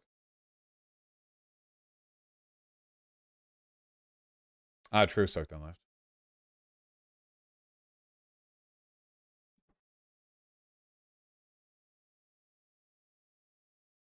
Significant examples from the medieval Islamic world include the synthesis of ammonium chloride from organic substances as described in the works attributed to Jabir, and Abu Bakr al-Razi's experiments with vitriol, which would eventually lead to the discovery of mineral acids like sulfuric and nitric acids by 13th century Latin alchemists such as Pseudo Geber. Jesus.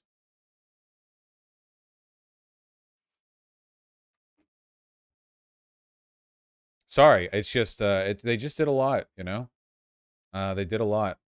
In a lot of ways, they were also quite socially progressive, I think. Obviously not what we would consider socially progressive by modern standards, but I think in a lot of ways, I mean, they were very multicultural, and, honored the contributions of Christians. Multiculturalism is great, blah, blah, blah.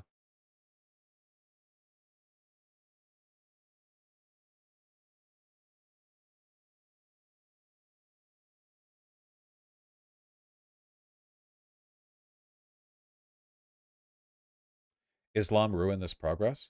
What? This is the Islamic Golden Age. Islam didn't ruin this progress, it was this progress. These were Muslims.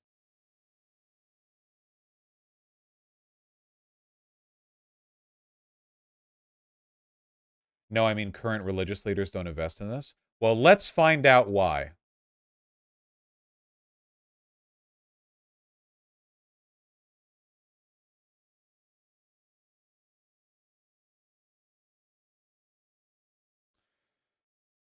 The cultural revival that began in the Abbasid period led to a resurfacing of the Iranian national identity. Thus, the attempts of Arabization never succeeded in Iran.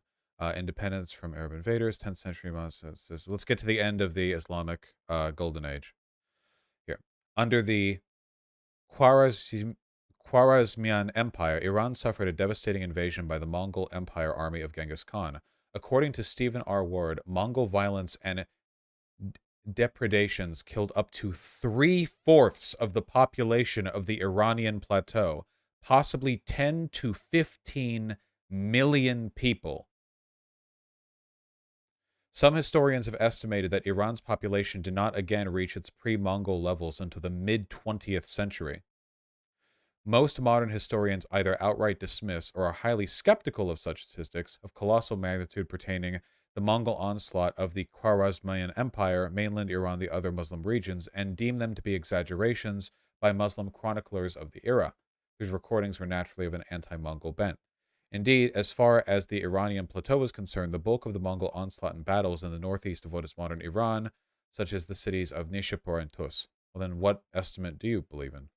Following the fracture of the Mongol Empire, Hulagu Khan, grandson of Genghis Khan, established the Ilkhanate in Iran. In 1370, yet another conqueror, Timur, followed the example of Hulagu, established the Timurid Empire, which lasted for another 156 years. In 1387, Timur ordered the complete massacre of Isfahan, reportedly killing 70,000 civilians. The Ikhans in Timurid soon came to adopt the ways and customs of the Iranians, surrounding themselves with a culture that was distinctly Iranian.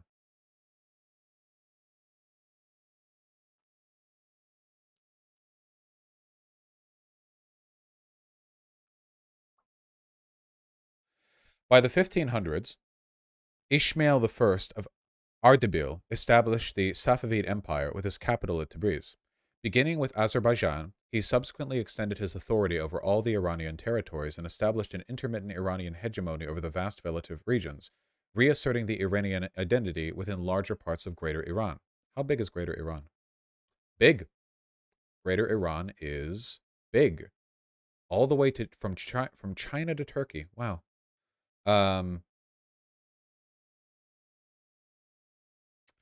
Iran was predominantly Sunni, but Ismail instigated a forced conversion to the Shia branch of Islam, spreading throughout the Safavid territories in the Caucasus, Iran, Anatolia, and Mesopotamia.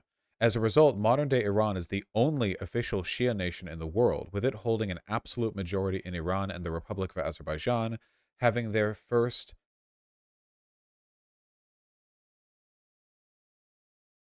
That's interesting, but Iran supports Armenia against Azerbaijan, doesn't it? Despite Azerbaijan being the only other... That is interesting. It's their only Shia brother, and they're supporting Armenia again. Sorry, just having the first and second highest number of Shia inhabitants by population percentage in the world. Meanwhile, the centuries-long geopolitical and ideological rivalry between Safavid Iran and the neighboring Ottoman Empire led to numerous Ottoman-Iranian wars. Iran has an Azerbaijani minority in Iran that causes problem for them. Gotcha. The Safavid era peaked in the reign of Abbas I, surpassing the Turkish arch-rivals in strength, making Iran a leading science and art hub in Western Eurasia. The Safavid era saw the start of mass integration from Caucasian populations into new layers of the society of Iran, as well as mass resettlement of them within the heartlands of Iran, playing a pivotal role in the history of Iran for centuries outward.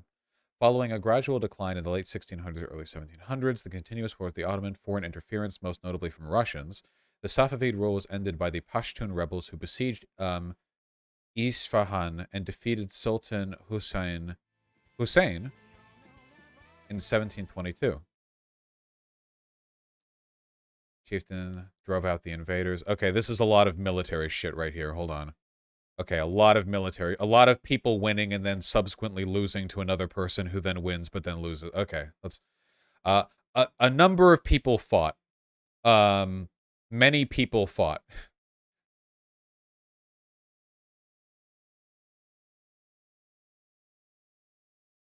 The Russo-Iranian Wars of 1804 to 1813 and 1826 to 1828 resulted in large, irrevocable territorial losses for Iran in the Caucasus, comprising all of southern Caucasus and Dagestan, which made part of the very concept of Iran for centuries, and thus subsequent gains for the neighboring Russian Empire.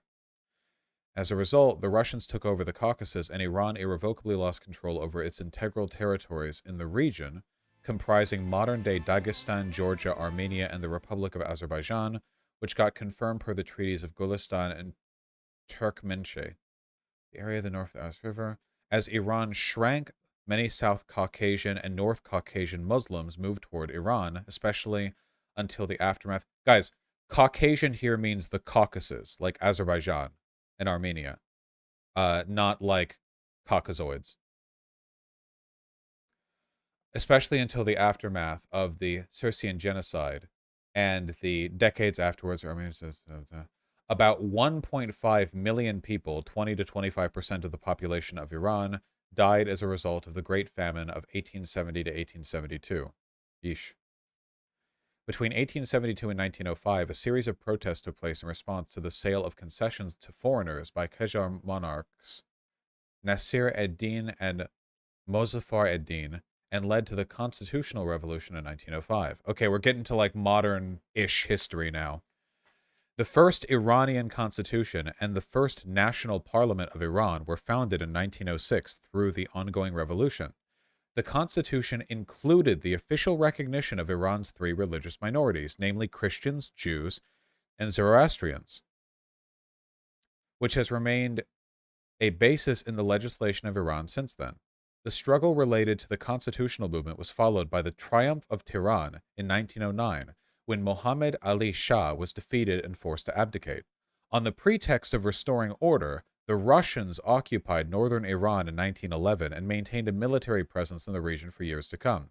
But this did not put an end to the civil uprising, and was soon followed by Mirza Kushik Khan's jungle movement, against both the Qajar monarchy and the foreign invaders.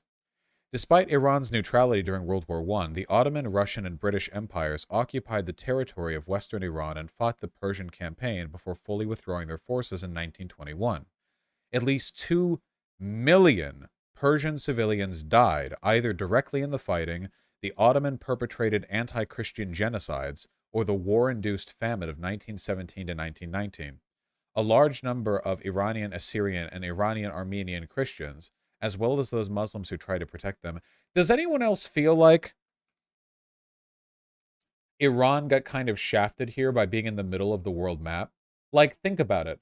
For basically all of, like, Afro-Eurasian, like, history, Iran is kind of at the middle.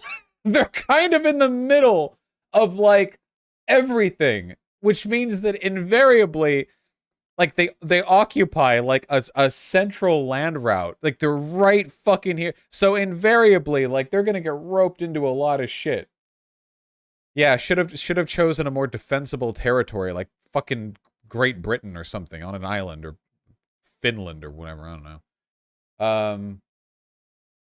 Yeah. It's the same shit Turkey had as well. Yeah. That's genuinely one of the things that fucked over the Middle East, I think, right? The Middle East has been the center of, like, a multi-millennial power structure, or power struggle that goes back, like, before the ancient Greeks, like, before anyone, basically. Because it's like, literally, like, the cradle of civilization. It's like the center, you know what, it's the middle of the East. Why? They were already in the East, but they're too middle. They should have been more East. Or more middle, but not Middle East. It's too centralized.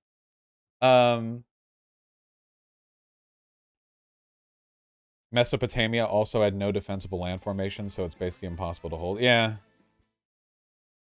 Hell yes, alright. Thank you. Fuck. Apart from the rule of Aga Muhammad Khan, the Qajar rule is characterized as a century of misrule. The inability of Qajar Iran's government to maintain the country's sovereignty during and immediately after World War I led to the British-directed 1921 Persian coup d'etat and Reza Shah's establishment of the Pahlavi dynasty. Reza Shah became the new Prime Minister of Iran and was declared the new monarch in 1925.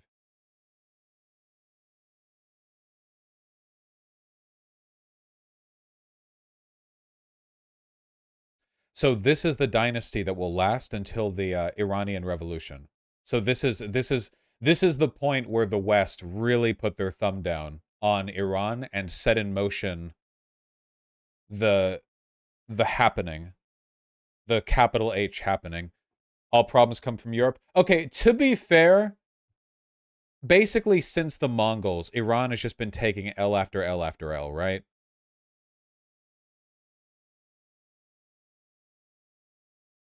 Okay.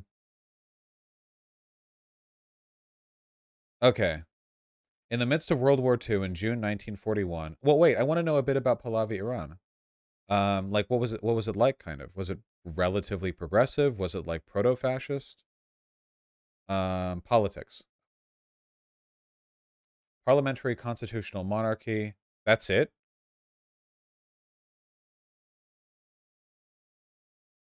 Not very much here. Human rights. The rulers of the imperial state of Iran employed secret police, torture, and executions to stifle political dissent. Cool. The Pahlavi dynasty has been sometimes described as an imperial dictatorship or one-man rule. According to one who... Oh, okay, so Wikipedia doesn't believe this. History of the use of torture by the Iranian government, abuse of prisoners. Okay, not much information. Whatever. In the midst of World War II, in June 1941, Nazi Germany broke the Molotov-Ribbentrop Pact and invaded the Soviet Union, Iran's northern neighbor. The Soviets quickly allied themselves with the Allied countries, and in July and August 1941, the British demanded the Iranian government expel all Germans from Iran. Reza Shah refused to expel the Germans, and on the 25th of August, British and Soviets launched a surprise invasion of Iran, and Reza Shah's government quickly surrendered? I didn't know this. They refused to deport the Germans, so they did a fucking surprise. I didn't know this at all. Anglo-Soviet invasion of Iran. Okay.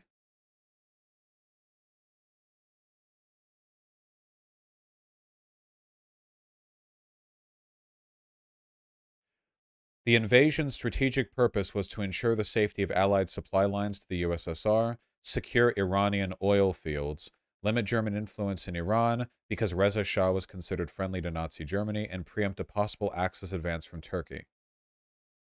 Interesting. I think it's really funny that this is a puppet government orchestrated by the British, and despite that, they were considered friendly to Nazi Germany. Like, that, isn't that kind of funny? Like, a little bit? Like, maybe not.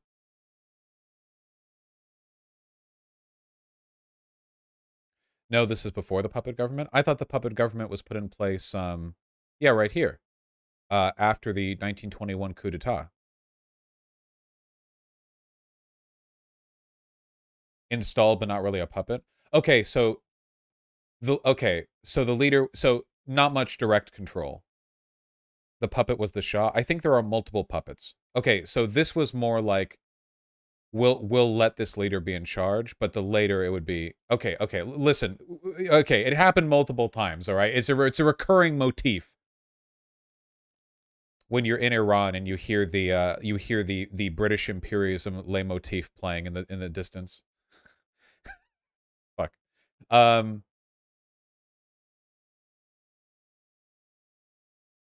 Launch a surprise invasion. Supply line is a... Following the invasion, Reza Shah abdicated and was replaced by Mohammad Reza Pahlavi. Here we go. This guy. God damn the drip, though. Okay. Fuck this guy. However, drippy.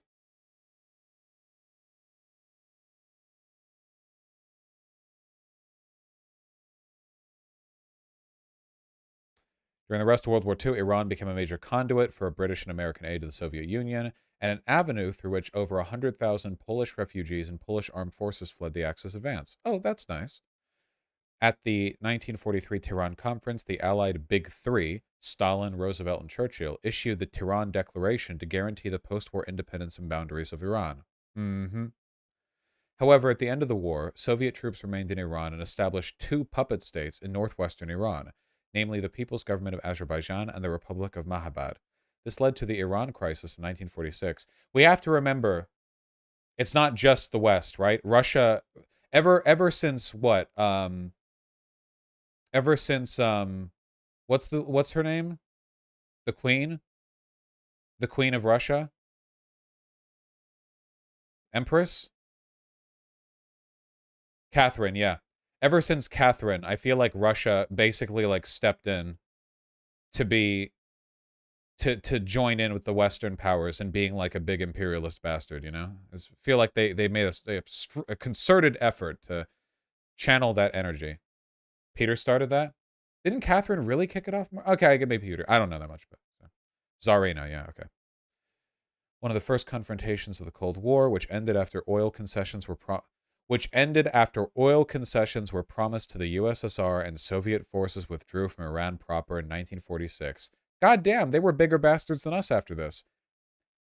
In the Tehran conference, we promised them independence, and after World War II, the Soviet Union just fucking sat on Iran and was like, yeah, we'll leave if you let us keep your oil, you know? Okay. The two puppet states were soon overthrown and the oil concessions were later revoked. Hell yeah. Decolonization. In 1951, Mohammad Mossadegh was appointed as the Prime Minister of Pahlavi, Iran. After the nationalization of Iran's oil industry, wee woo, wee woo,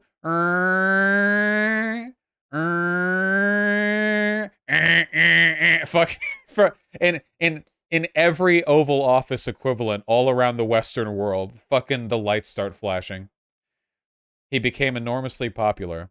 He was deposed in the 1953 Iranian coup d'etat, an Anglo-American covert operation that marked the first time the United States had participated in the overthrow of a foreign government during the Cold War.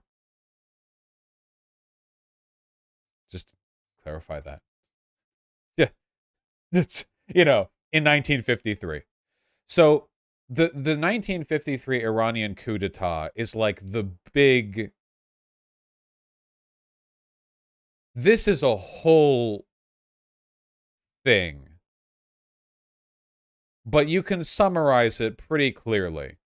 We wanted the oil. That's it. They nationalized the oil. We didn't like that. We went in. We did a coup. It's pretty much that simple. It gets more complicated if you read into that. We did a lot of really bad things. That's the gist of it, though. Yeah. Eisenhower was briefed on the coup and said, "I'm glad we're overthrowing that madman Mossadegh, but I didn't realize he wasn't a communist." Ha! Sorry.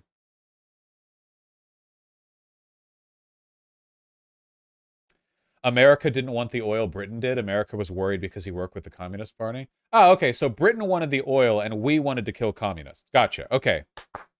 Good. Very good. The U.S.'s role, yeah.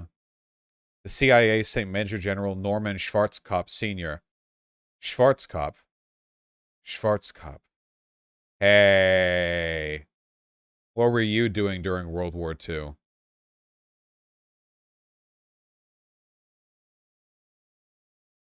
Okay. We're safe. Just making sure. Okay, just making sure. There are plenty of Germans who were born and raised in America, but we're talking about like 1950s CIA shit, okay? I'm just making sure. The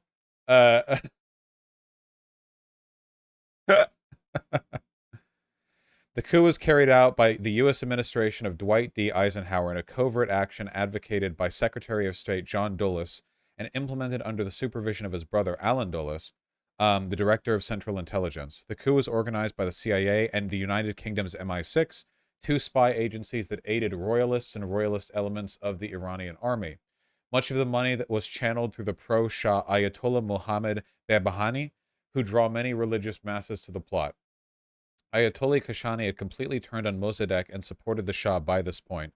According to a heavily redacted CIA document released to the National Security Archive in response to a FOIA request, available documents do not indicate who authorized the CIA to begin planning the operation, but it was almost certainly Eisenhower himself. Thanks, Eisenhower. You fucking fish-eyed fucking mixed bag of a president. During the coup, Roosevelt and Wilbur, representatives of the Eisenhower administration, bribed Iranian government officials, reporters, and businessmen. They also bribed street thugs to support the Shah and oppose Mossadegh. Can you imagine being a CIA dude in 1950s Iran, finding a bunch of like greaser Iranians and like who are like have like those like switchblade combs that they're like maintaining their pompadours with, and you're like, what's up, dudes? Want to support the Shah? You know, and you hand them some fucking.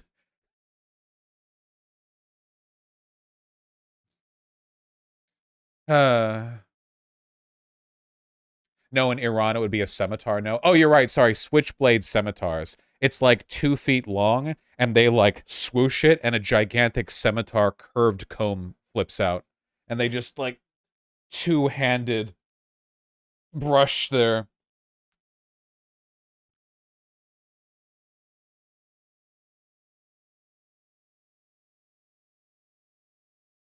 In 2000, James Risen of the New York Times obtained the previously secret CIA version of the coup written by Wilbur and summarized its contents, including the following. In early August, the CIA increased the pressure. Iranian operatives pretending to be communists threatened Muslim leaders with savage punishment if they opposed Mossadegh, seeking to stir anti-communist sentiment in the religious families. Oh, cool, an actual op. In addition, the secret history says the house of at least one prominent Muslim was bombed by CIA agents posing as communists. It does not say whether anyone was hurt in this attack. The agency was intensifying its propaganda campaign. A leading newspaper owner was granted a personal loan of about $45,000 in the belief this would make his organ amenable to our purposes.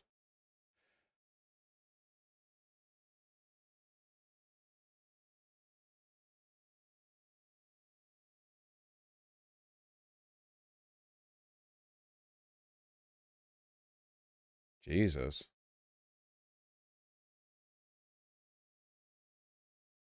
I need to use the restroom very quickly.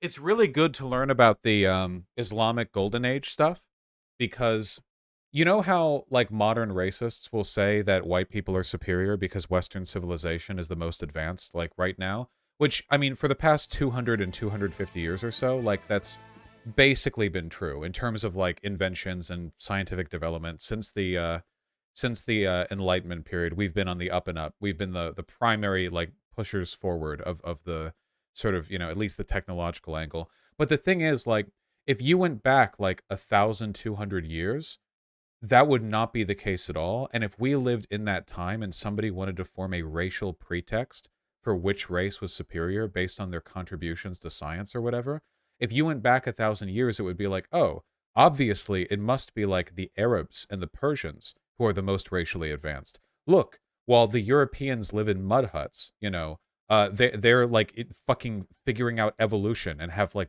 fucking Medicare for all, you know? It's just important to understand that depending on where you stop the clock on history, a bunch of different civilizations gets to be like the main character. You know what I mean? If you go back far enough, China is like the undisputed main character, you know?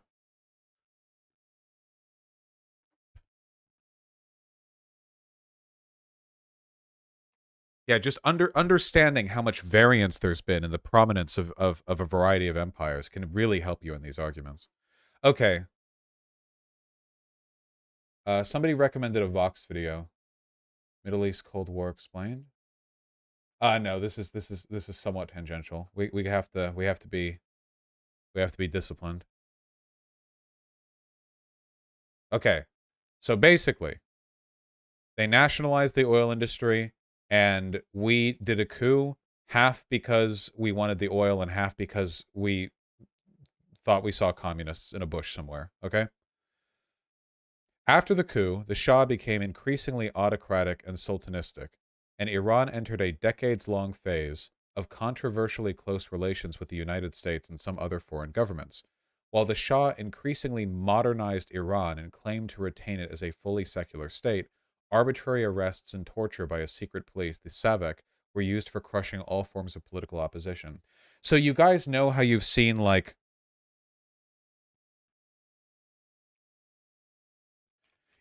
so you guys know how you've seen the narrative about, like, hey, before the Iranian Revolution, like, look, it was a totally normal modern country. The Muslims ruined everything. Here's the problem with that, okay? When you see, like, photos like this taken in pre-revolution Iran, these were usually very wealthy, socially privileged people, oftentimes foreigners, who were part of the elite caste in an autocratic government that was appointed by a coup.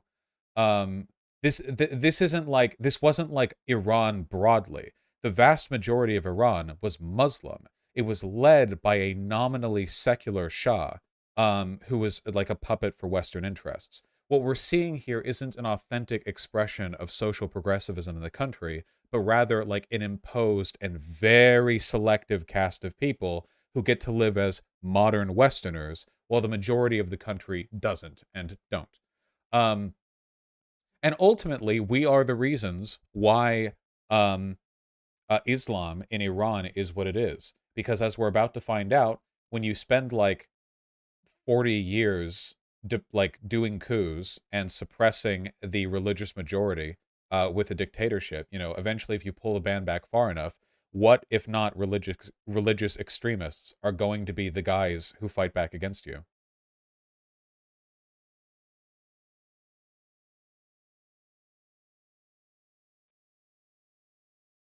The revolution was not initially Islamist, though? Yeah, but it certainly fucking ended up that way.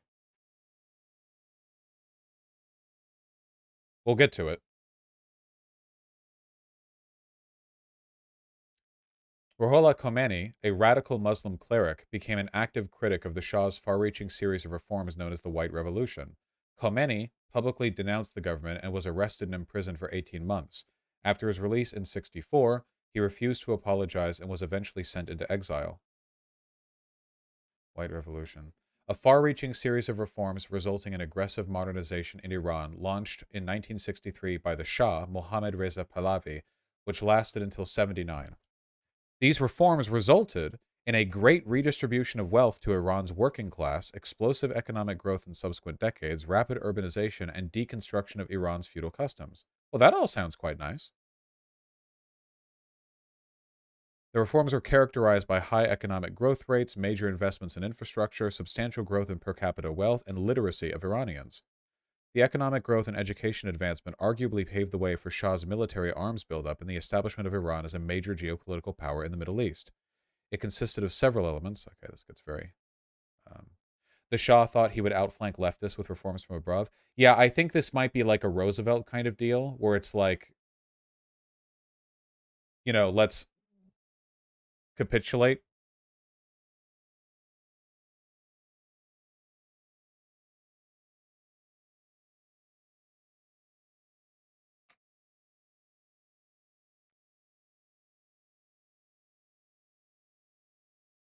In order to legitimize the White Revolution, the Shah called for a national referendum in which 5.6 million people voted for the reforms and 4,000 voted against. I don't know if I believe those numbers. I don't believe that. I don't believe that. Like 99.9% in favor.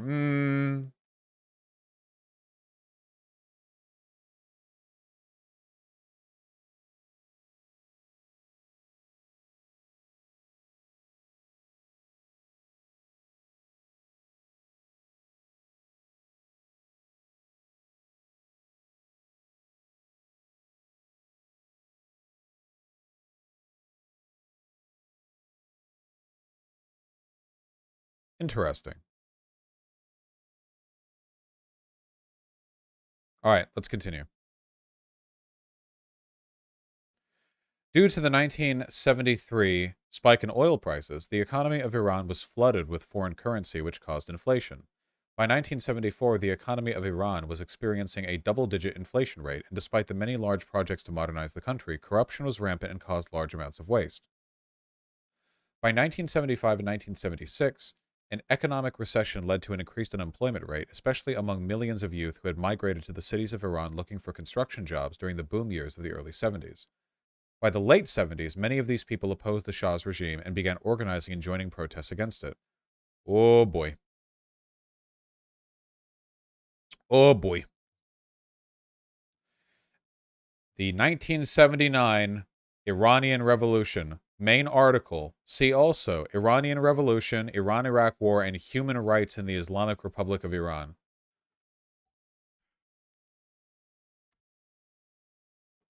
The 1979 revolution, later known as the Islamic Revolution, or the Happening, began in January 1978 with the first major demonstrations against the Shah. After a year of strikes and demonstrations paralyzing the country and its economy, Mohammad Reza Pahlavi, that's the Shah, fled to the U.S., and Ruhollah Khomeini returned from exile to Tehran in February 1979, forming a new government. After holding a referendum, Iran officially became an Islamic Republic in April of 1979. A second referendum in December 1979 approved a theocratic constitution. The immediate nationwide uprisings against the new government began with the 1979 Kurdish rebellion and the Khuzestan uprisings, along with the uprisings in Sistan and Balochistan and other areas. Over the next several years, these uprisings were subdued violently by the new Islamic government. The new government began purging itself of the non-Islamist political opposition, as well as, look at what the Shah was doing while his country was starving, the most expensive party in history. Yeah, this is a whole... I'm not reading all this. Yeah, he did a very expensive party. I remember this. I read that in a little bit. As well as those Islamists were not considered radical enough. Although both nationalists and Marxists had initially joined with Islamists to overthrow the Shah, oh no, no, no, no, no, no, no, no. Don't ally with Islamic extremists. Don't ally with any kind of religious extremists. They are not your allies in the long run. Tens of thousands were executed by the new regime afterwards. Following Khomeini's order to purge the new government of any remaining officials still loyal to the exiled Shah, many former ministers and officials in the Shah's government, including former Prime Minister Amir Abbas Hoveyda, were executed. On the 4th of November 1979, after the United States' refusal for the extradition of Mohammad Reza Pahlavi to the new government, a group of Muslim students seized the United States Embassy and took the embassy with 52 personnel and citizens hostage. Oh God, this thing. Attempts by the Jimmy Carter administration to negotiate for the release of the hostages and a failed rescue attempt helped with the falling popularity of Carter among U.S. citizens and pushed him out of presidential office and brought Ronald Reagan to power. It all fits into place. On Jimmy Carter's final day in office, the last hostages were finally set free due to the Algiers Accords. Mohammad Reza Pahlavi left the United States for Egypt, where he died of complications from cancer only months later, on the 27th of July, 1980.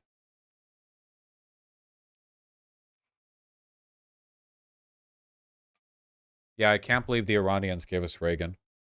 That's not true. The Cultural Revolution began in 1980 with an initial closure of universities for 3 years in order to perform an inspection and cleanup in the cultural policy of the education and training system. Then Iraq invaded the western Iranian province of Khuzestan, initiating the Iran-Iraq War. Although the forces of Saddam Hussein, he really has fought in a lot of wars, hasn't he? Although the forces of Saddam Hussein made several early advances, by mid-1982, the Iranian forces successfully managed to drive the Iraqi army back into Iraq. In July 1982, with Iraq thrown on the defensive, the regime of Iran decided to invade Iraq and conducted countless offenses to conquer Iraqi territory and capture cities such as Basra. The war continued until 1988, when the Iraqi army defeated the Iranian forces inside Iraq and pushed the remaining Iranian troops back across the border.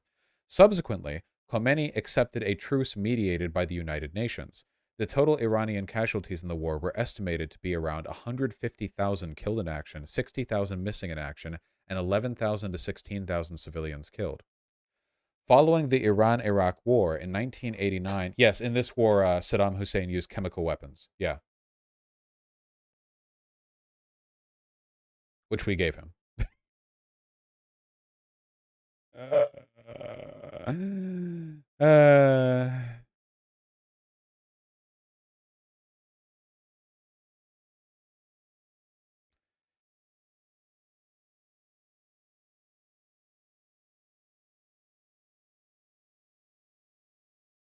Hmm. Hmm. American support for Ba'athist Iraq during the Iran-Iraq War, in which it fought against post-revolutionary Iran, included several $billion worth of economic aid, the sale of dual-use technology, non-U.S. origin weaponry. You guys know the meme about how, like, when you fund a terrorist group to destabilize the regime that you funded to destabilize the regime that you funded to destabilize the regime that you funded? This is it right here. This is literally like, we did a coup in Iran to support like the oil interests, and then they had a revolution, so then we supported Iraq to invade Iran, and then later we had the fucking Gulf War, and then we did that, then we did the Iraq War, and then the coup to the coup to the coup to the coup, you know.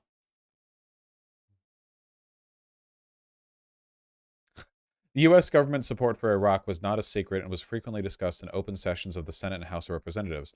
American views towards Iraq were not enthusiastically supportive in its conflict with Iran, and activity and assistance was largely to prevent an Iranian victory. This was encapsulated by Henry Kissinger when he remarked, "It's a pity they both can't lose."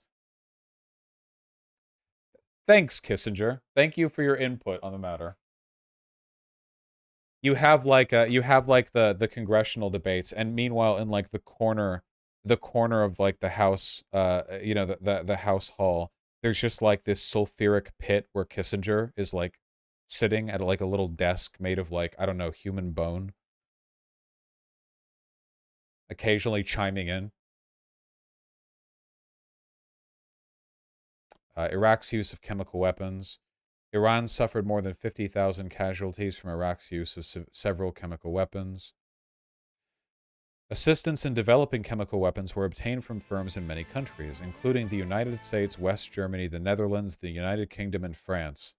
A report stated that Dutch, Australian, Italian, French, and both West and East German companies were involved in the export of raw materials to Iraqi chemical weapons factories. Declassified CIA documents show that the U.S. was providing reconnaissance intelligence to Iraq, which was then used to launch chemical weapon attacks on Iranian troops, and that the CIA fully knew the chemical weapons would be deployed and sarin and cyclosarin attacks followed. Where are the bad guys?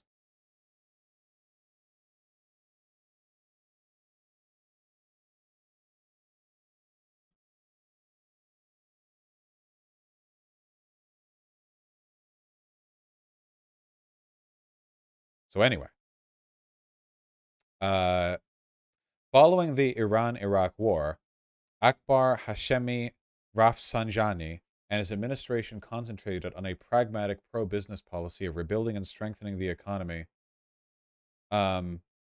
without making any dramatic break with the ideology of the revolution. In 1997, Rafsanjani was succeeded by moderate reformist Mohammad Khatami, whose government attempted unsuccessfully to make the country more free and democratic. The 2005 presidential election brought conservative populist candidate Mahmoud Ahmadinejad to power. By the time of the 2009 Iran presidential election, the Interior Ministry announced incumbent President Ahmadinejad had won 62.63% of the vote, while Mir Hossein Mousavi had come in second place with 33.75%. The election results were widely disputed and resulted in widespread protests both within Iran and in major cities outside the country, and the creation of the Iranian Green Movement. Hassan Rouhani was elected as the president on the 15th of June 2013, defeating Mohammad Baqir Ghalibaf and four other candidates. The electoral victory of Rouhani relatively improved the relations of Iran with other countries. In 2017 to 2018, Iranian protests swept across the country against its government and its longtime supreme leader in response to the economic and political situation. The scale of protests throughout the country and the number of people participating were significant. It was formally confirmed that thousands of protesters were arrested. Thousands were killed, not just arrested. Shut down. Bloodiest government crackdown of protesters in the history of the Islamic Republic. Oh, and then Trump murked Soleimani.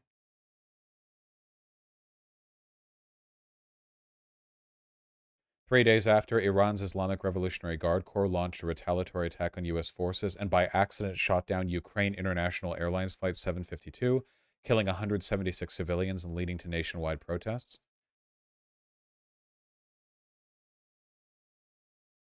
And then we have the current protests.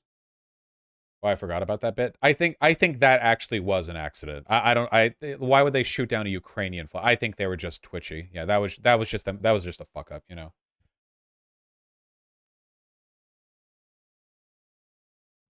Okay. Wow. Well, we sure learned some stuff. So to be clear, and we're going to read more now on the history of the Islamic. We're going to learn about the Iranian Revolution. Basically, like, listen, it's a really complicated history, but the basic gist of it is this, okay? Iran was subject to Western imperialism for a long time, and when that tension eventually broke, it left a power vacuum. And initially, any alternative to the Shah seemed preferable.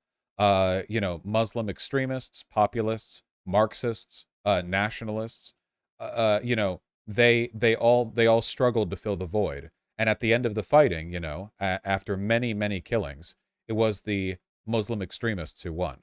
But the only reason that power vacuum existed was because of an unjust, undemocratic, and authoritarian coup on our part. We seeded the instability that then led to the conditions which emerged following the Shah's removal. We did that.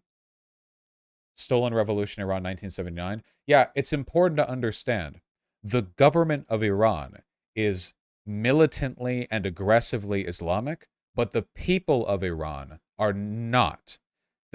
The government of Iran is not that popular with the people of Iran.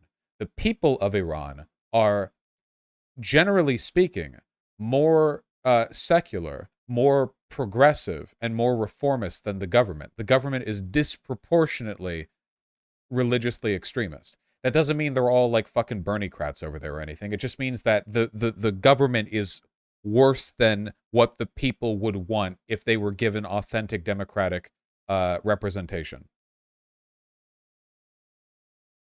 There are a lot of secular people in Iran, yeah.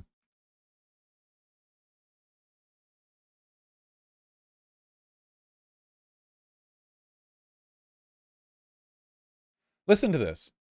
According to this, look at this. This is from 2020. According to a new poll, 4 decades after the establishment of the Islamic regime, only 32% of the population consider themselves Shia Muslims. This is from a, theocratic, authoritarian Shia Muslim government, the only one in the world. A new poll asked 50,000 Iranian participants their attitude towards religion. 78% of Iranians believe in God, but only 26% of them believe in the coming of the Messiah, which is one of the main beliefs of the Twelver Shiites. While only 32% of Iranians consider themselves Shiite Muslims, they have claimed 9% have claimed to be atheists, and 22% do not align with any religion. I think this is a comparable number of atheist and agnostic people to the United States. Yet possibly even less religious. Well, hold on. How many people in U.S. are secular? About 3 in 10. So 3 in 10 for both.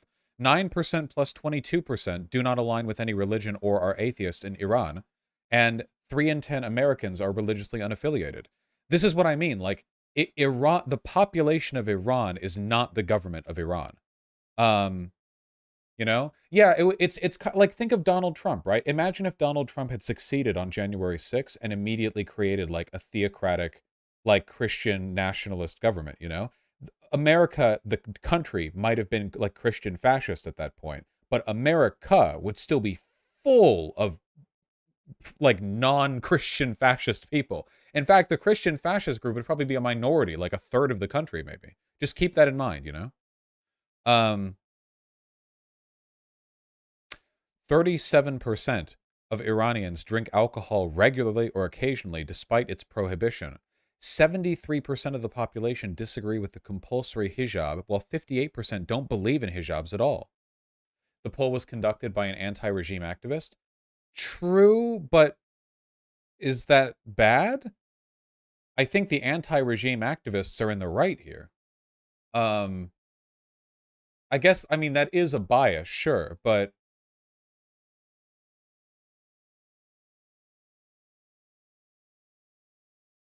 what do Iranians tend to drink? Well, they're not allowed to drink. I don't know what they...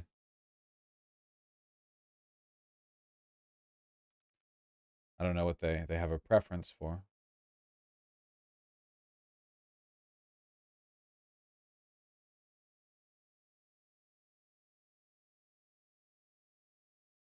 Well, anyway.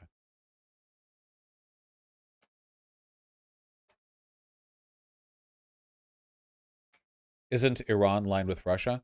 The Iranian government is more aligned with Russia than they are with us, but Iran and Russia aren't like butt buddies or anything like that. It's like a broader anti-American thing. The Iranian government, like the #1 political position of the Iranian government is fuck America. They are American diabolism, which, to be fair, they've earned it. We did fuck them up. But yeah, the Iranian government, like the supreme leader will wake up in the morning, stub his toe, and then go on national television to explain how American devils and their Jewish puppet masters have orchestrated an attack on like Muslim autonomy by moving the wall in the position that his toe occupied. You know, like yeah, like that's the current nature of the of the Iranian government. Yeah. Yeah, it's yeah. But the people of Iran, I've heard many good things of the people of Iran. Check out this video, it's on Jews in Iran, but also mentions a lot of general history. Jews leaving Iran after revolution. Well, I know a lot about that, the exodus of the Iranian Jews, because they went to where I lived, Beverly Hills. After the Iranian Revolution, when the Muslim extremists took over, you'll never guess which religious minority suddenly realized they weren't safe there anymore. The migration of Persian Jews after the Iranian Revolution is mostly attributed to fear of religious persecution, economic hardships, insecurity.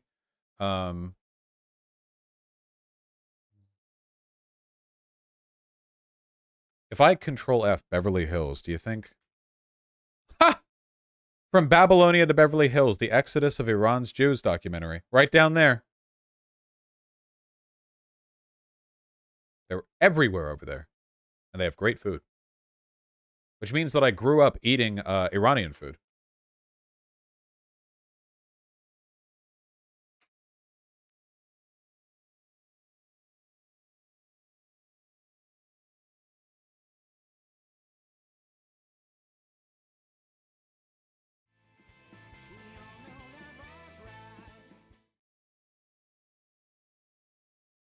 Okay, just, yeah.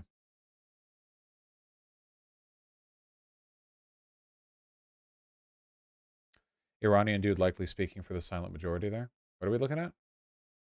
Man uses colorful language to get the message across to the Iranian clerical regime, translation subtitles included. This is from the modern protests. من یه سوالی دارم از شما آخوندهای کوته فکر و کودن. شما مادر جنده های کسکش متوجه این نشدین که اسلام چجوری وارد ایران شد؟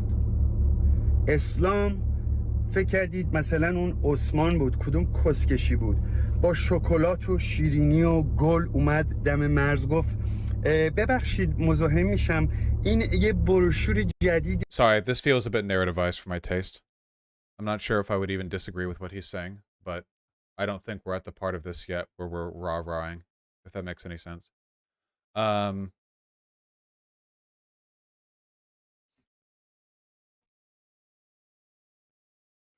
Yeah, it might also be that it's the Iranian counterpart to the American guy in a car with sunglasses. Many Iranians are anti-Islam. Well, yeah, many Americans are, like, resent like the Christian fascist minority. It makes sense. Yeah, I can't handle slander of Allah. True.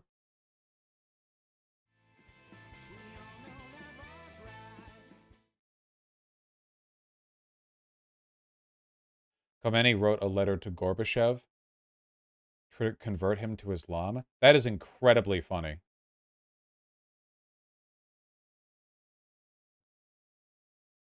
This is the kind of earnestness that occasionally makes religious leaders very funny. The idea of writing a letter to Mikhail Gorbachev to try to, like, hey, can you, like, praise Allah? You know, that's very, very, very fucking funny. He invited Gorbachev to consider Islam as an alternative to communist ideology. Communism was dissolving, and he was like, have you considered Islam?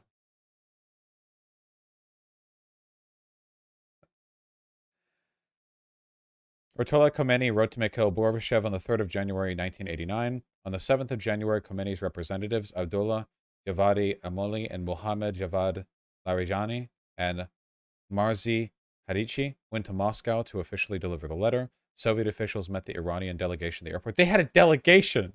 Gorbachev then met with the Iranian representatives for approximately 2 hours, where an interpreter translated the letter for Mikhail Gorbachev and his colleagues. When some part of the letter was unclear, the interpreter asked the Iranian delegation to clarify. Gorbachev listened politely and took notes on its contents.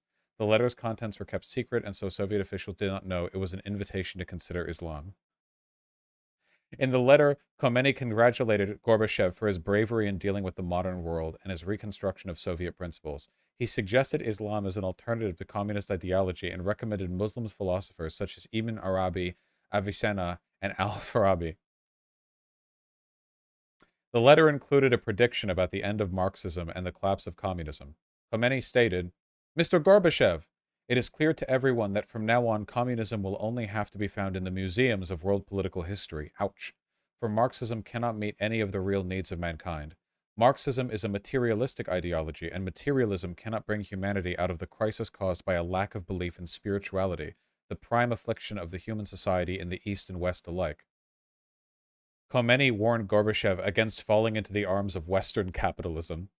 Khomeini further added in the letter that the main problem confronting your country is not of private ownership, freedom, and economy. Your problem is absence in the true faith of God.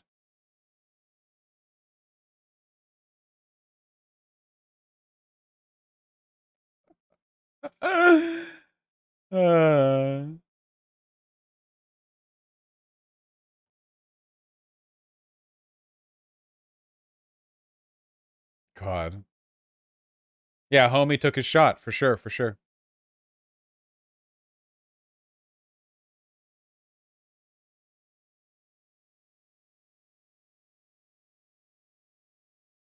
This is really complicated.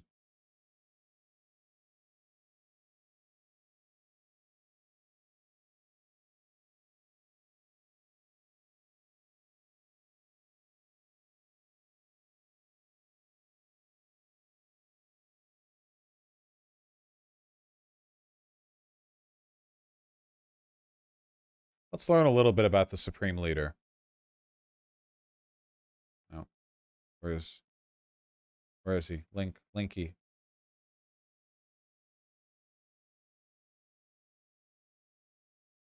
There. Found you. This is our main guy right now. This is the absolute Supreme Leader. I mean, he's literally called the Supreme Leader. This is our guy. This is the guy.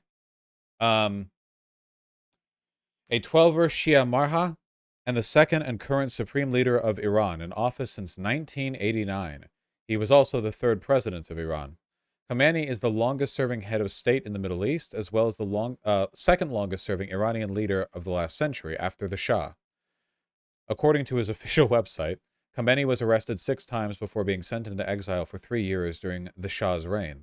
After the Iranian Revolution, he was the target of an attempted assassination in June 1981 that paralyzed his right arm. I didn't know that. That's not Khomeini. No, this is Khamenei. Khamenei was one of Iran's leaders during the Iran-Iraq War in the 1980s, and developed close ties with the now powerful Revolutionary Guard, who he controls, and whose commanders are elected and dismissed by him. The Revolutionary Guards have been deployed to suppress opposition to him. He served as the third president of Iran from 81 to 89, while being a close ally of the first supreme leader, Khomeini. After his, before his death, Khomeini had a disagreement with the heir he had chosen, Hussein Ali Montazeri, so there was no agreed-on successor when Khomeini died. The Assembly of Experts elected Khamenei as the next supreme leader on the 4th of June, 1989, at age 50. Man's old.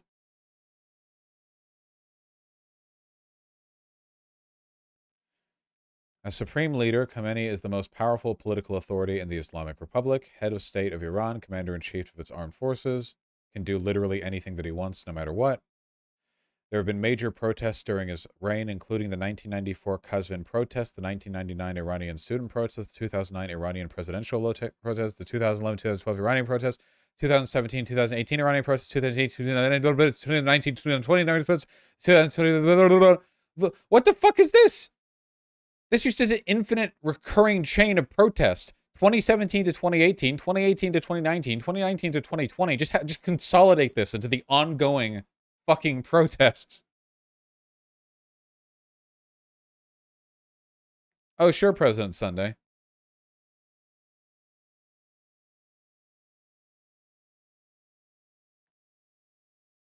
Journalists, bloggers, and other individuals have been put on trial in Iran for the charge of insulting the supreme leader, often in conjunction with blasphemy charges. Their sentences have included lashing and jail time. Some have died in custody. Regarding the nuclear program of Iran, Khamenei issued a fatwa in 2003 forbidding the production, stockpiling, and use of all kinds of weapons of mass destruction. I wonder how many of these protests liberals had to denounce because they impeded traffic. Oh, I hope none of these protests impeded traffic. What's up? Oh, the shit arrived, by the way, so after I'm done, you good to go? Cool.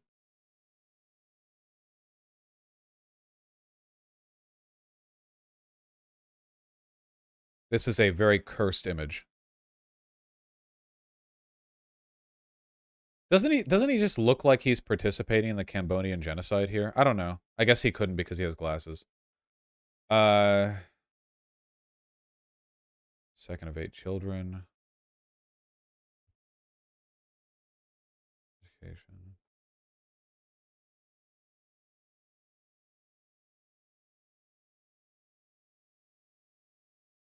As supreme leader, Khamenei moved to a house in central Tehran on Palestine Street. Wow. Occupation of Palestine knows no bounds. A compound grew around it that now contains around 50 buildings. Around 500 people are employed at this Beit Rabari compound. Many recruited from the military and security services. He's got a fucking campus.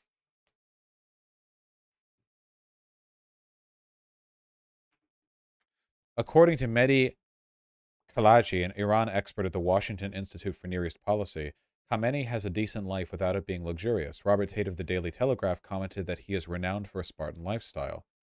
Dexter Filkins describes Khamenei as presenting himself as an ascetic, dressing and eating simply. In an interview with a woman's magazine, his wife declared that we do not have decorations in the usual sense. Years ago, we freed ourselves from those things. I don't believe you. On the other hand, Mother Nature Network claims Khamenei has been seen riding around in a BMW car and published a picture of him exiting one. In a 2011 report in the Daily Telegraph, defectors from Iran claimed Khamenei has a considerable appetite of caviar and trout, a stable of 100 horses, collects items such as pipes, and, reputedly, 170 antique walking sticks, and has a private court stretching over 6 palaces. Okay.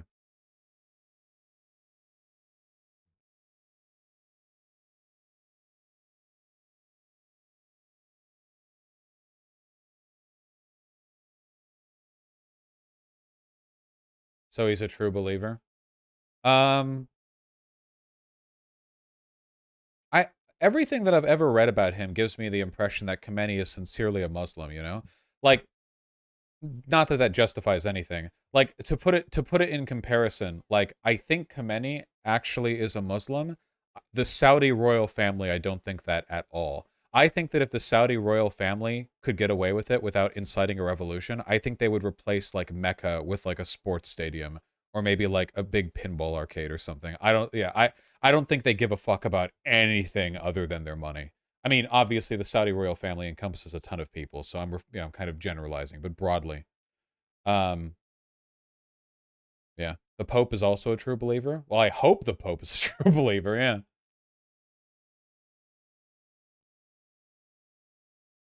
The critical distinction with the Pope is that unlike the Saudi royal family and the supreme leader, the Pope doesn't really have any direct governmental authority outside of control over the Vatican, which is, you know, it's not really a country.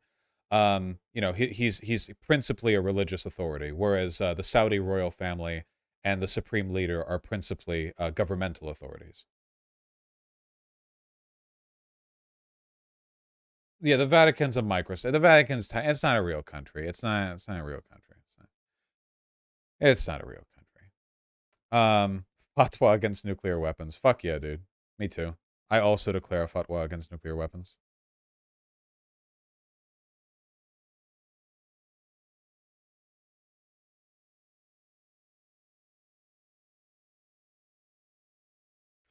In 2002, he ruled that human stem cell research was permissible under Islam, with the condition that it be used to create only whole parts as opposed to a whole human. Ah, okay. So you can do stem cell research as long as you don't create a homunculus. That seems reasonable.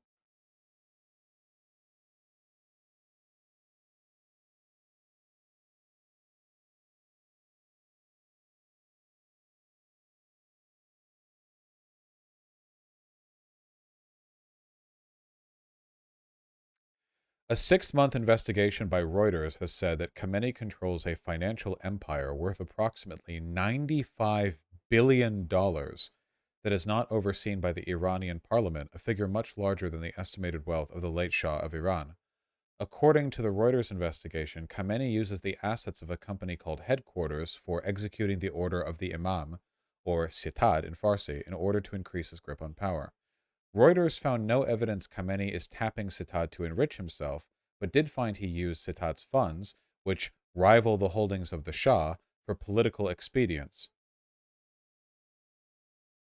Interesting. This seems complicated.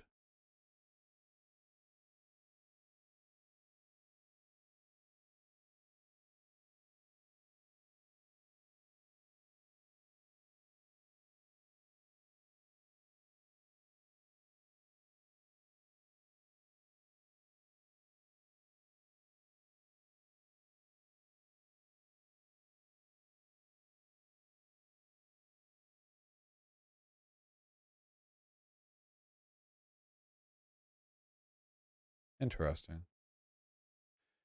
Do you think he has a Steam account? Oh, I'm sure he's played TF2. Yeah. Beliefs about the U.S. and its foreign policy.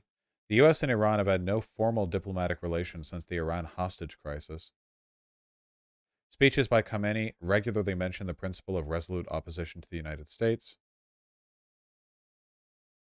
He once told reformist President Mohammad Khatami that we need the U.S. as an enemy. Yep.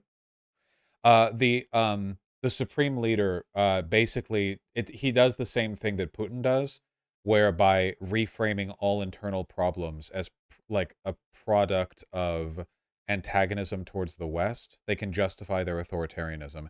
They can point out a real problem and say like, okay, so now that we agree this problem exists, like I get to be supreme leader now. Like, yeah, if the US did not exist, we'd have to invent them. It's a very common strategy for autocrats to identify like real external enemies and then use them as a perpetual omnipresent force that they can use to justify basically anything. We've done it, they've done it, but he really likes doing it. He does it quite a lot. He's also quite anti-Semitic, if I remember correctly. He's said some wacky stuff, you know?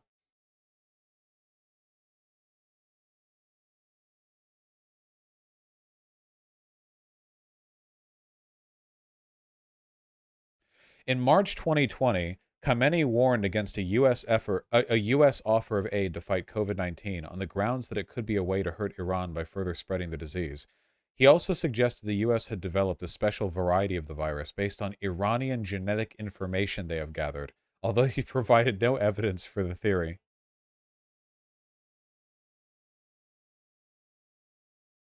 And, just to hit the tanky stuff home, in March 2020, he accused the U.S. of creating the conflict surrounding the Russo-Ukraine war.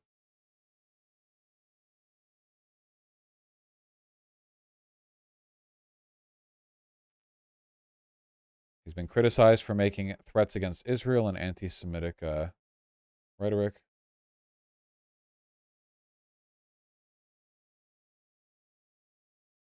I'll give it a look. You gotta browse Wikipedia if you want to learn a bunch of stuff quickly, President Sunday. You use Wikipedia, then you iterate. You delve further in with more specific sources.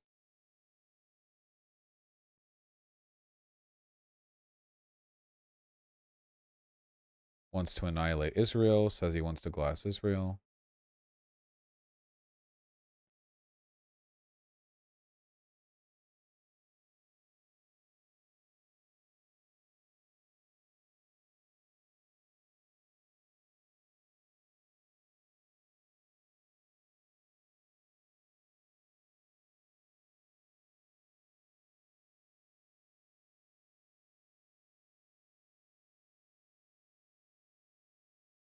Holocaust denial. Oh no.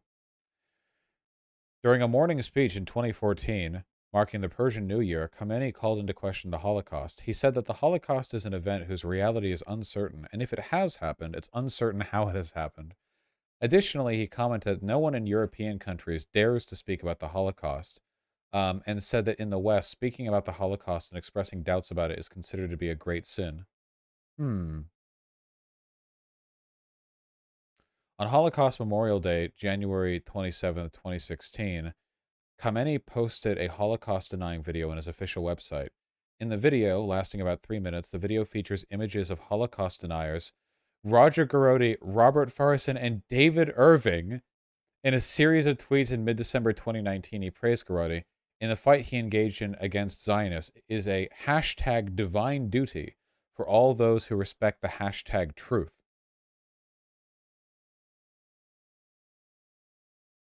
This guy got arrested for Holocaust denial. He converted to Islam in 1982. Oh, wait, hold on. French philosopher and communist author who converted to Islam in 82. In 88, convicted and fined for Holocaust denial under French law for claiming the death of 6 million Jews the myth. Oh, God. Oh, wait, this was in 1982. Do you think Khamenei got him as well? And it was like, oh, we can get Gorbachev, maybe. A leading polemicist within the French Communist Party. Oh my God. He was a Christian. Then he reconverted to Catholicism, became a prominent cleric, and then eventually converted to Islam? Okay, this guy's...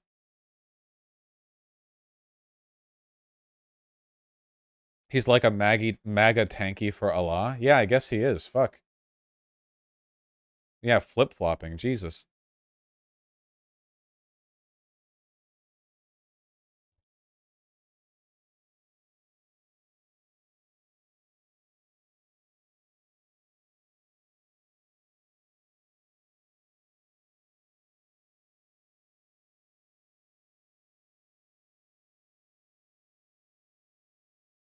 Interesting.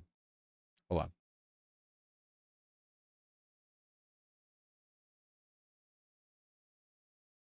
He is all over the place. Will he convert to Judaism next? Is he still alive? No, he died in 2012.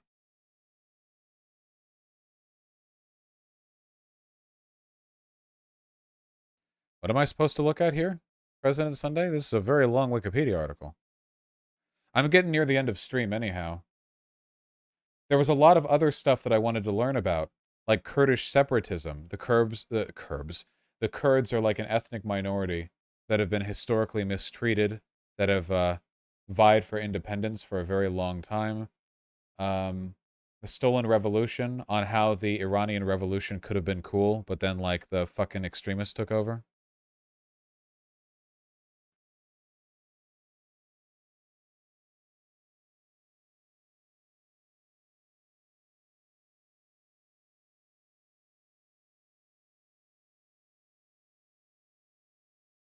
Just stream harder. Yeah. Guys, I think it's time. Since you looked at Aztec Mesoamerican architecture, it'd be cool if you checked out Iranian architecture. You know what? Sure.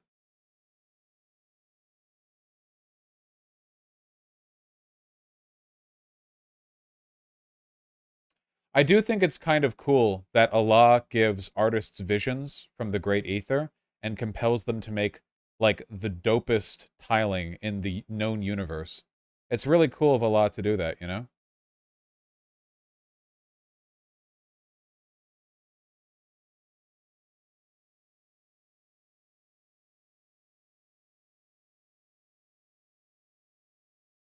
Wow.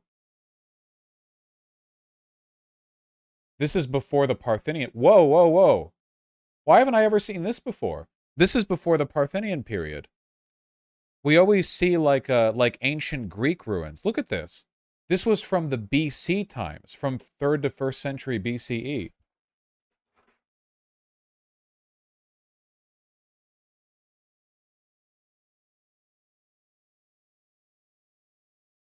Look at this. Ryan Castle. This was under the Seleucids. Dope. God damn.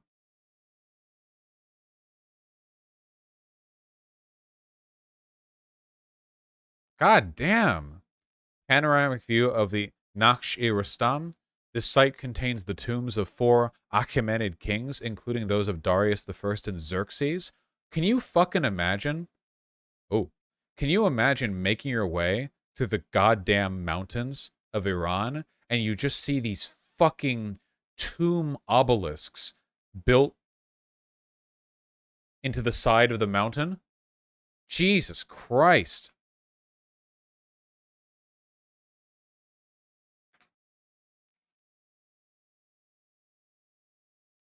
The actual Xerxes was so much cooler than the depiction in that atrocious 300 movie. Yeah. Bosch, the Parthenon was in like 400 BCE. This is way after that. It said 300 to 100 BCE. People here are building... People here are trying to compete. I really like these castles.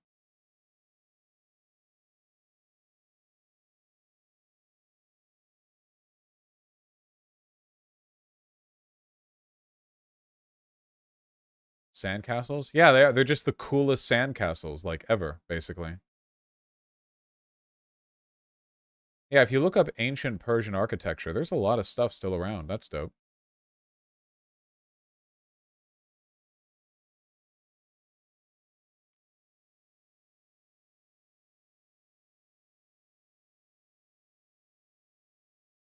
Yeah, I don't know anything about Xerxes outside of the fucking 300 movie, where they made the gay Spartans straight Giga Chads, and they made the king of Persia, the emperor of Persia, like a big tall gay bottom or whatever.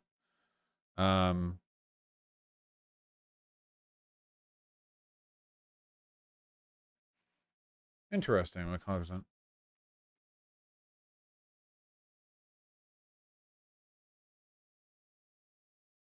Much of Xerxes' bad reputation is due to propaganda by Alexander the Great, who had him vilified. The modern historian Richard Sommer regards the portrayal of Xerxes as more nuanced and tragic in the work of contemporary Greek historian Herodotus. Spontaneous information. Wacky. The Achaemenid Empire actually controlled almost half the world's population at the time, more than any empire since. So, like, proportionally, the Achaemenid Empire holds the record on, like, the highest proportion of humanity ever contained, the First Persian Empire. That's dope. I mean, it was like 2,500 years ago in the cradle of humanity by the Mediterranean, so that does make sense.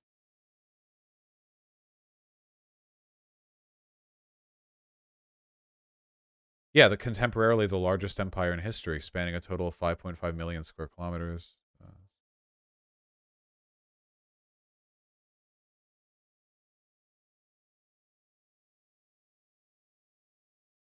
Reconstruction of the Palace of Darius at Susa.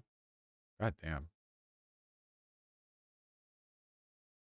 Lion on a decorative panel. Darius the First Palace. Golden Bowl. They had freedom of religion. Yeah, in a lot of ways, the the Persian Empire was quite a bit more progressive than the Greeks who conquered them. I mean, the Spartans had slaves. Not to conquer. The Spartans didn't conquer them. You know, I mean, look at anything in Isfahan. What do you mean?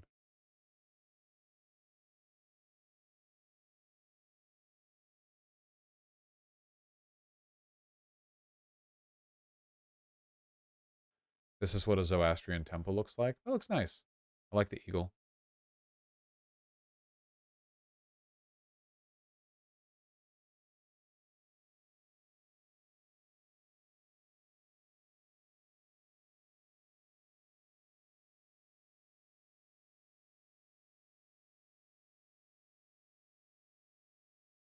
Love this pathologic shit.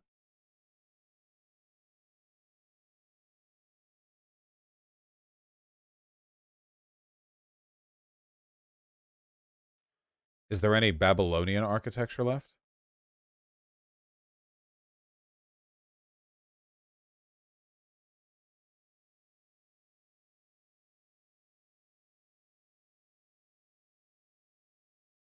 Seems like it.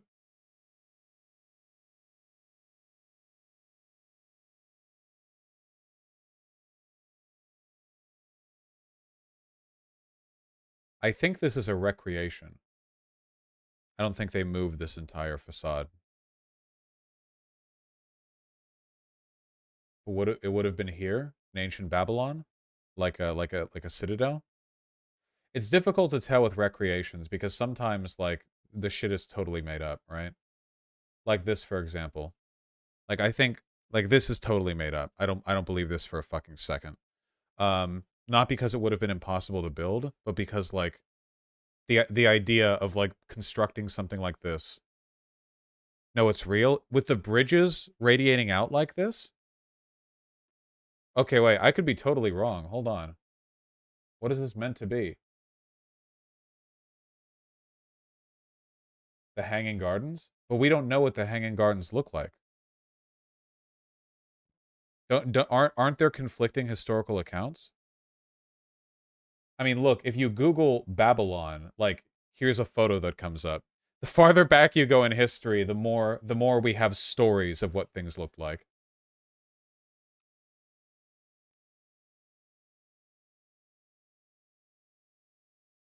Yeah, you can Google Babylon Hanging Gardens, but all you're going to get are 3D renders and drawings. But they all differ. They all look different.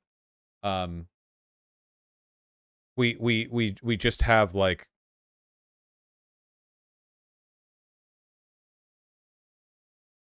we have some of them that look more manageable, like this one from Nat Geo,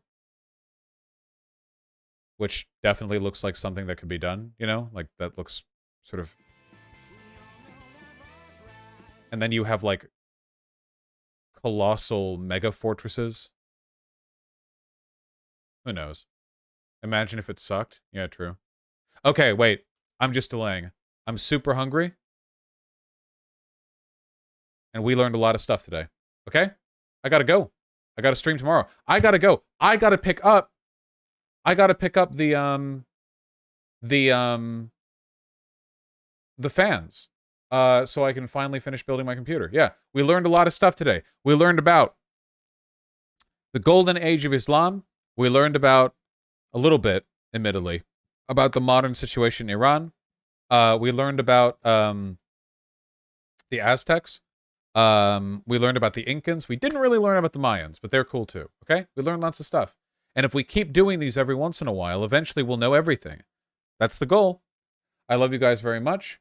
You're beautiful people. Take care. And I'm going to send you off to... I really enjoy them. I do too. Keep in mind that I'm only doing like very superficial research here, but, and I'm sure you can understand this just from like following along with the stream.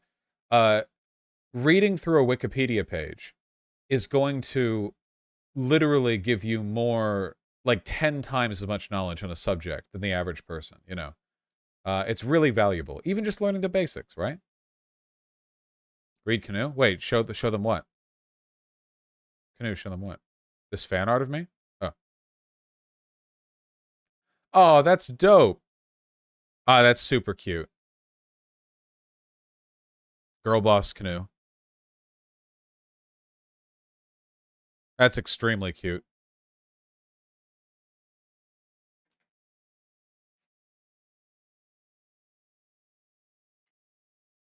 And I like pixel art. I wish I could do pixel art well. Wait, that's Canoe? That is indeed Canoe. You could? I've never drawn anything that moe in my life, Canoe. All right. Let's throw you guys over to Lonerbox. I like Lonerbox a lot. We don't host Lonerbox enough. Let's throw you over there, okay? Say hello to Lonerbox.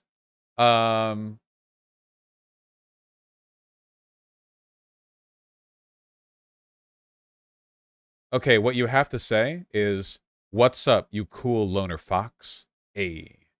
Can you include the A in there? Like, "What's up, you cool loner fox?" A. Like that? Can you do that? Can you be like really cringe for me, please? Come on. All right, well, it's up to you. Okay. Host Twitch. Keep an eye out on my Twitter. After I'm done after I'm done finishing the computer build, I'll post it on Twitter.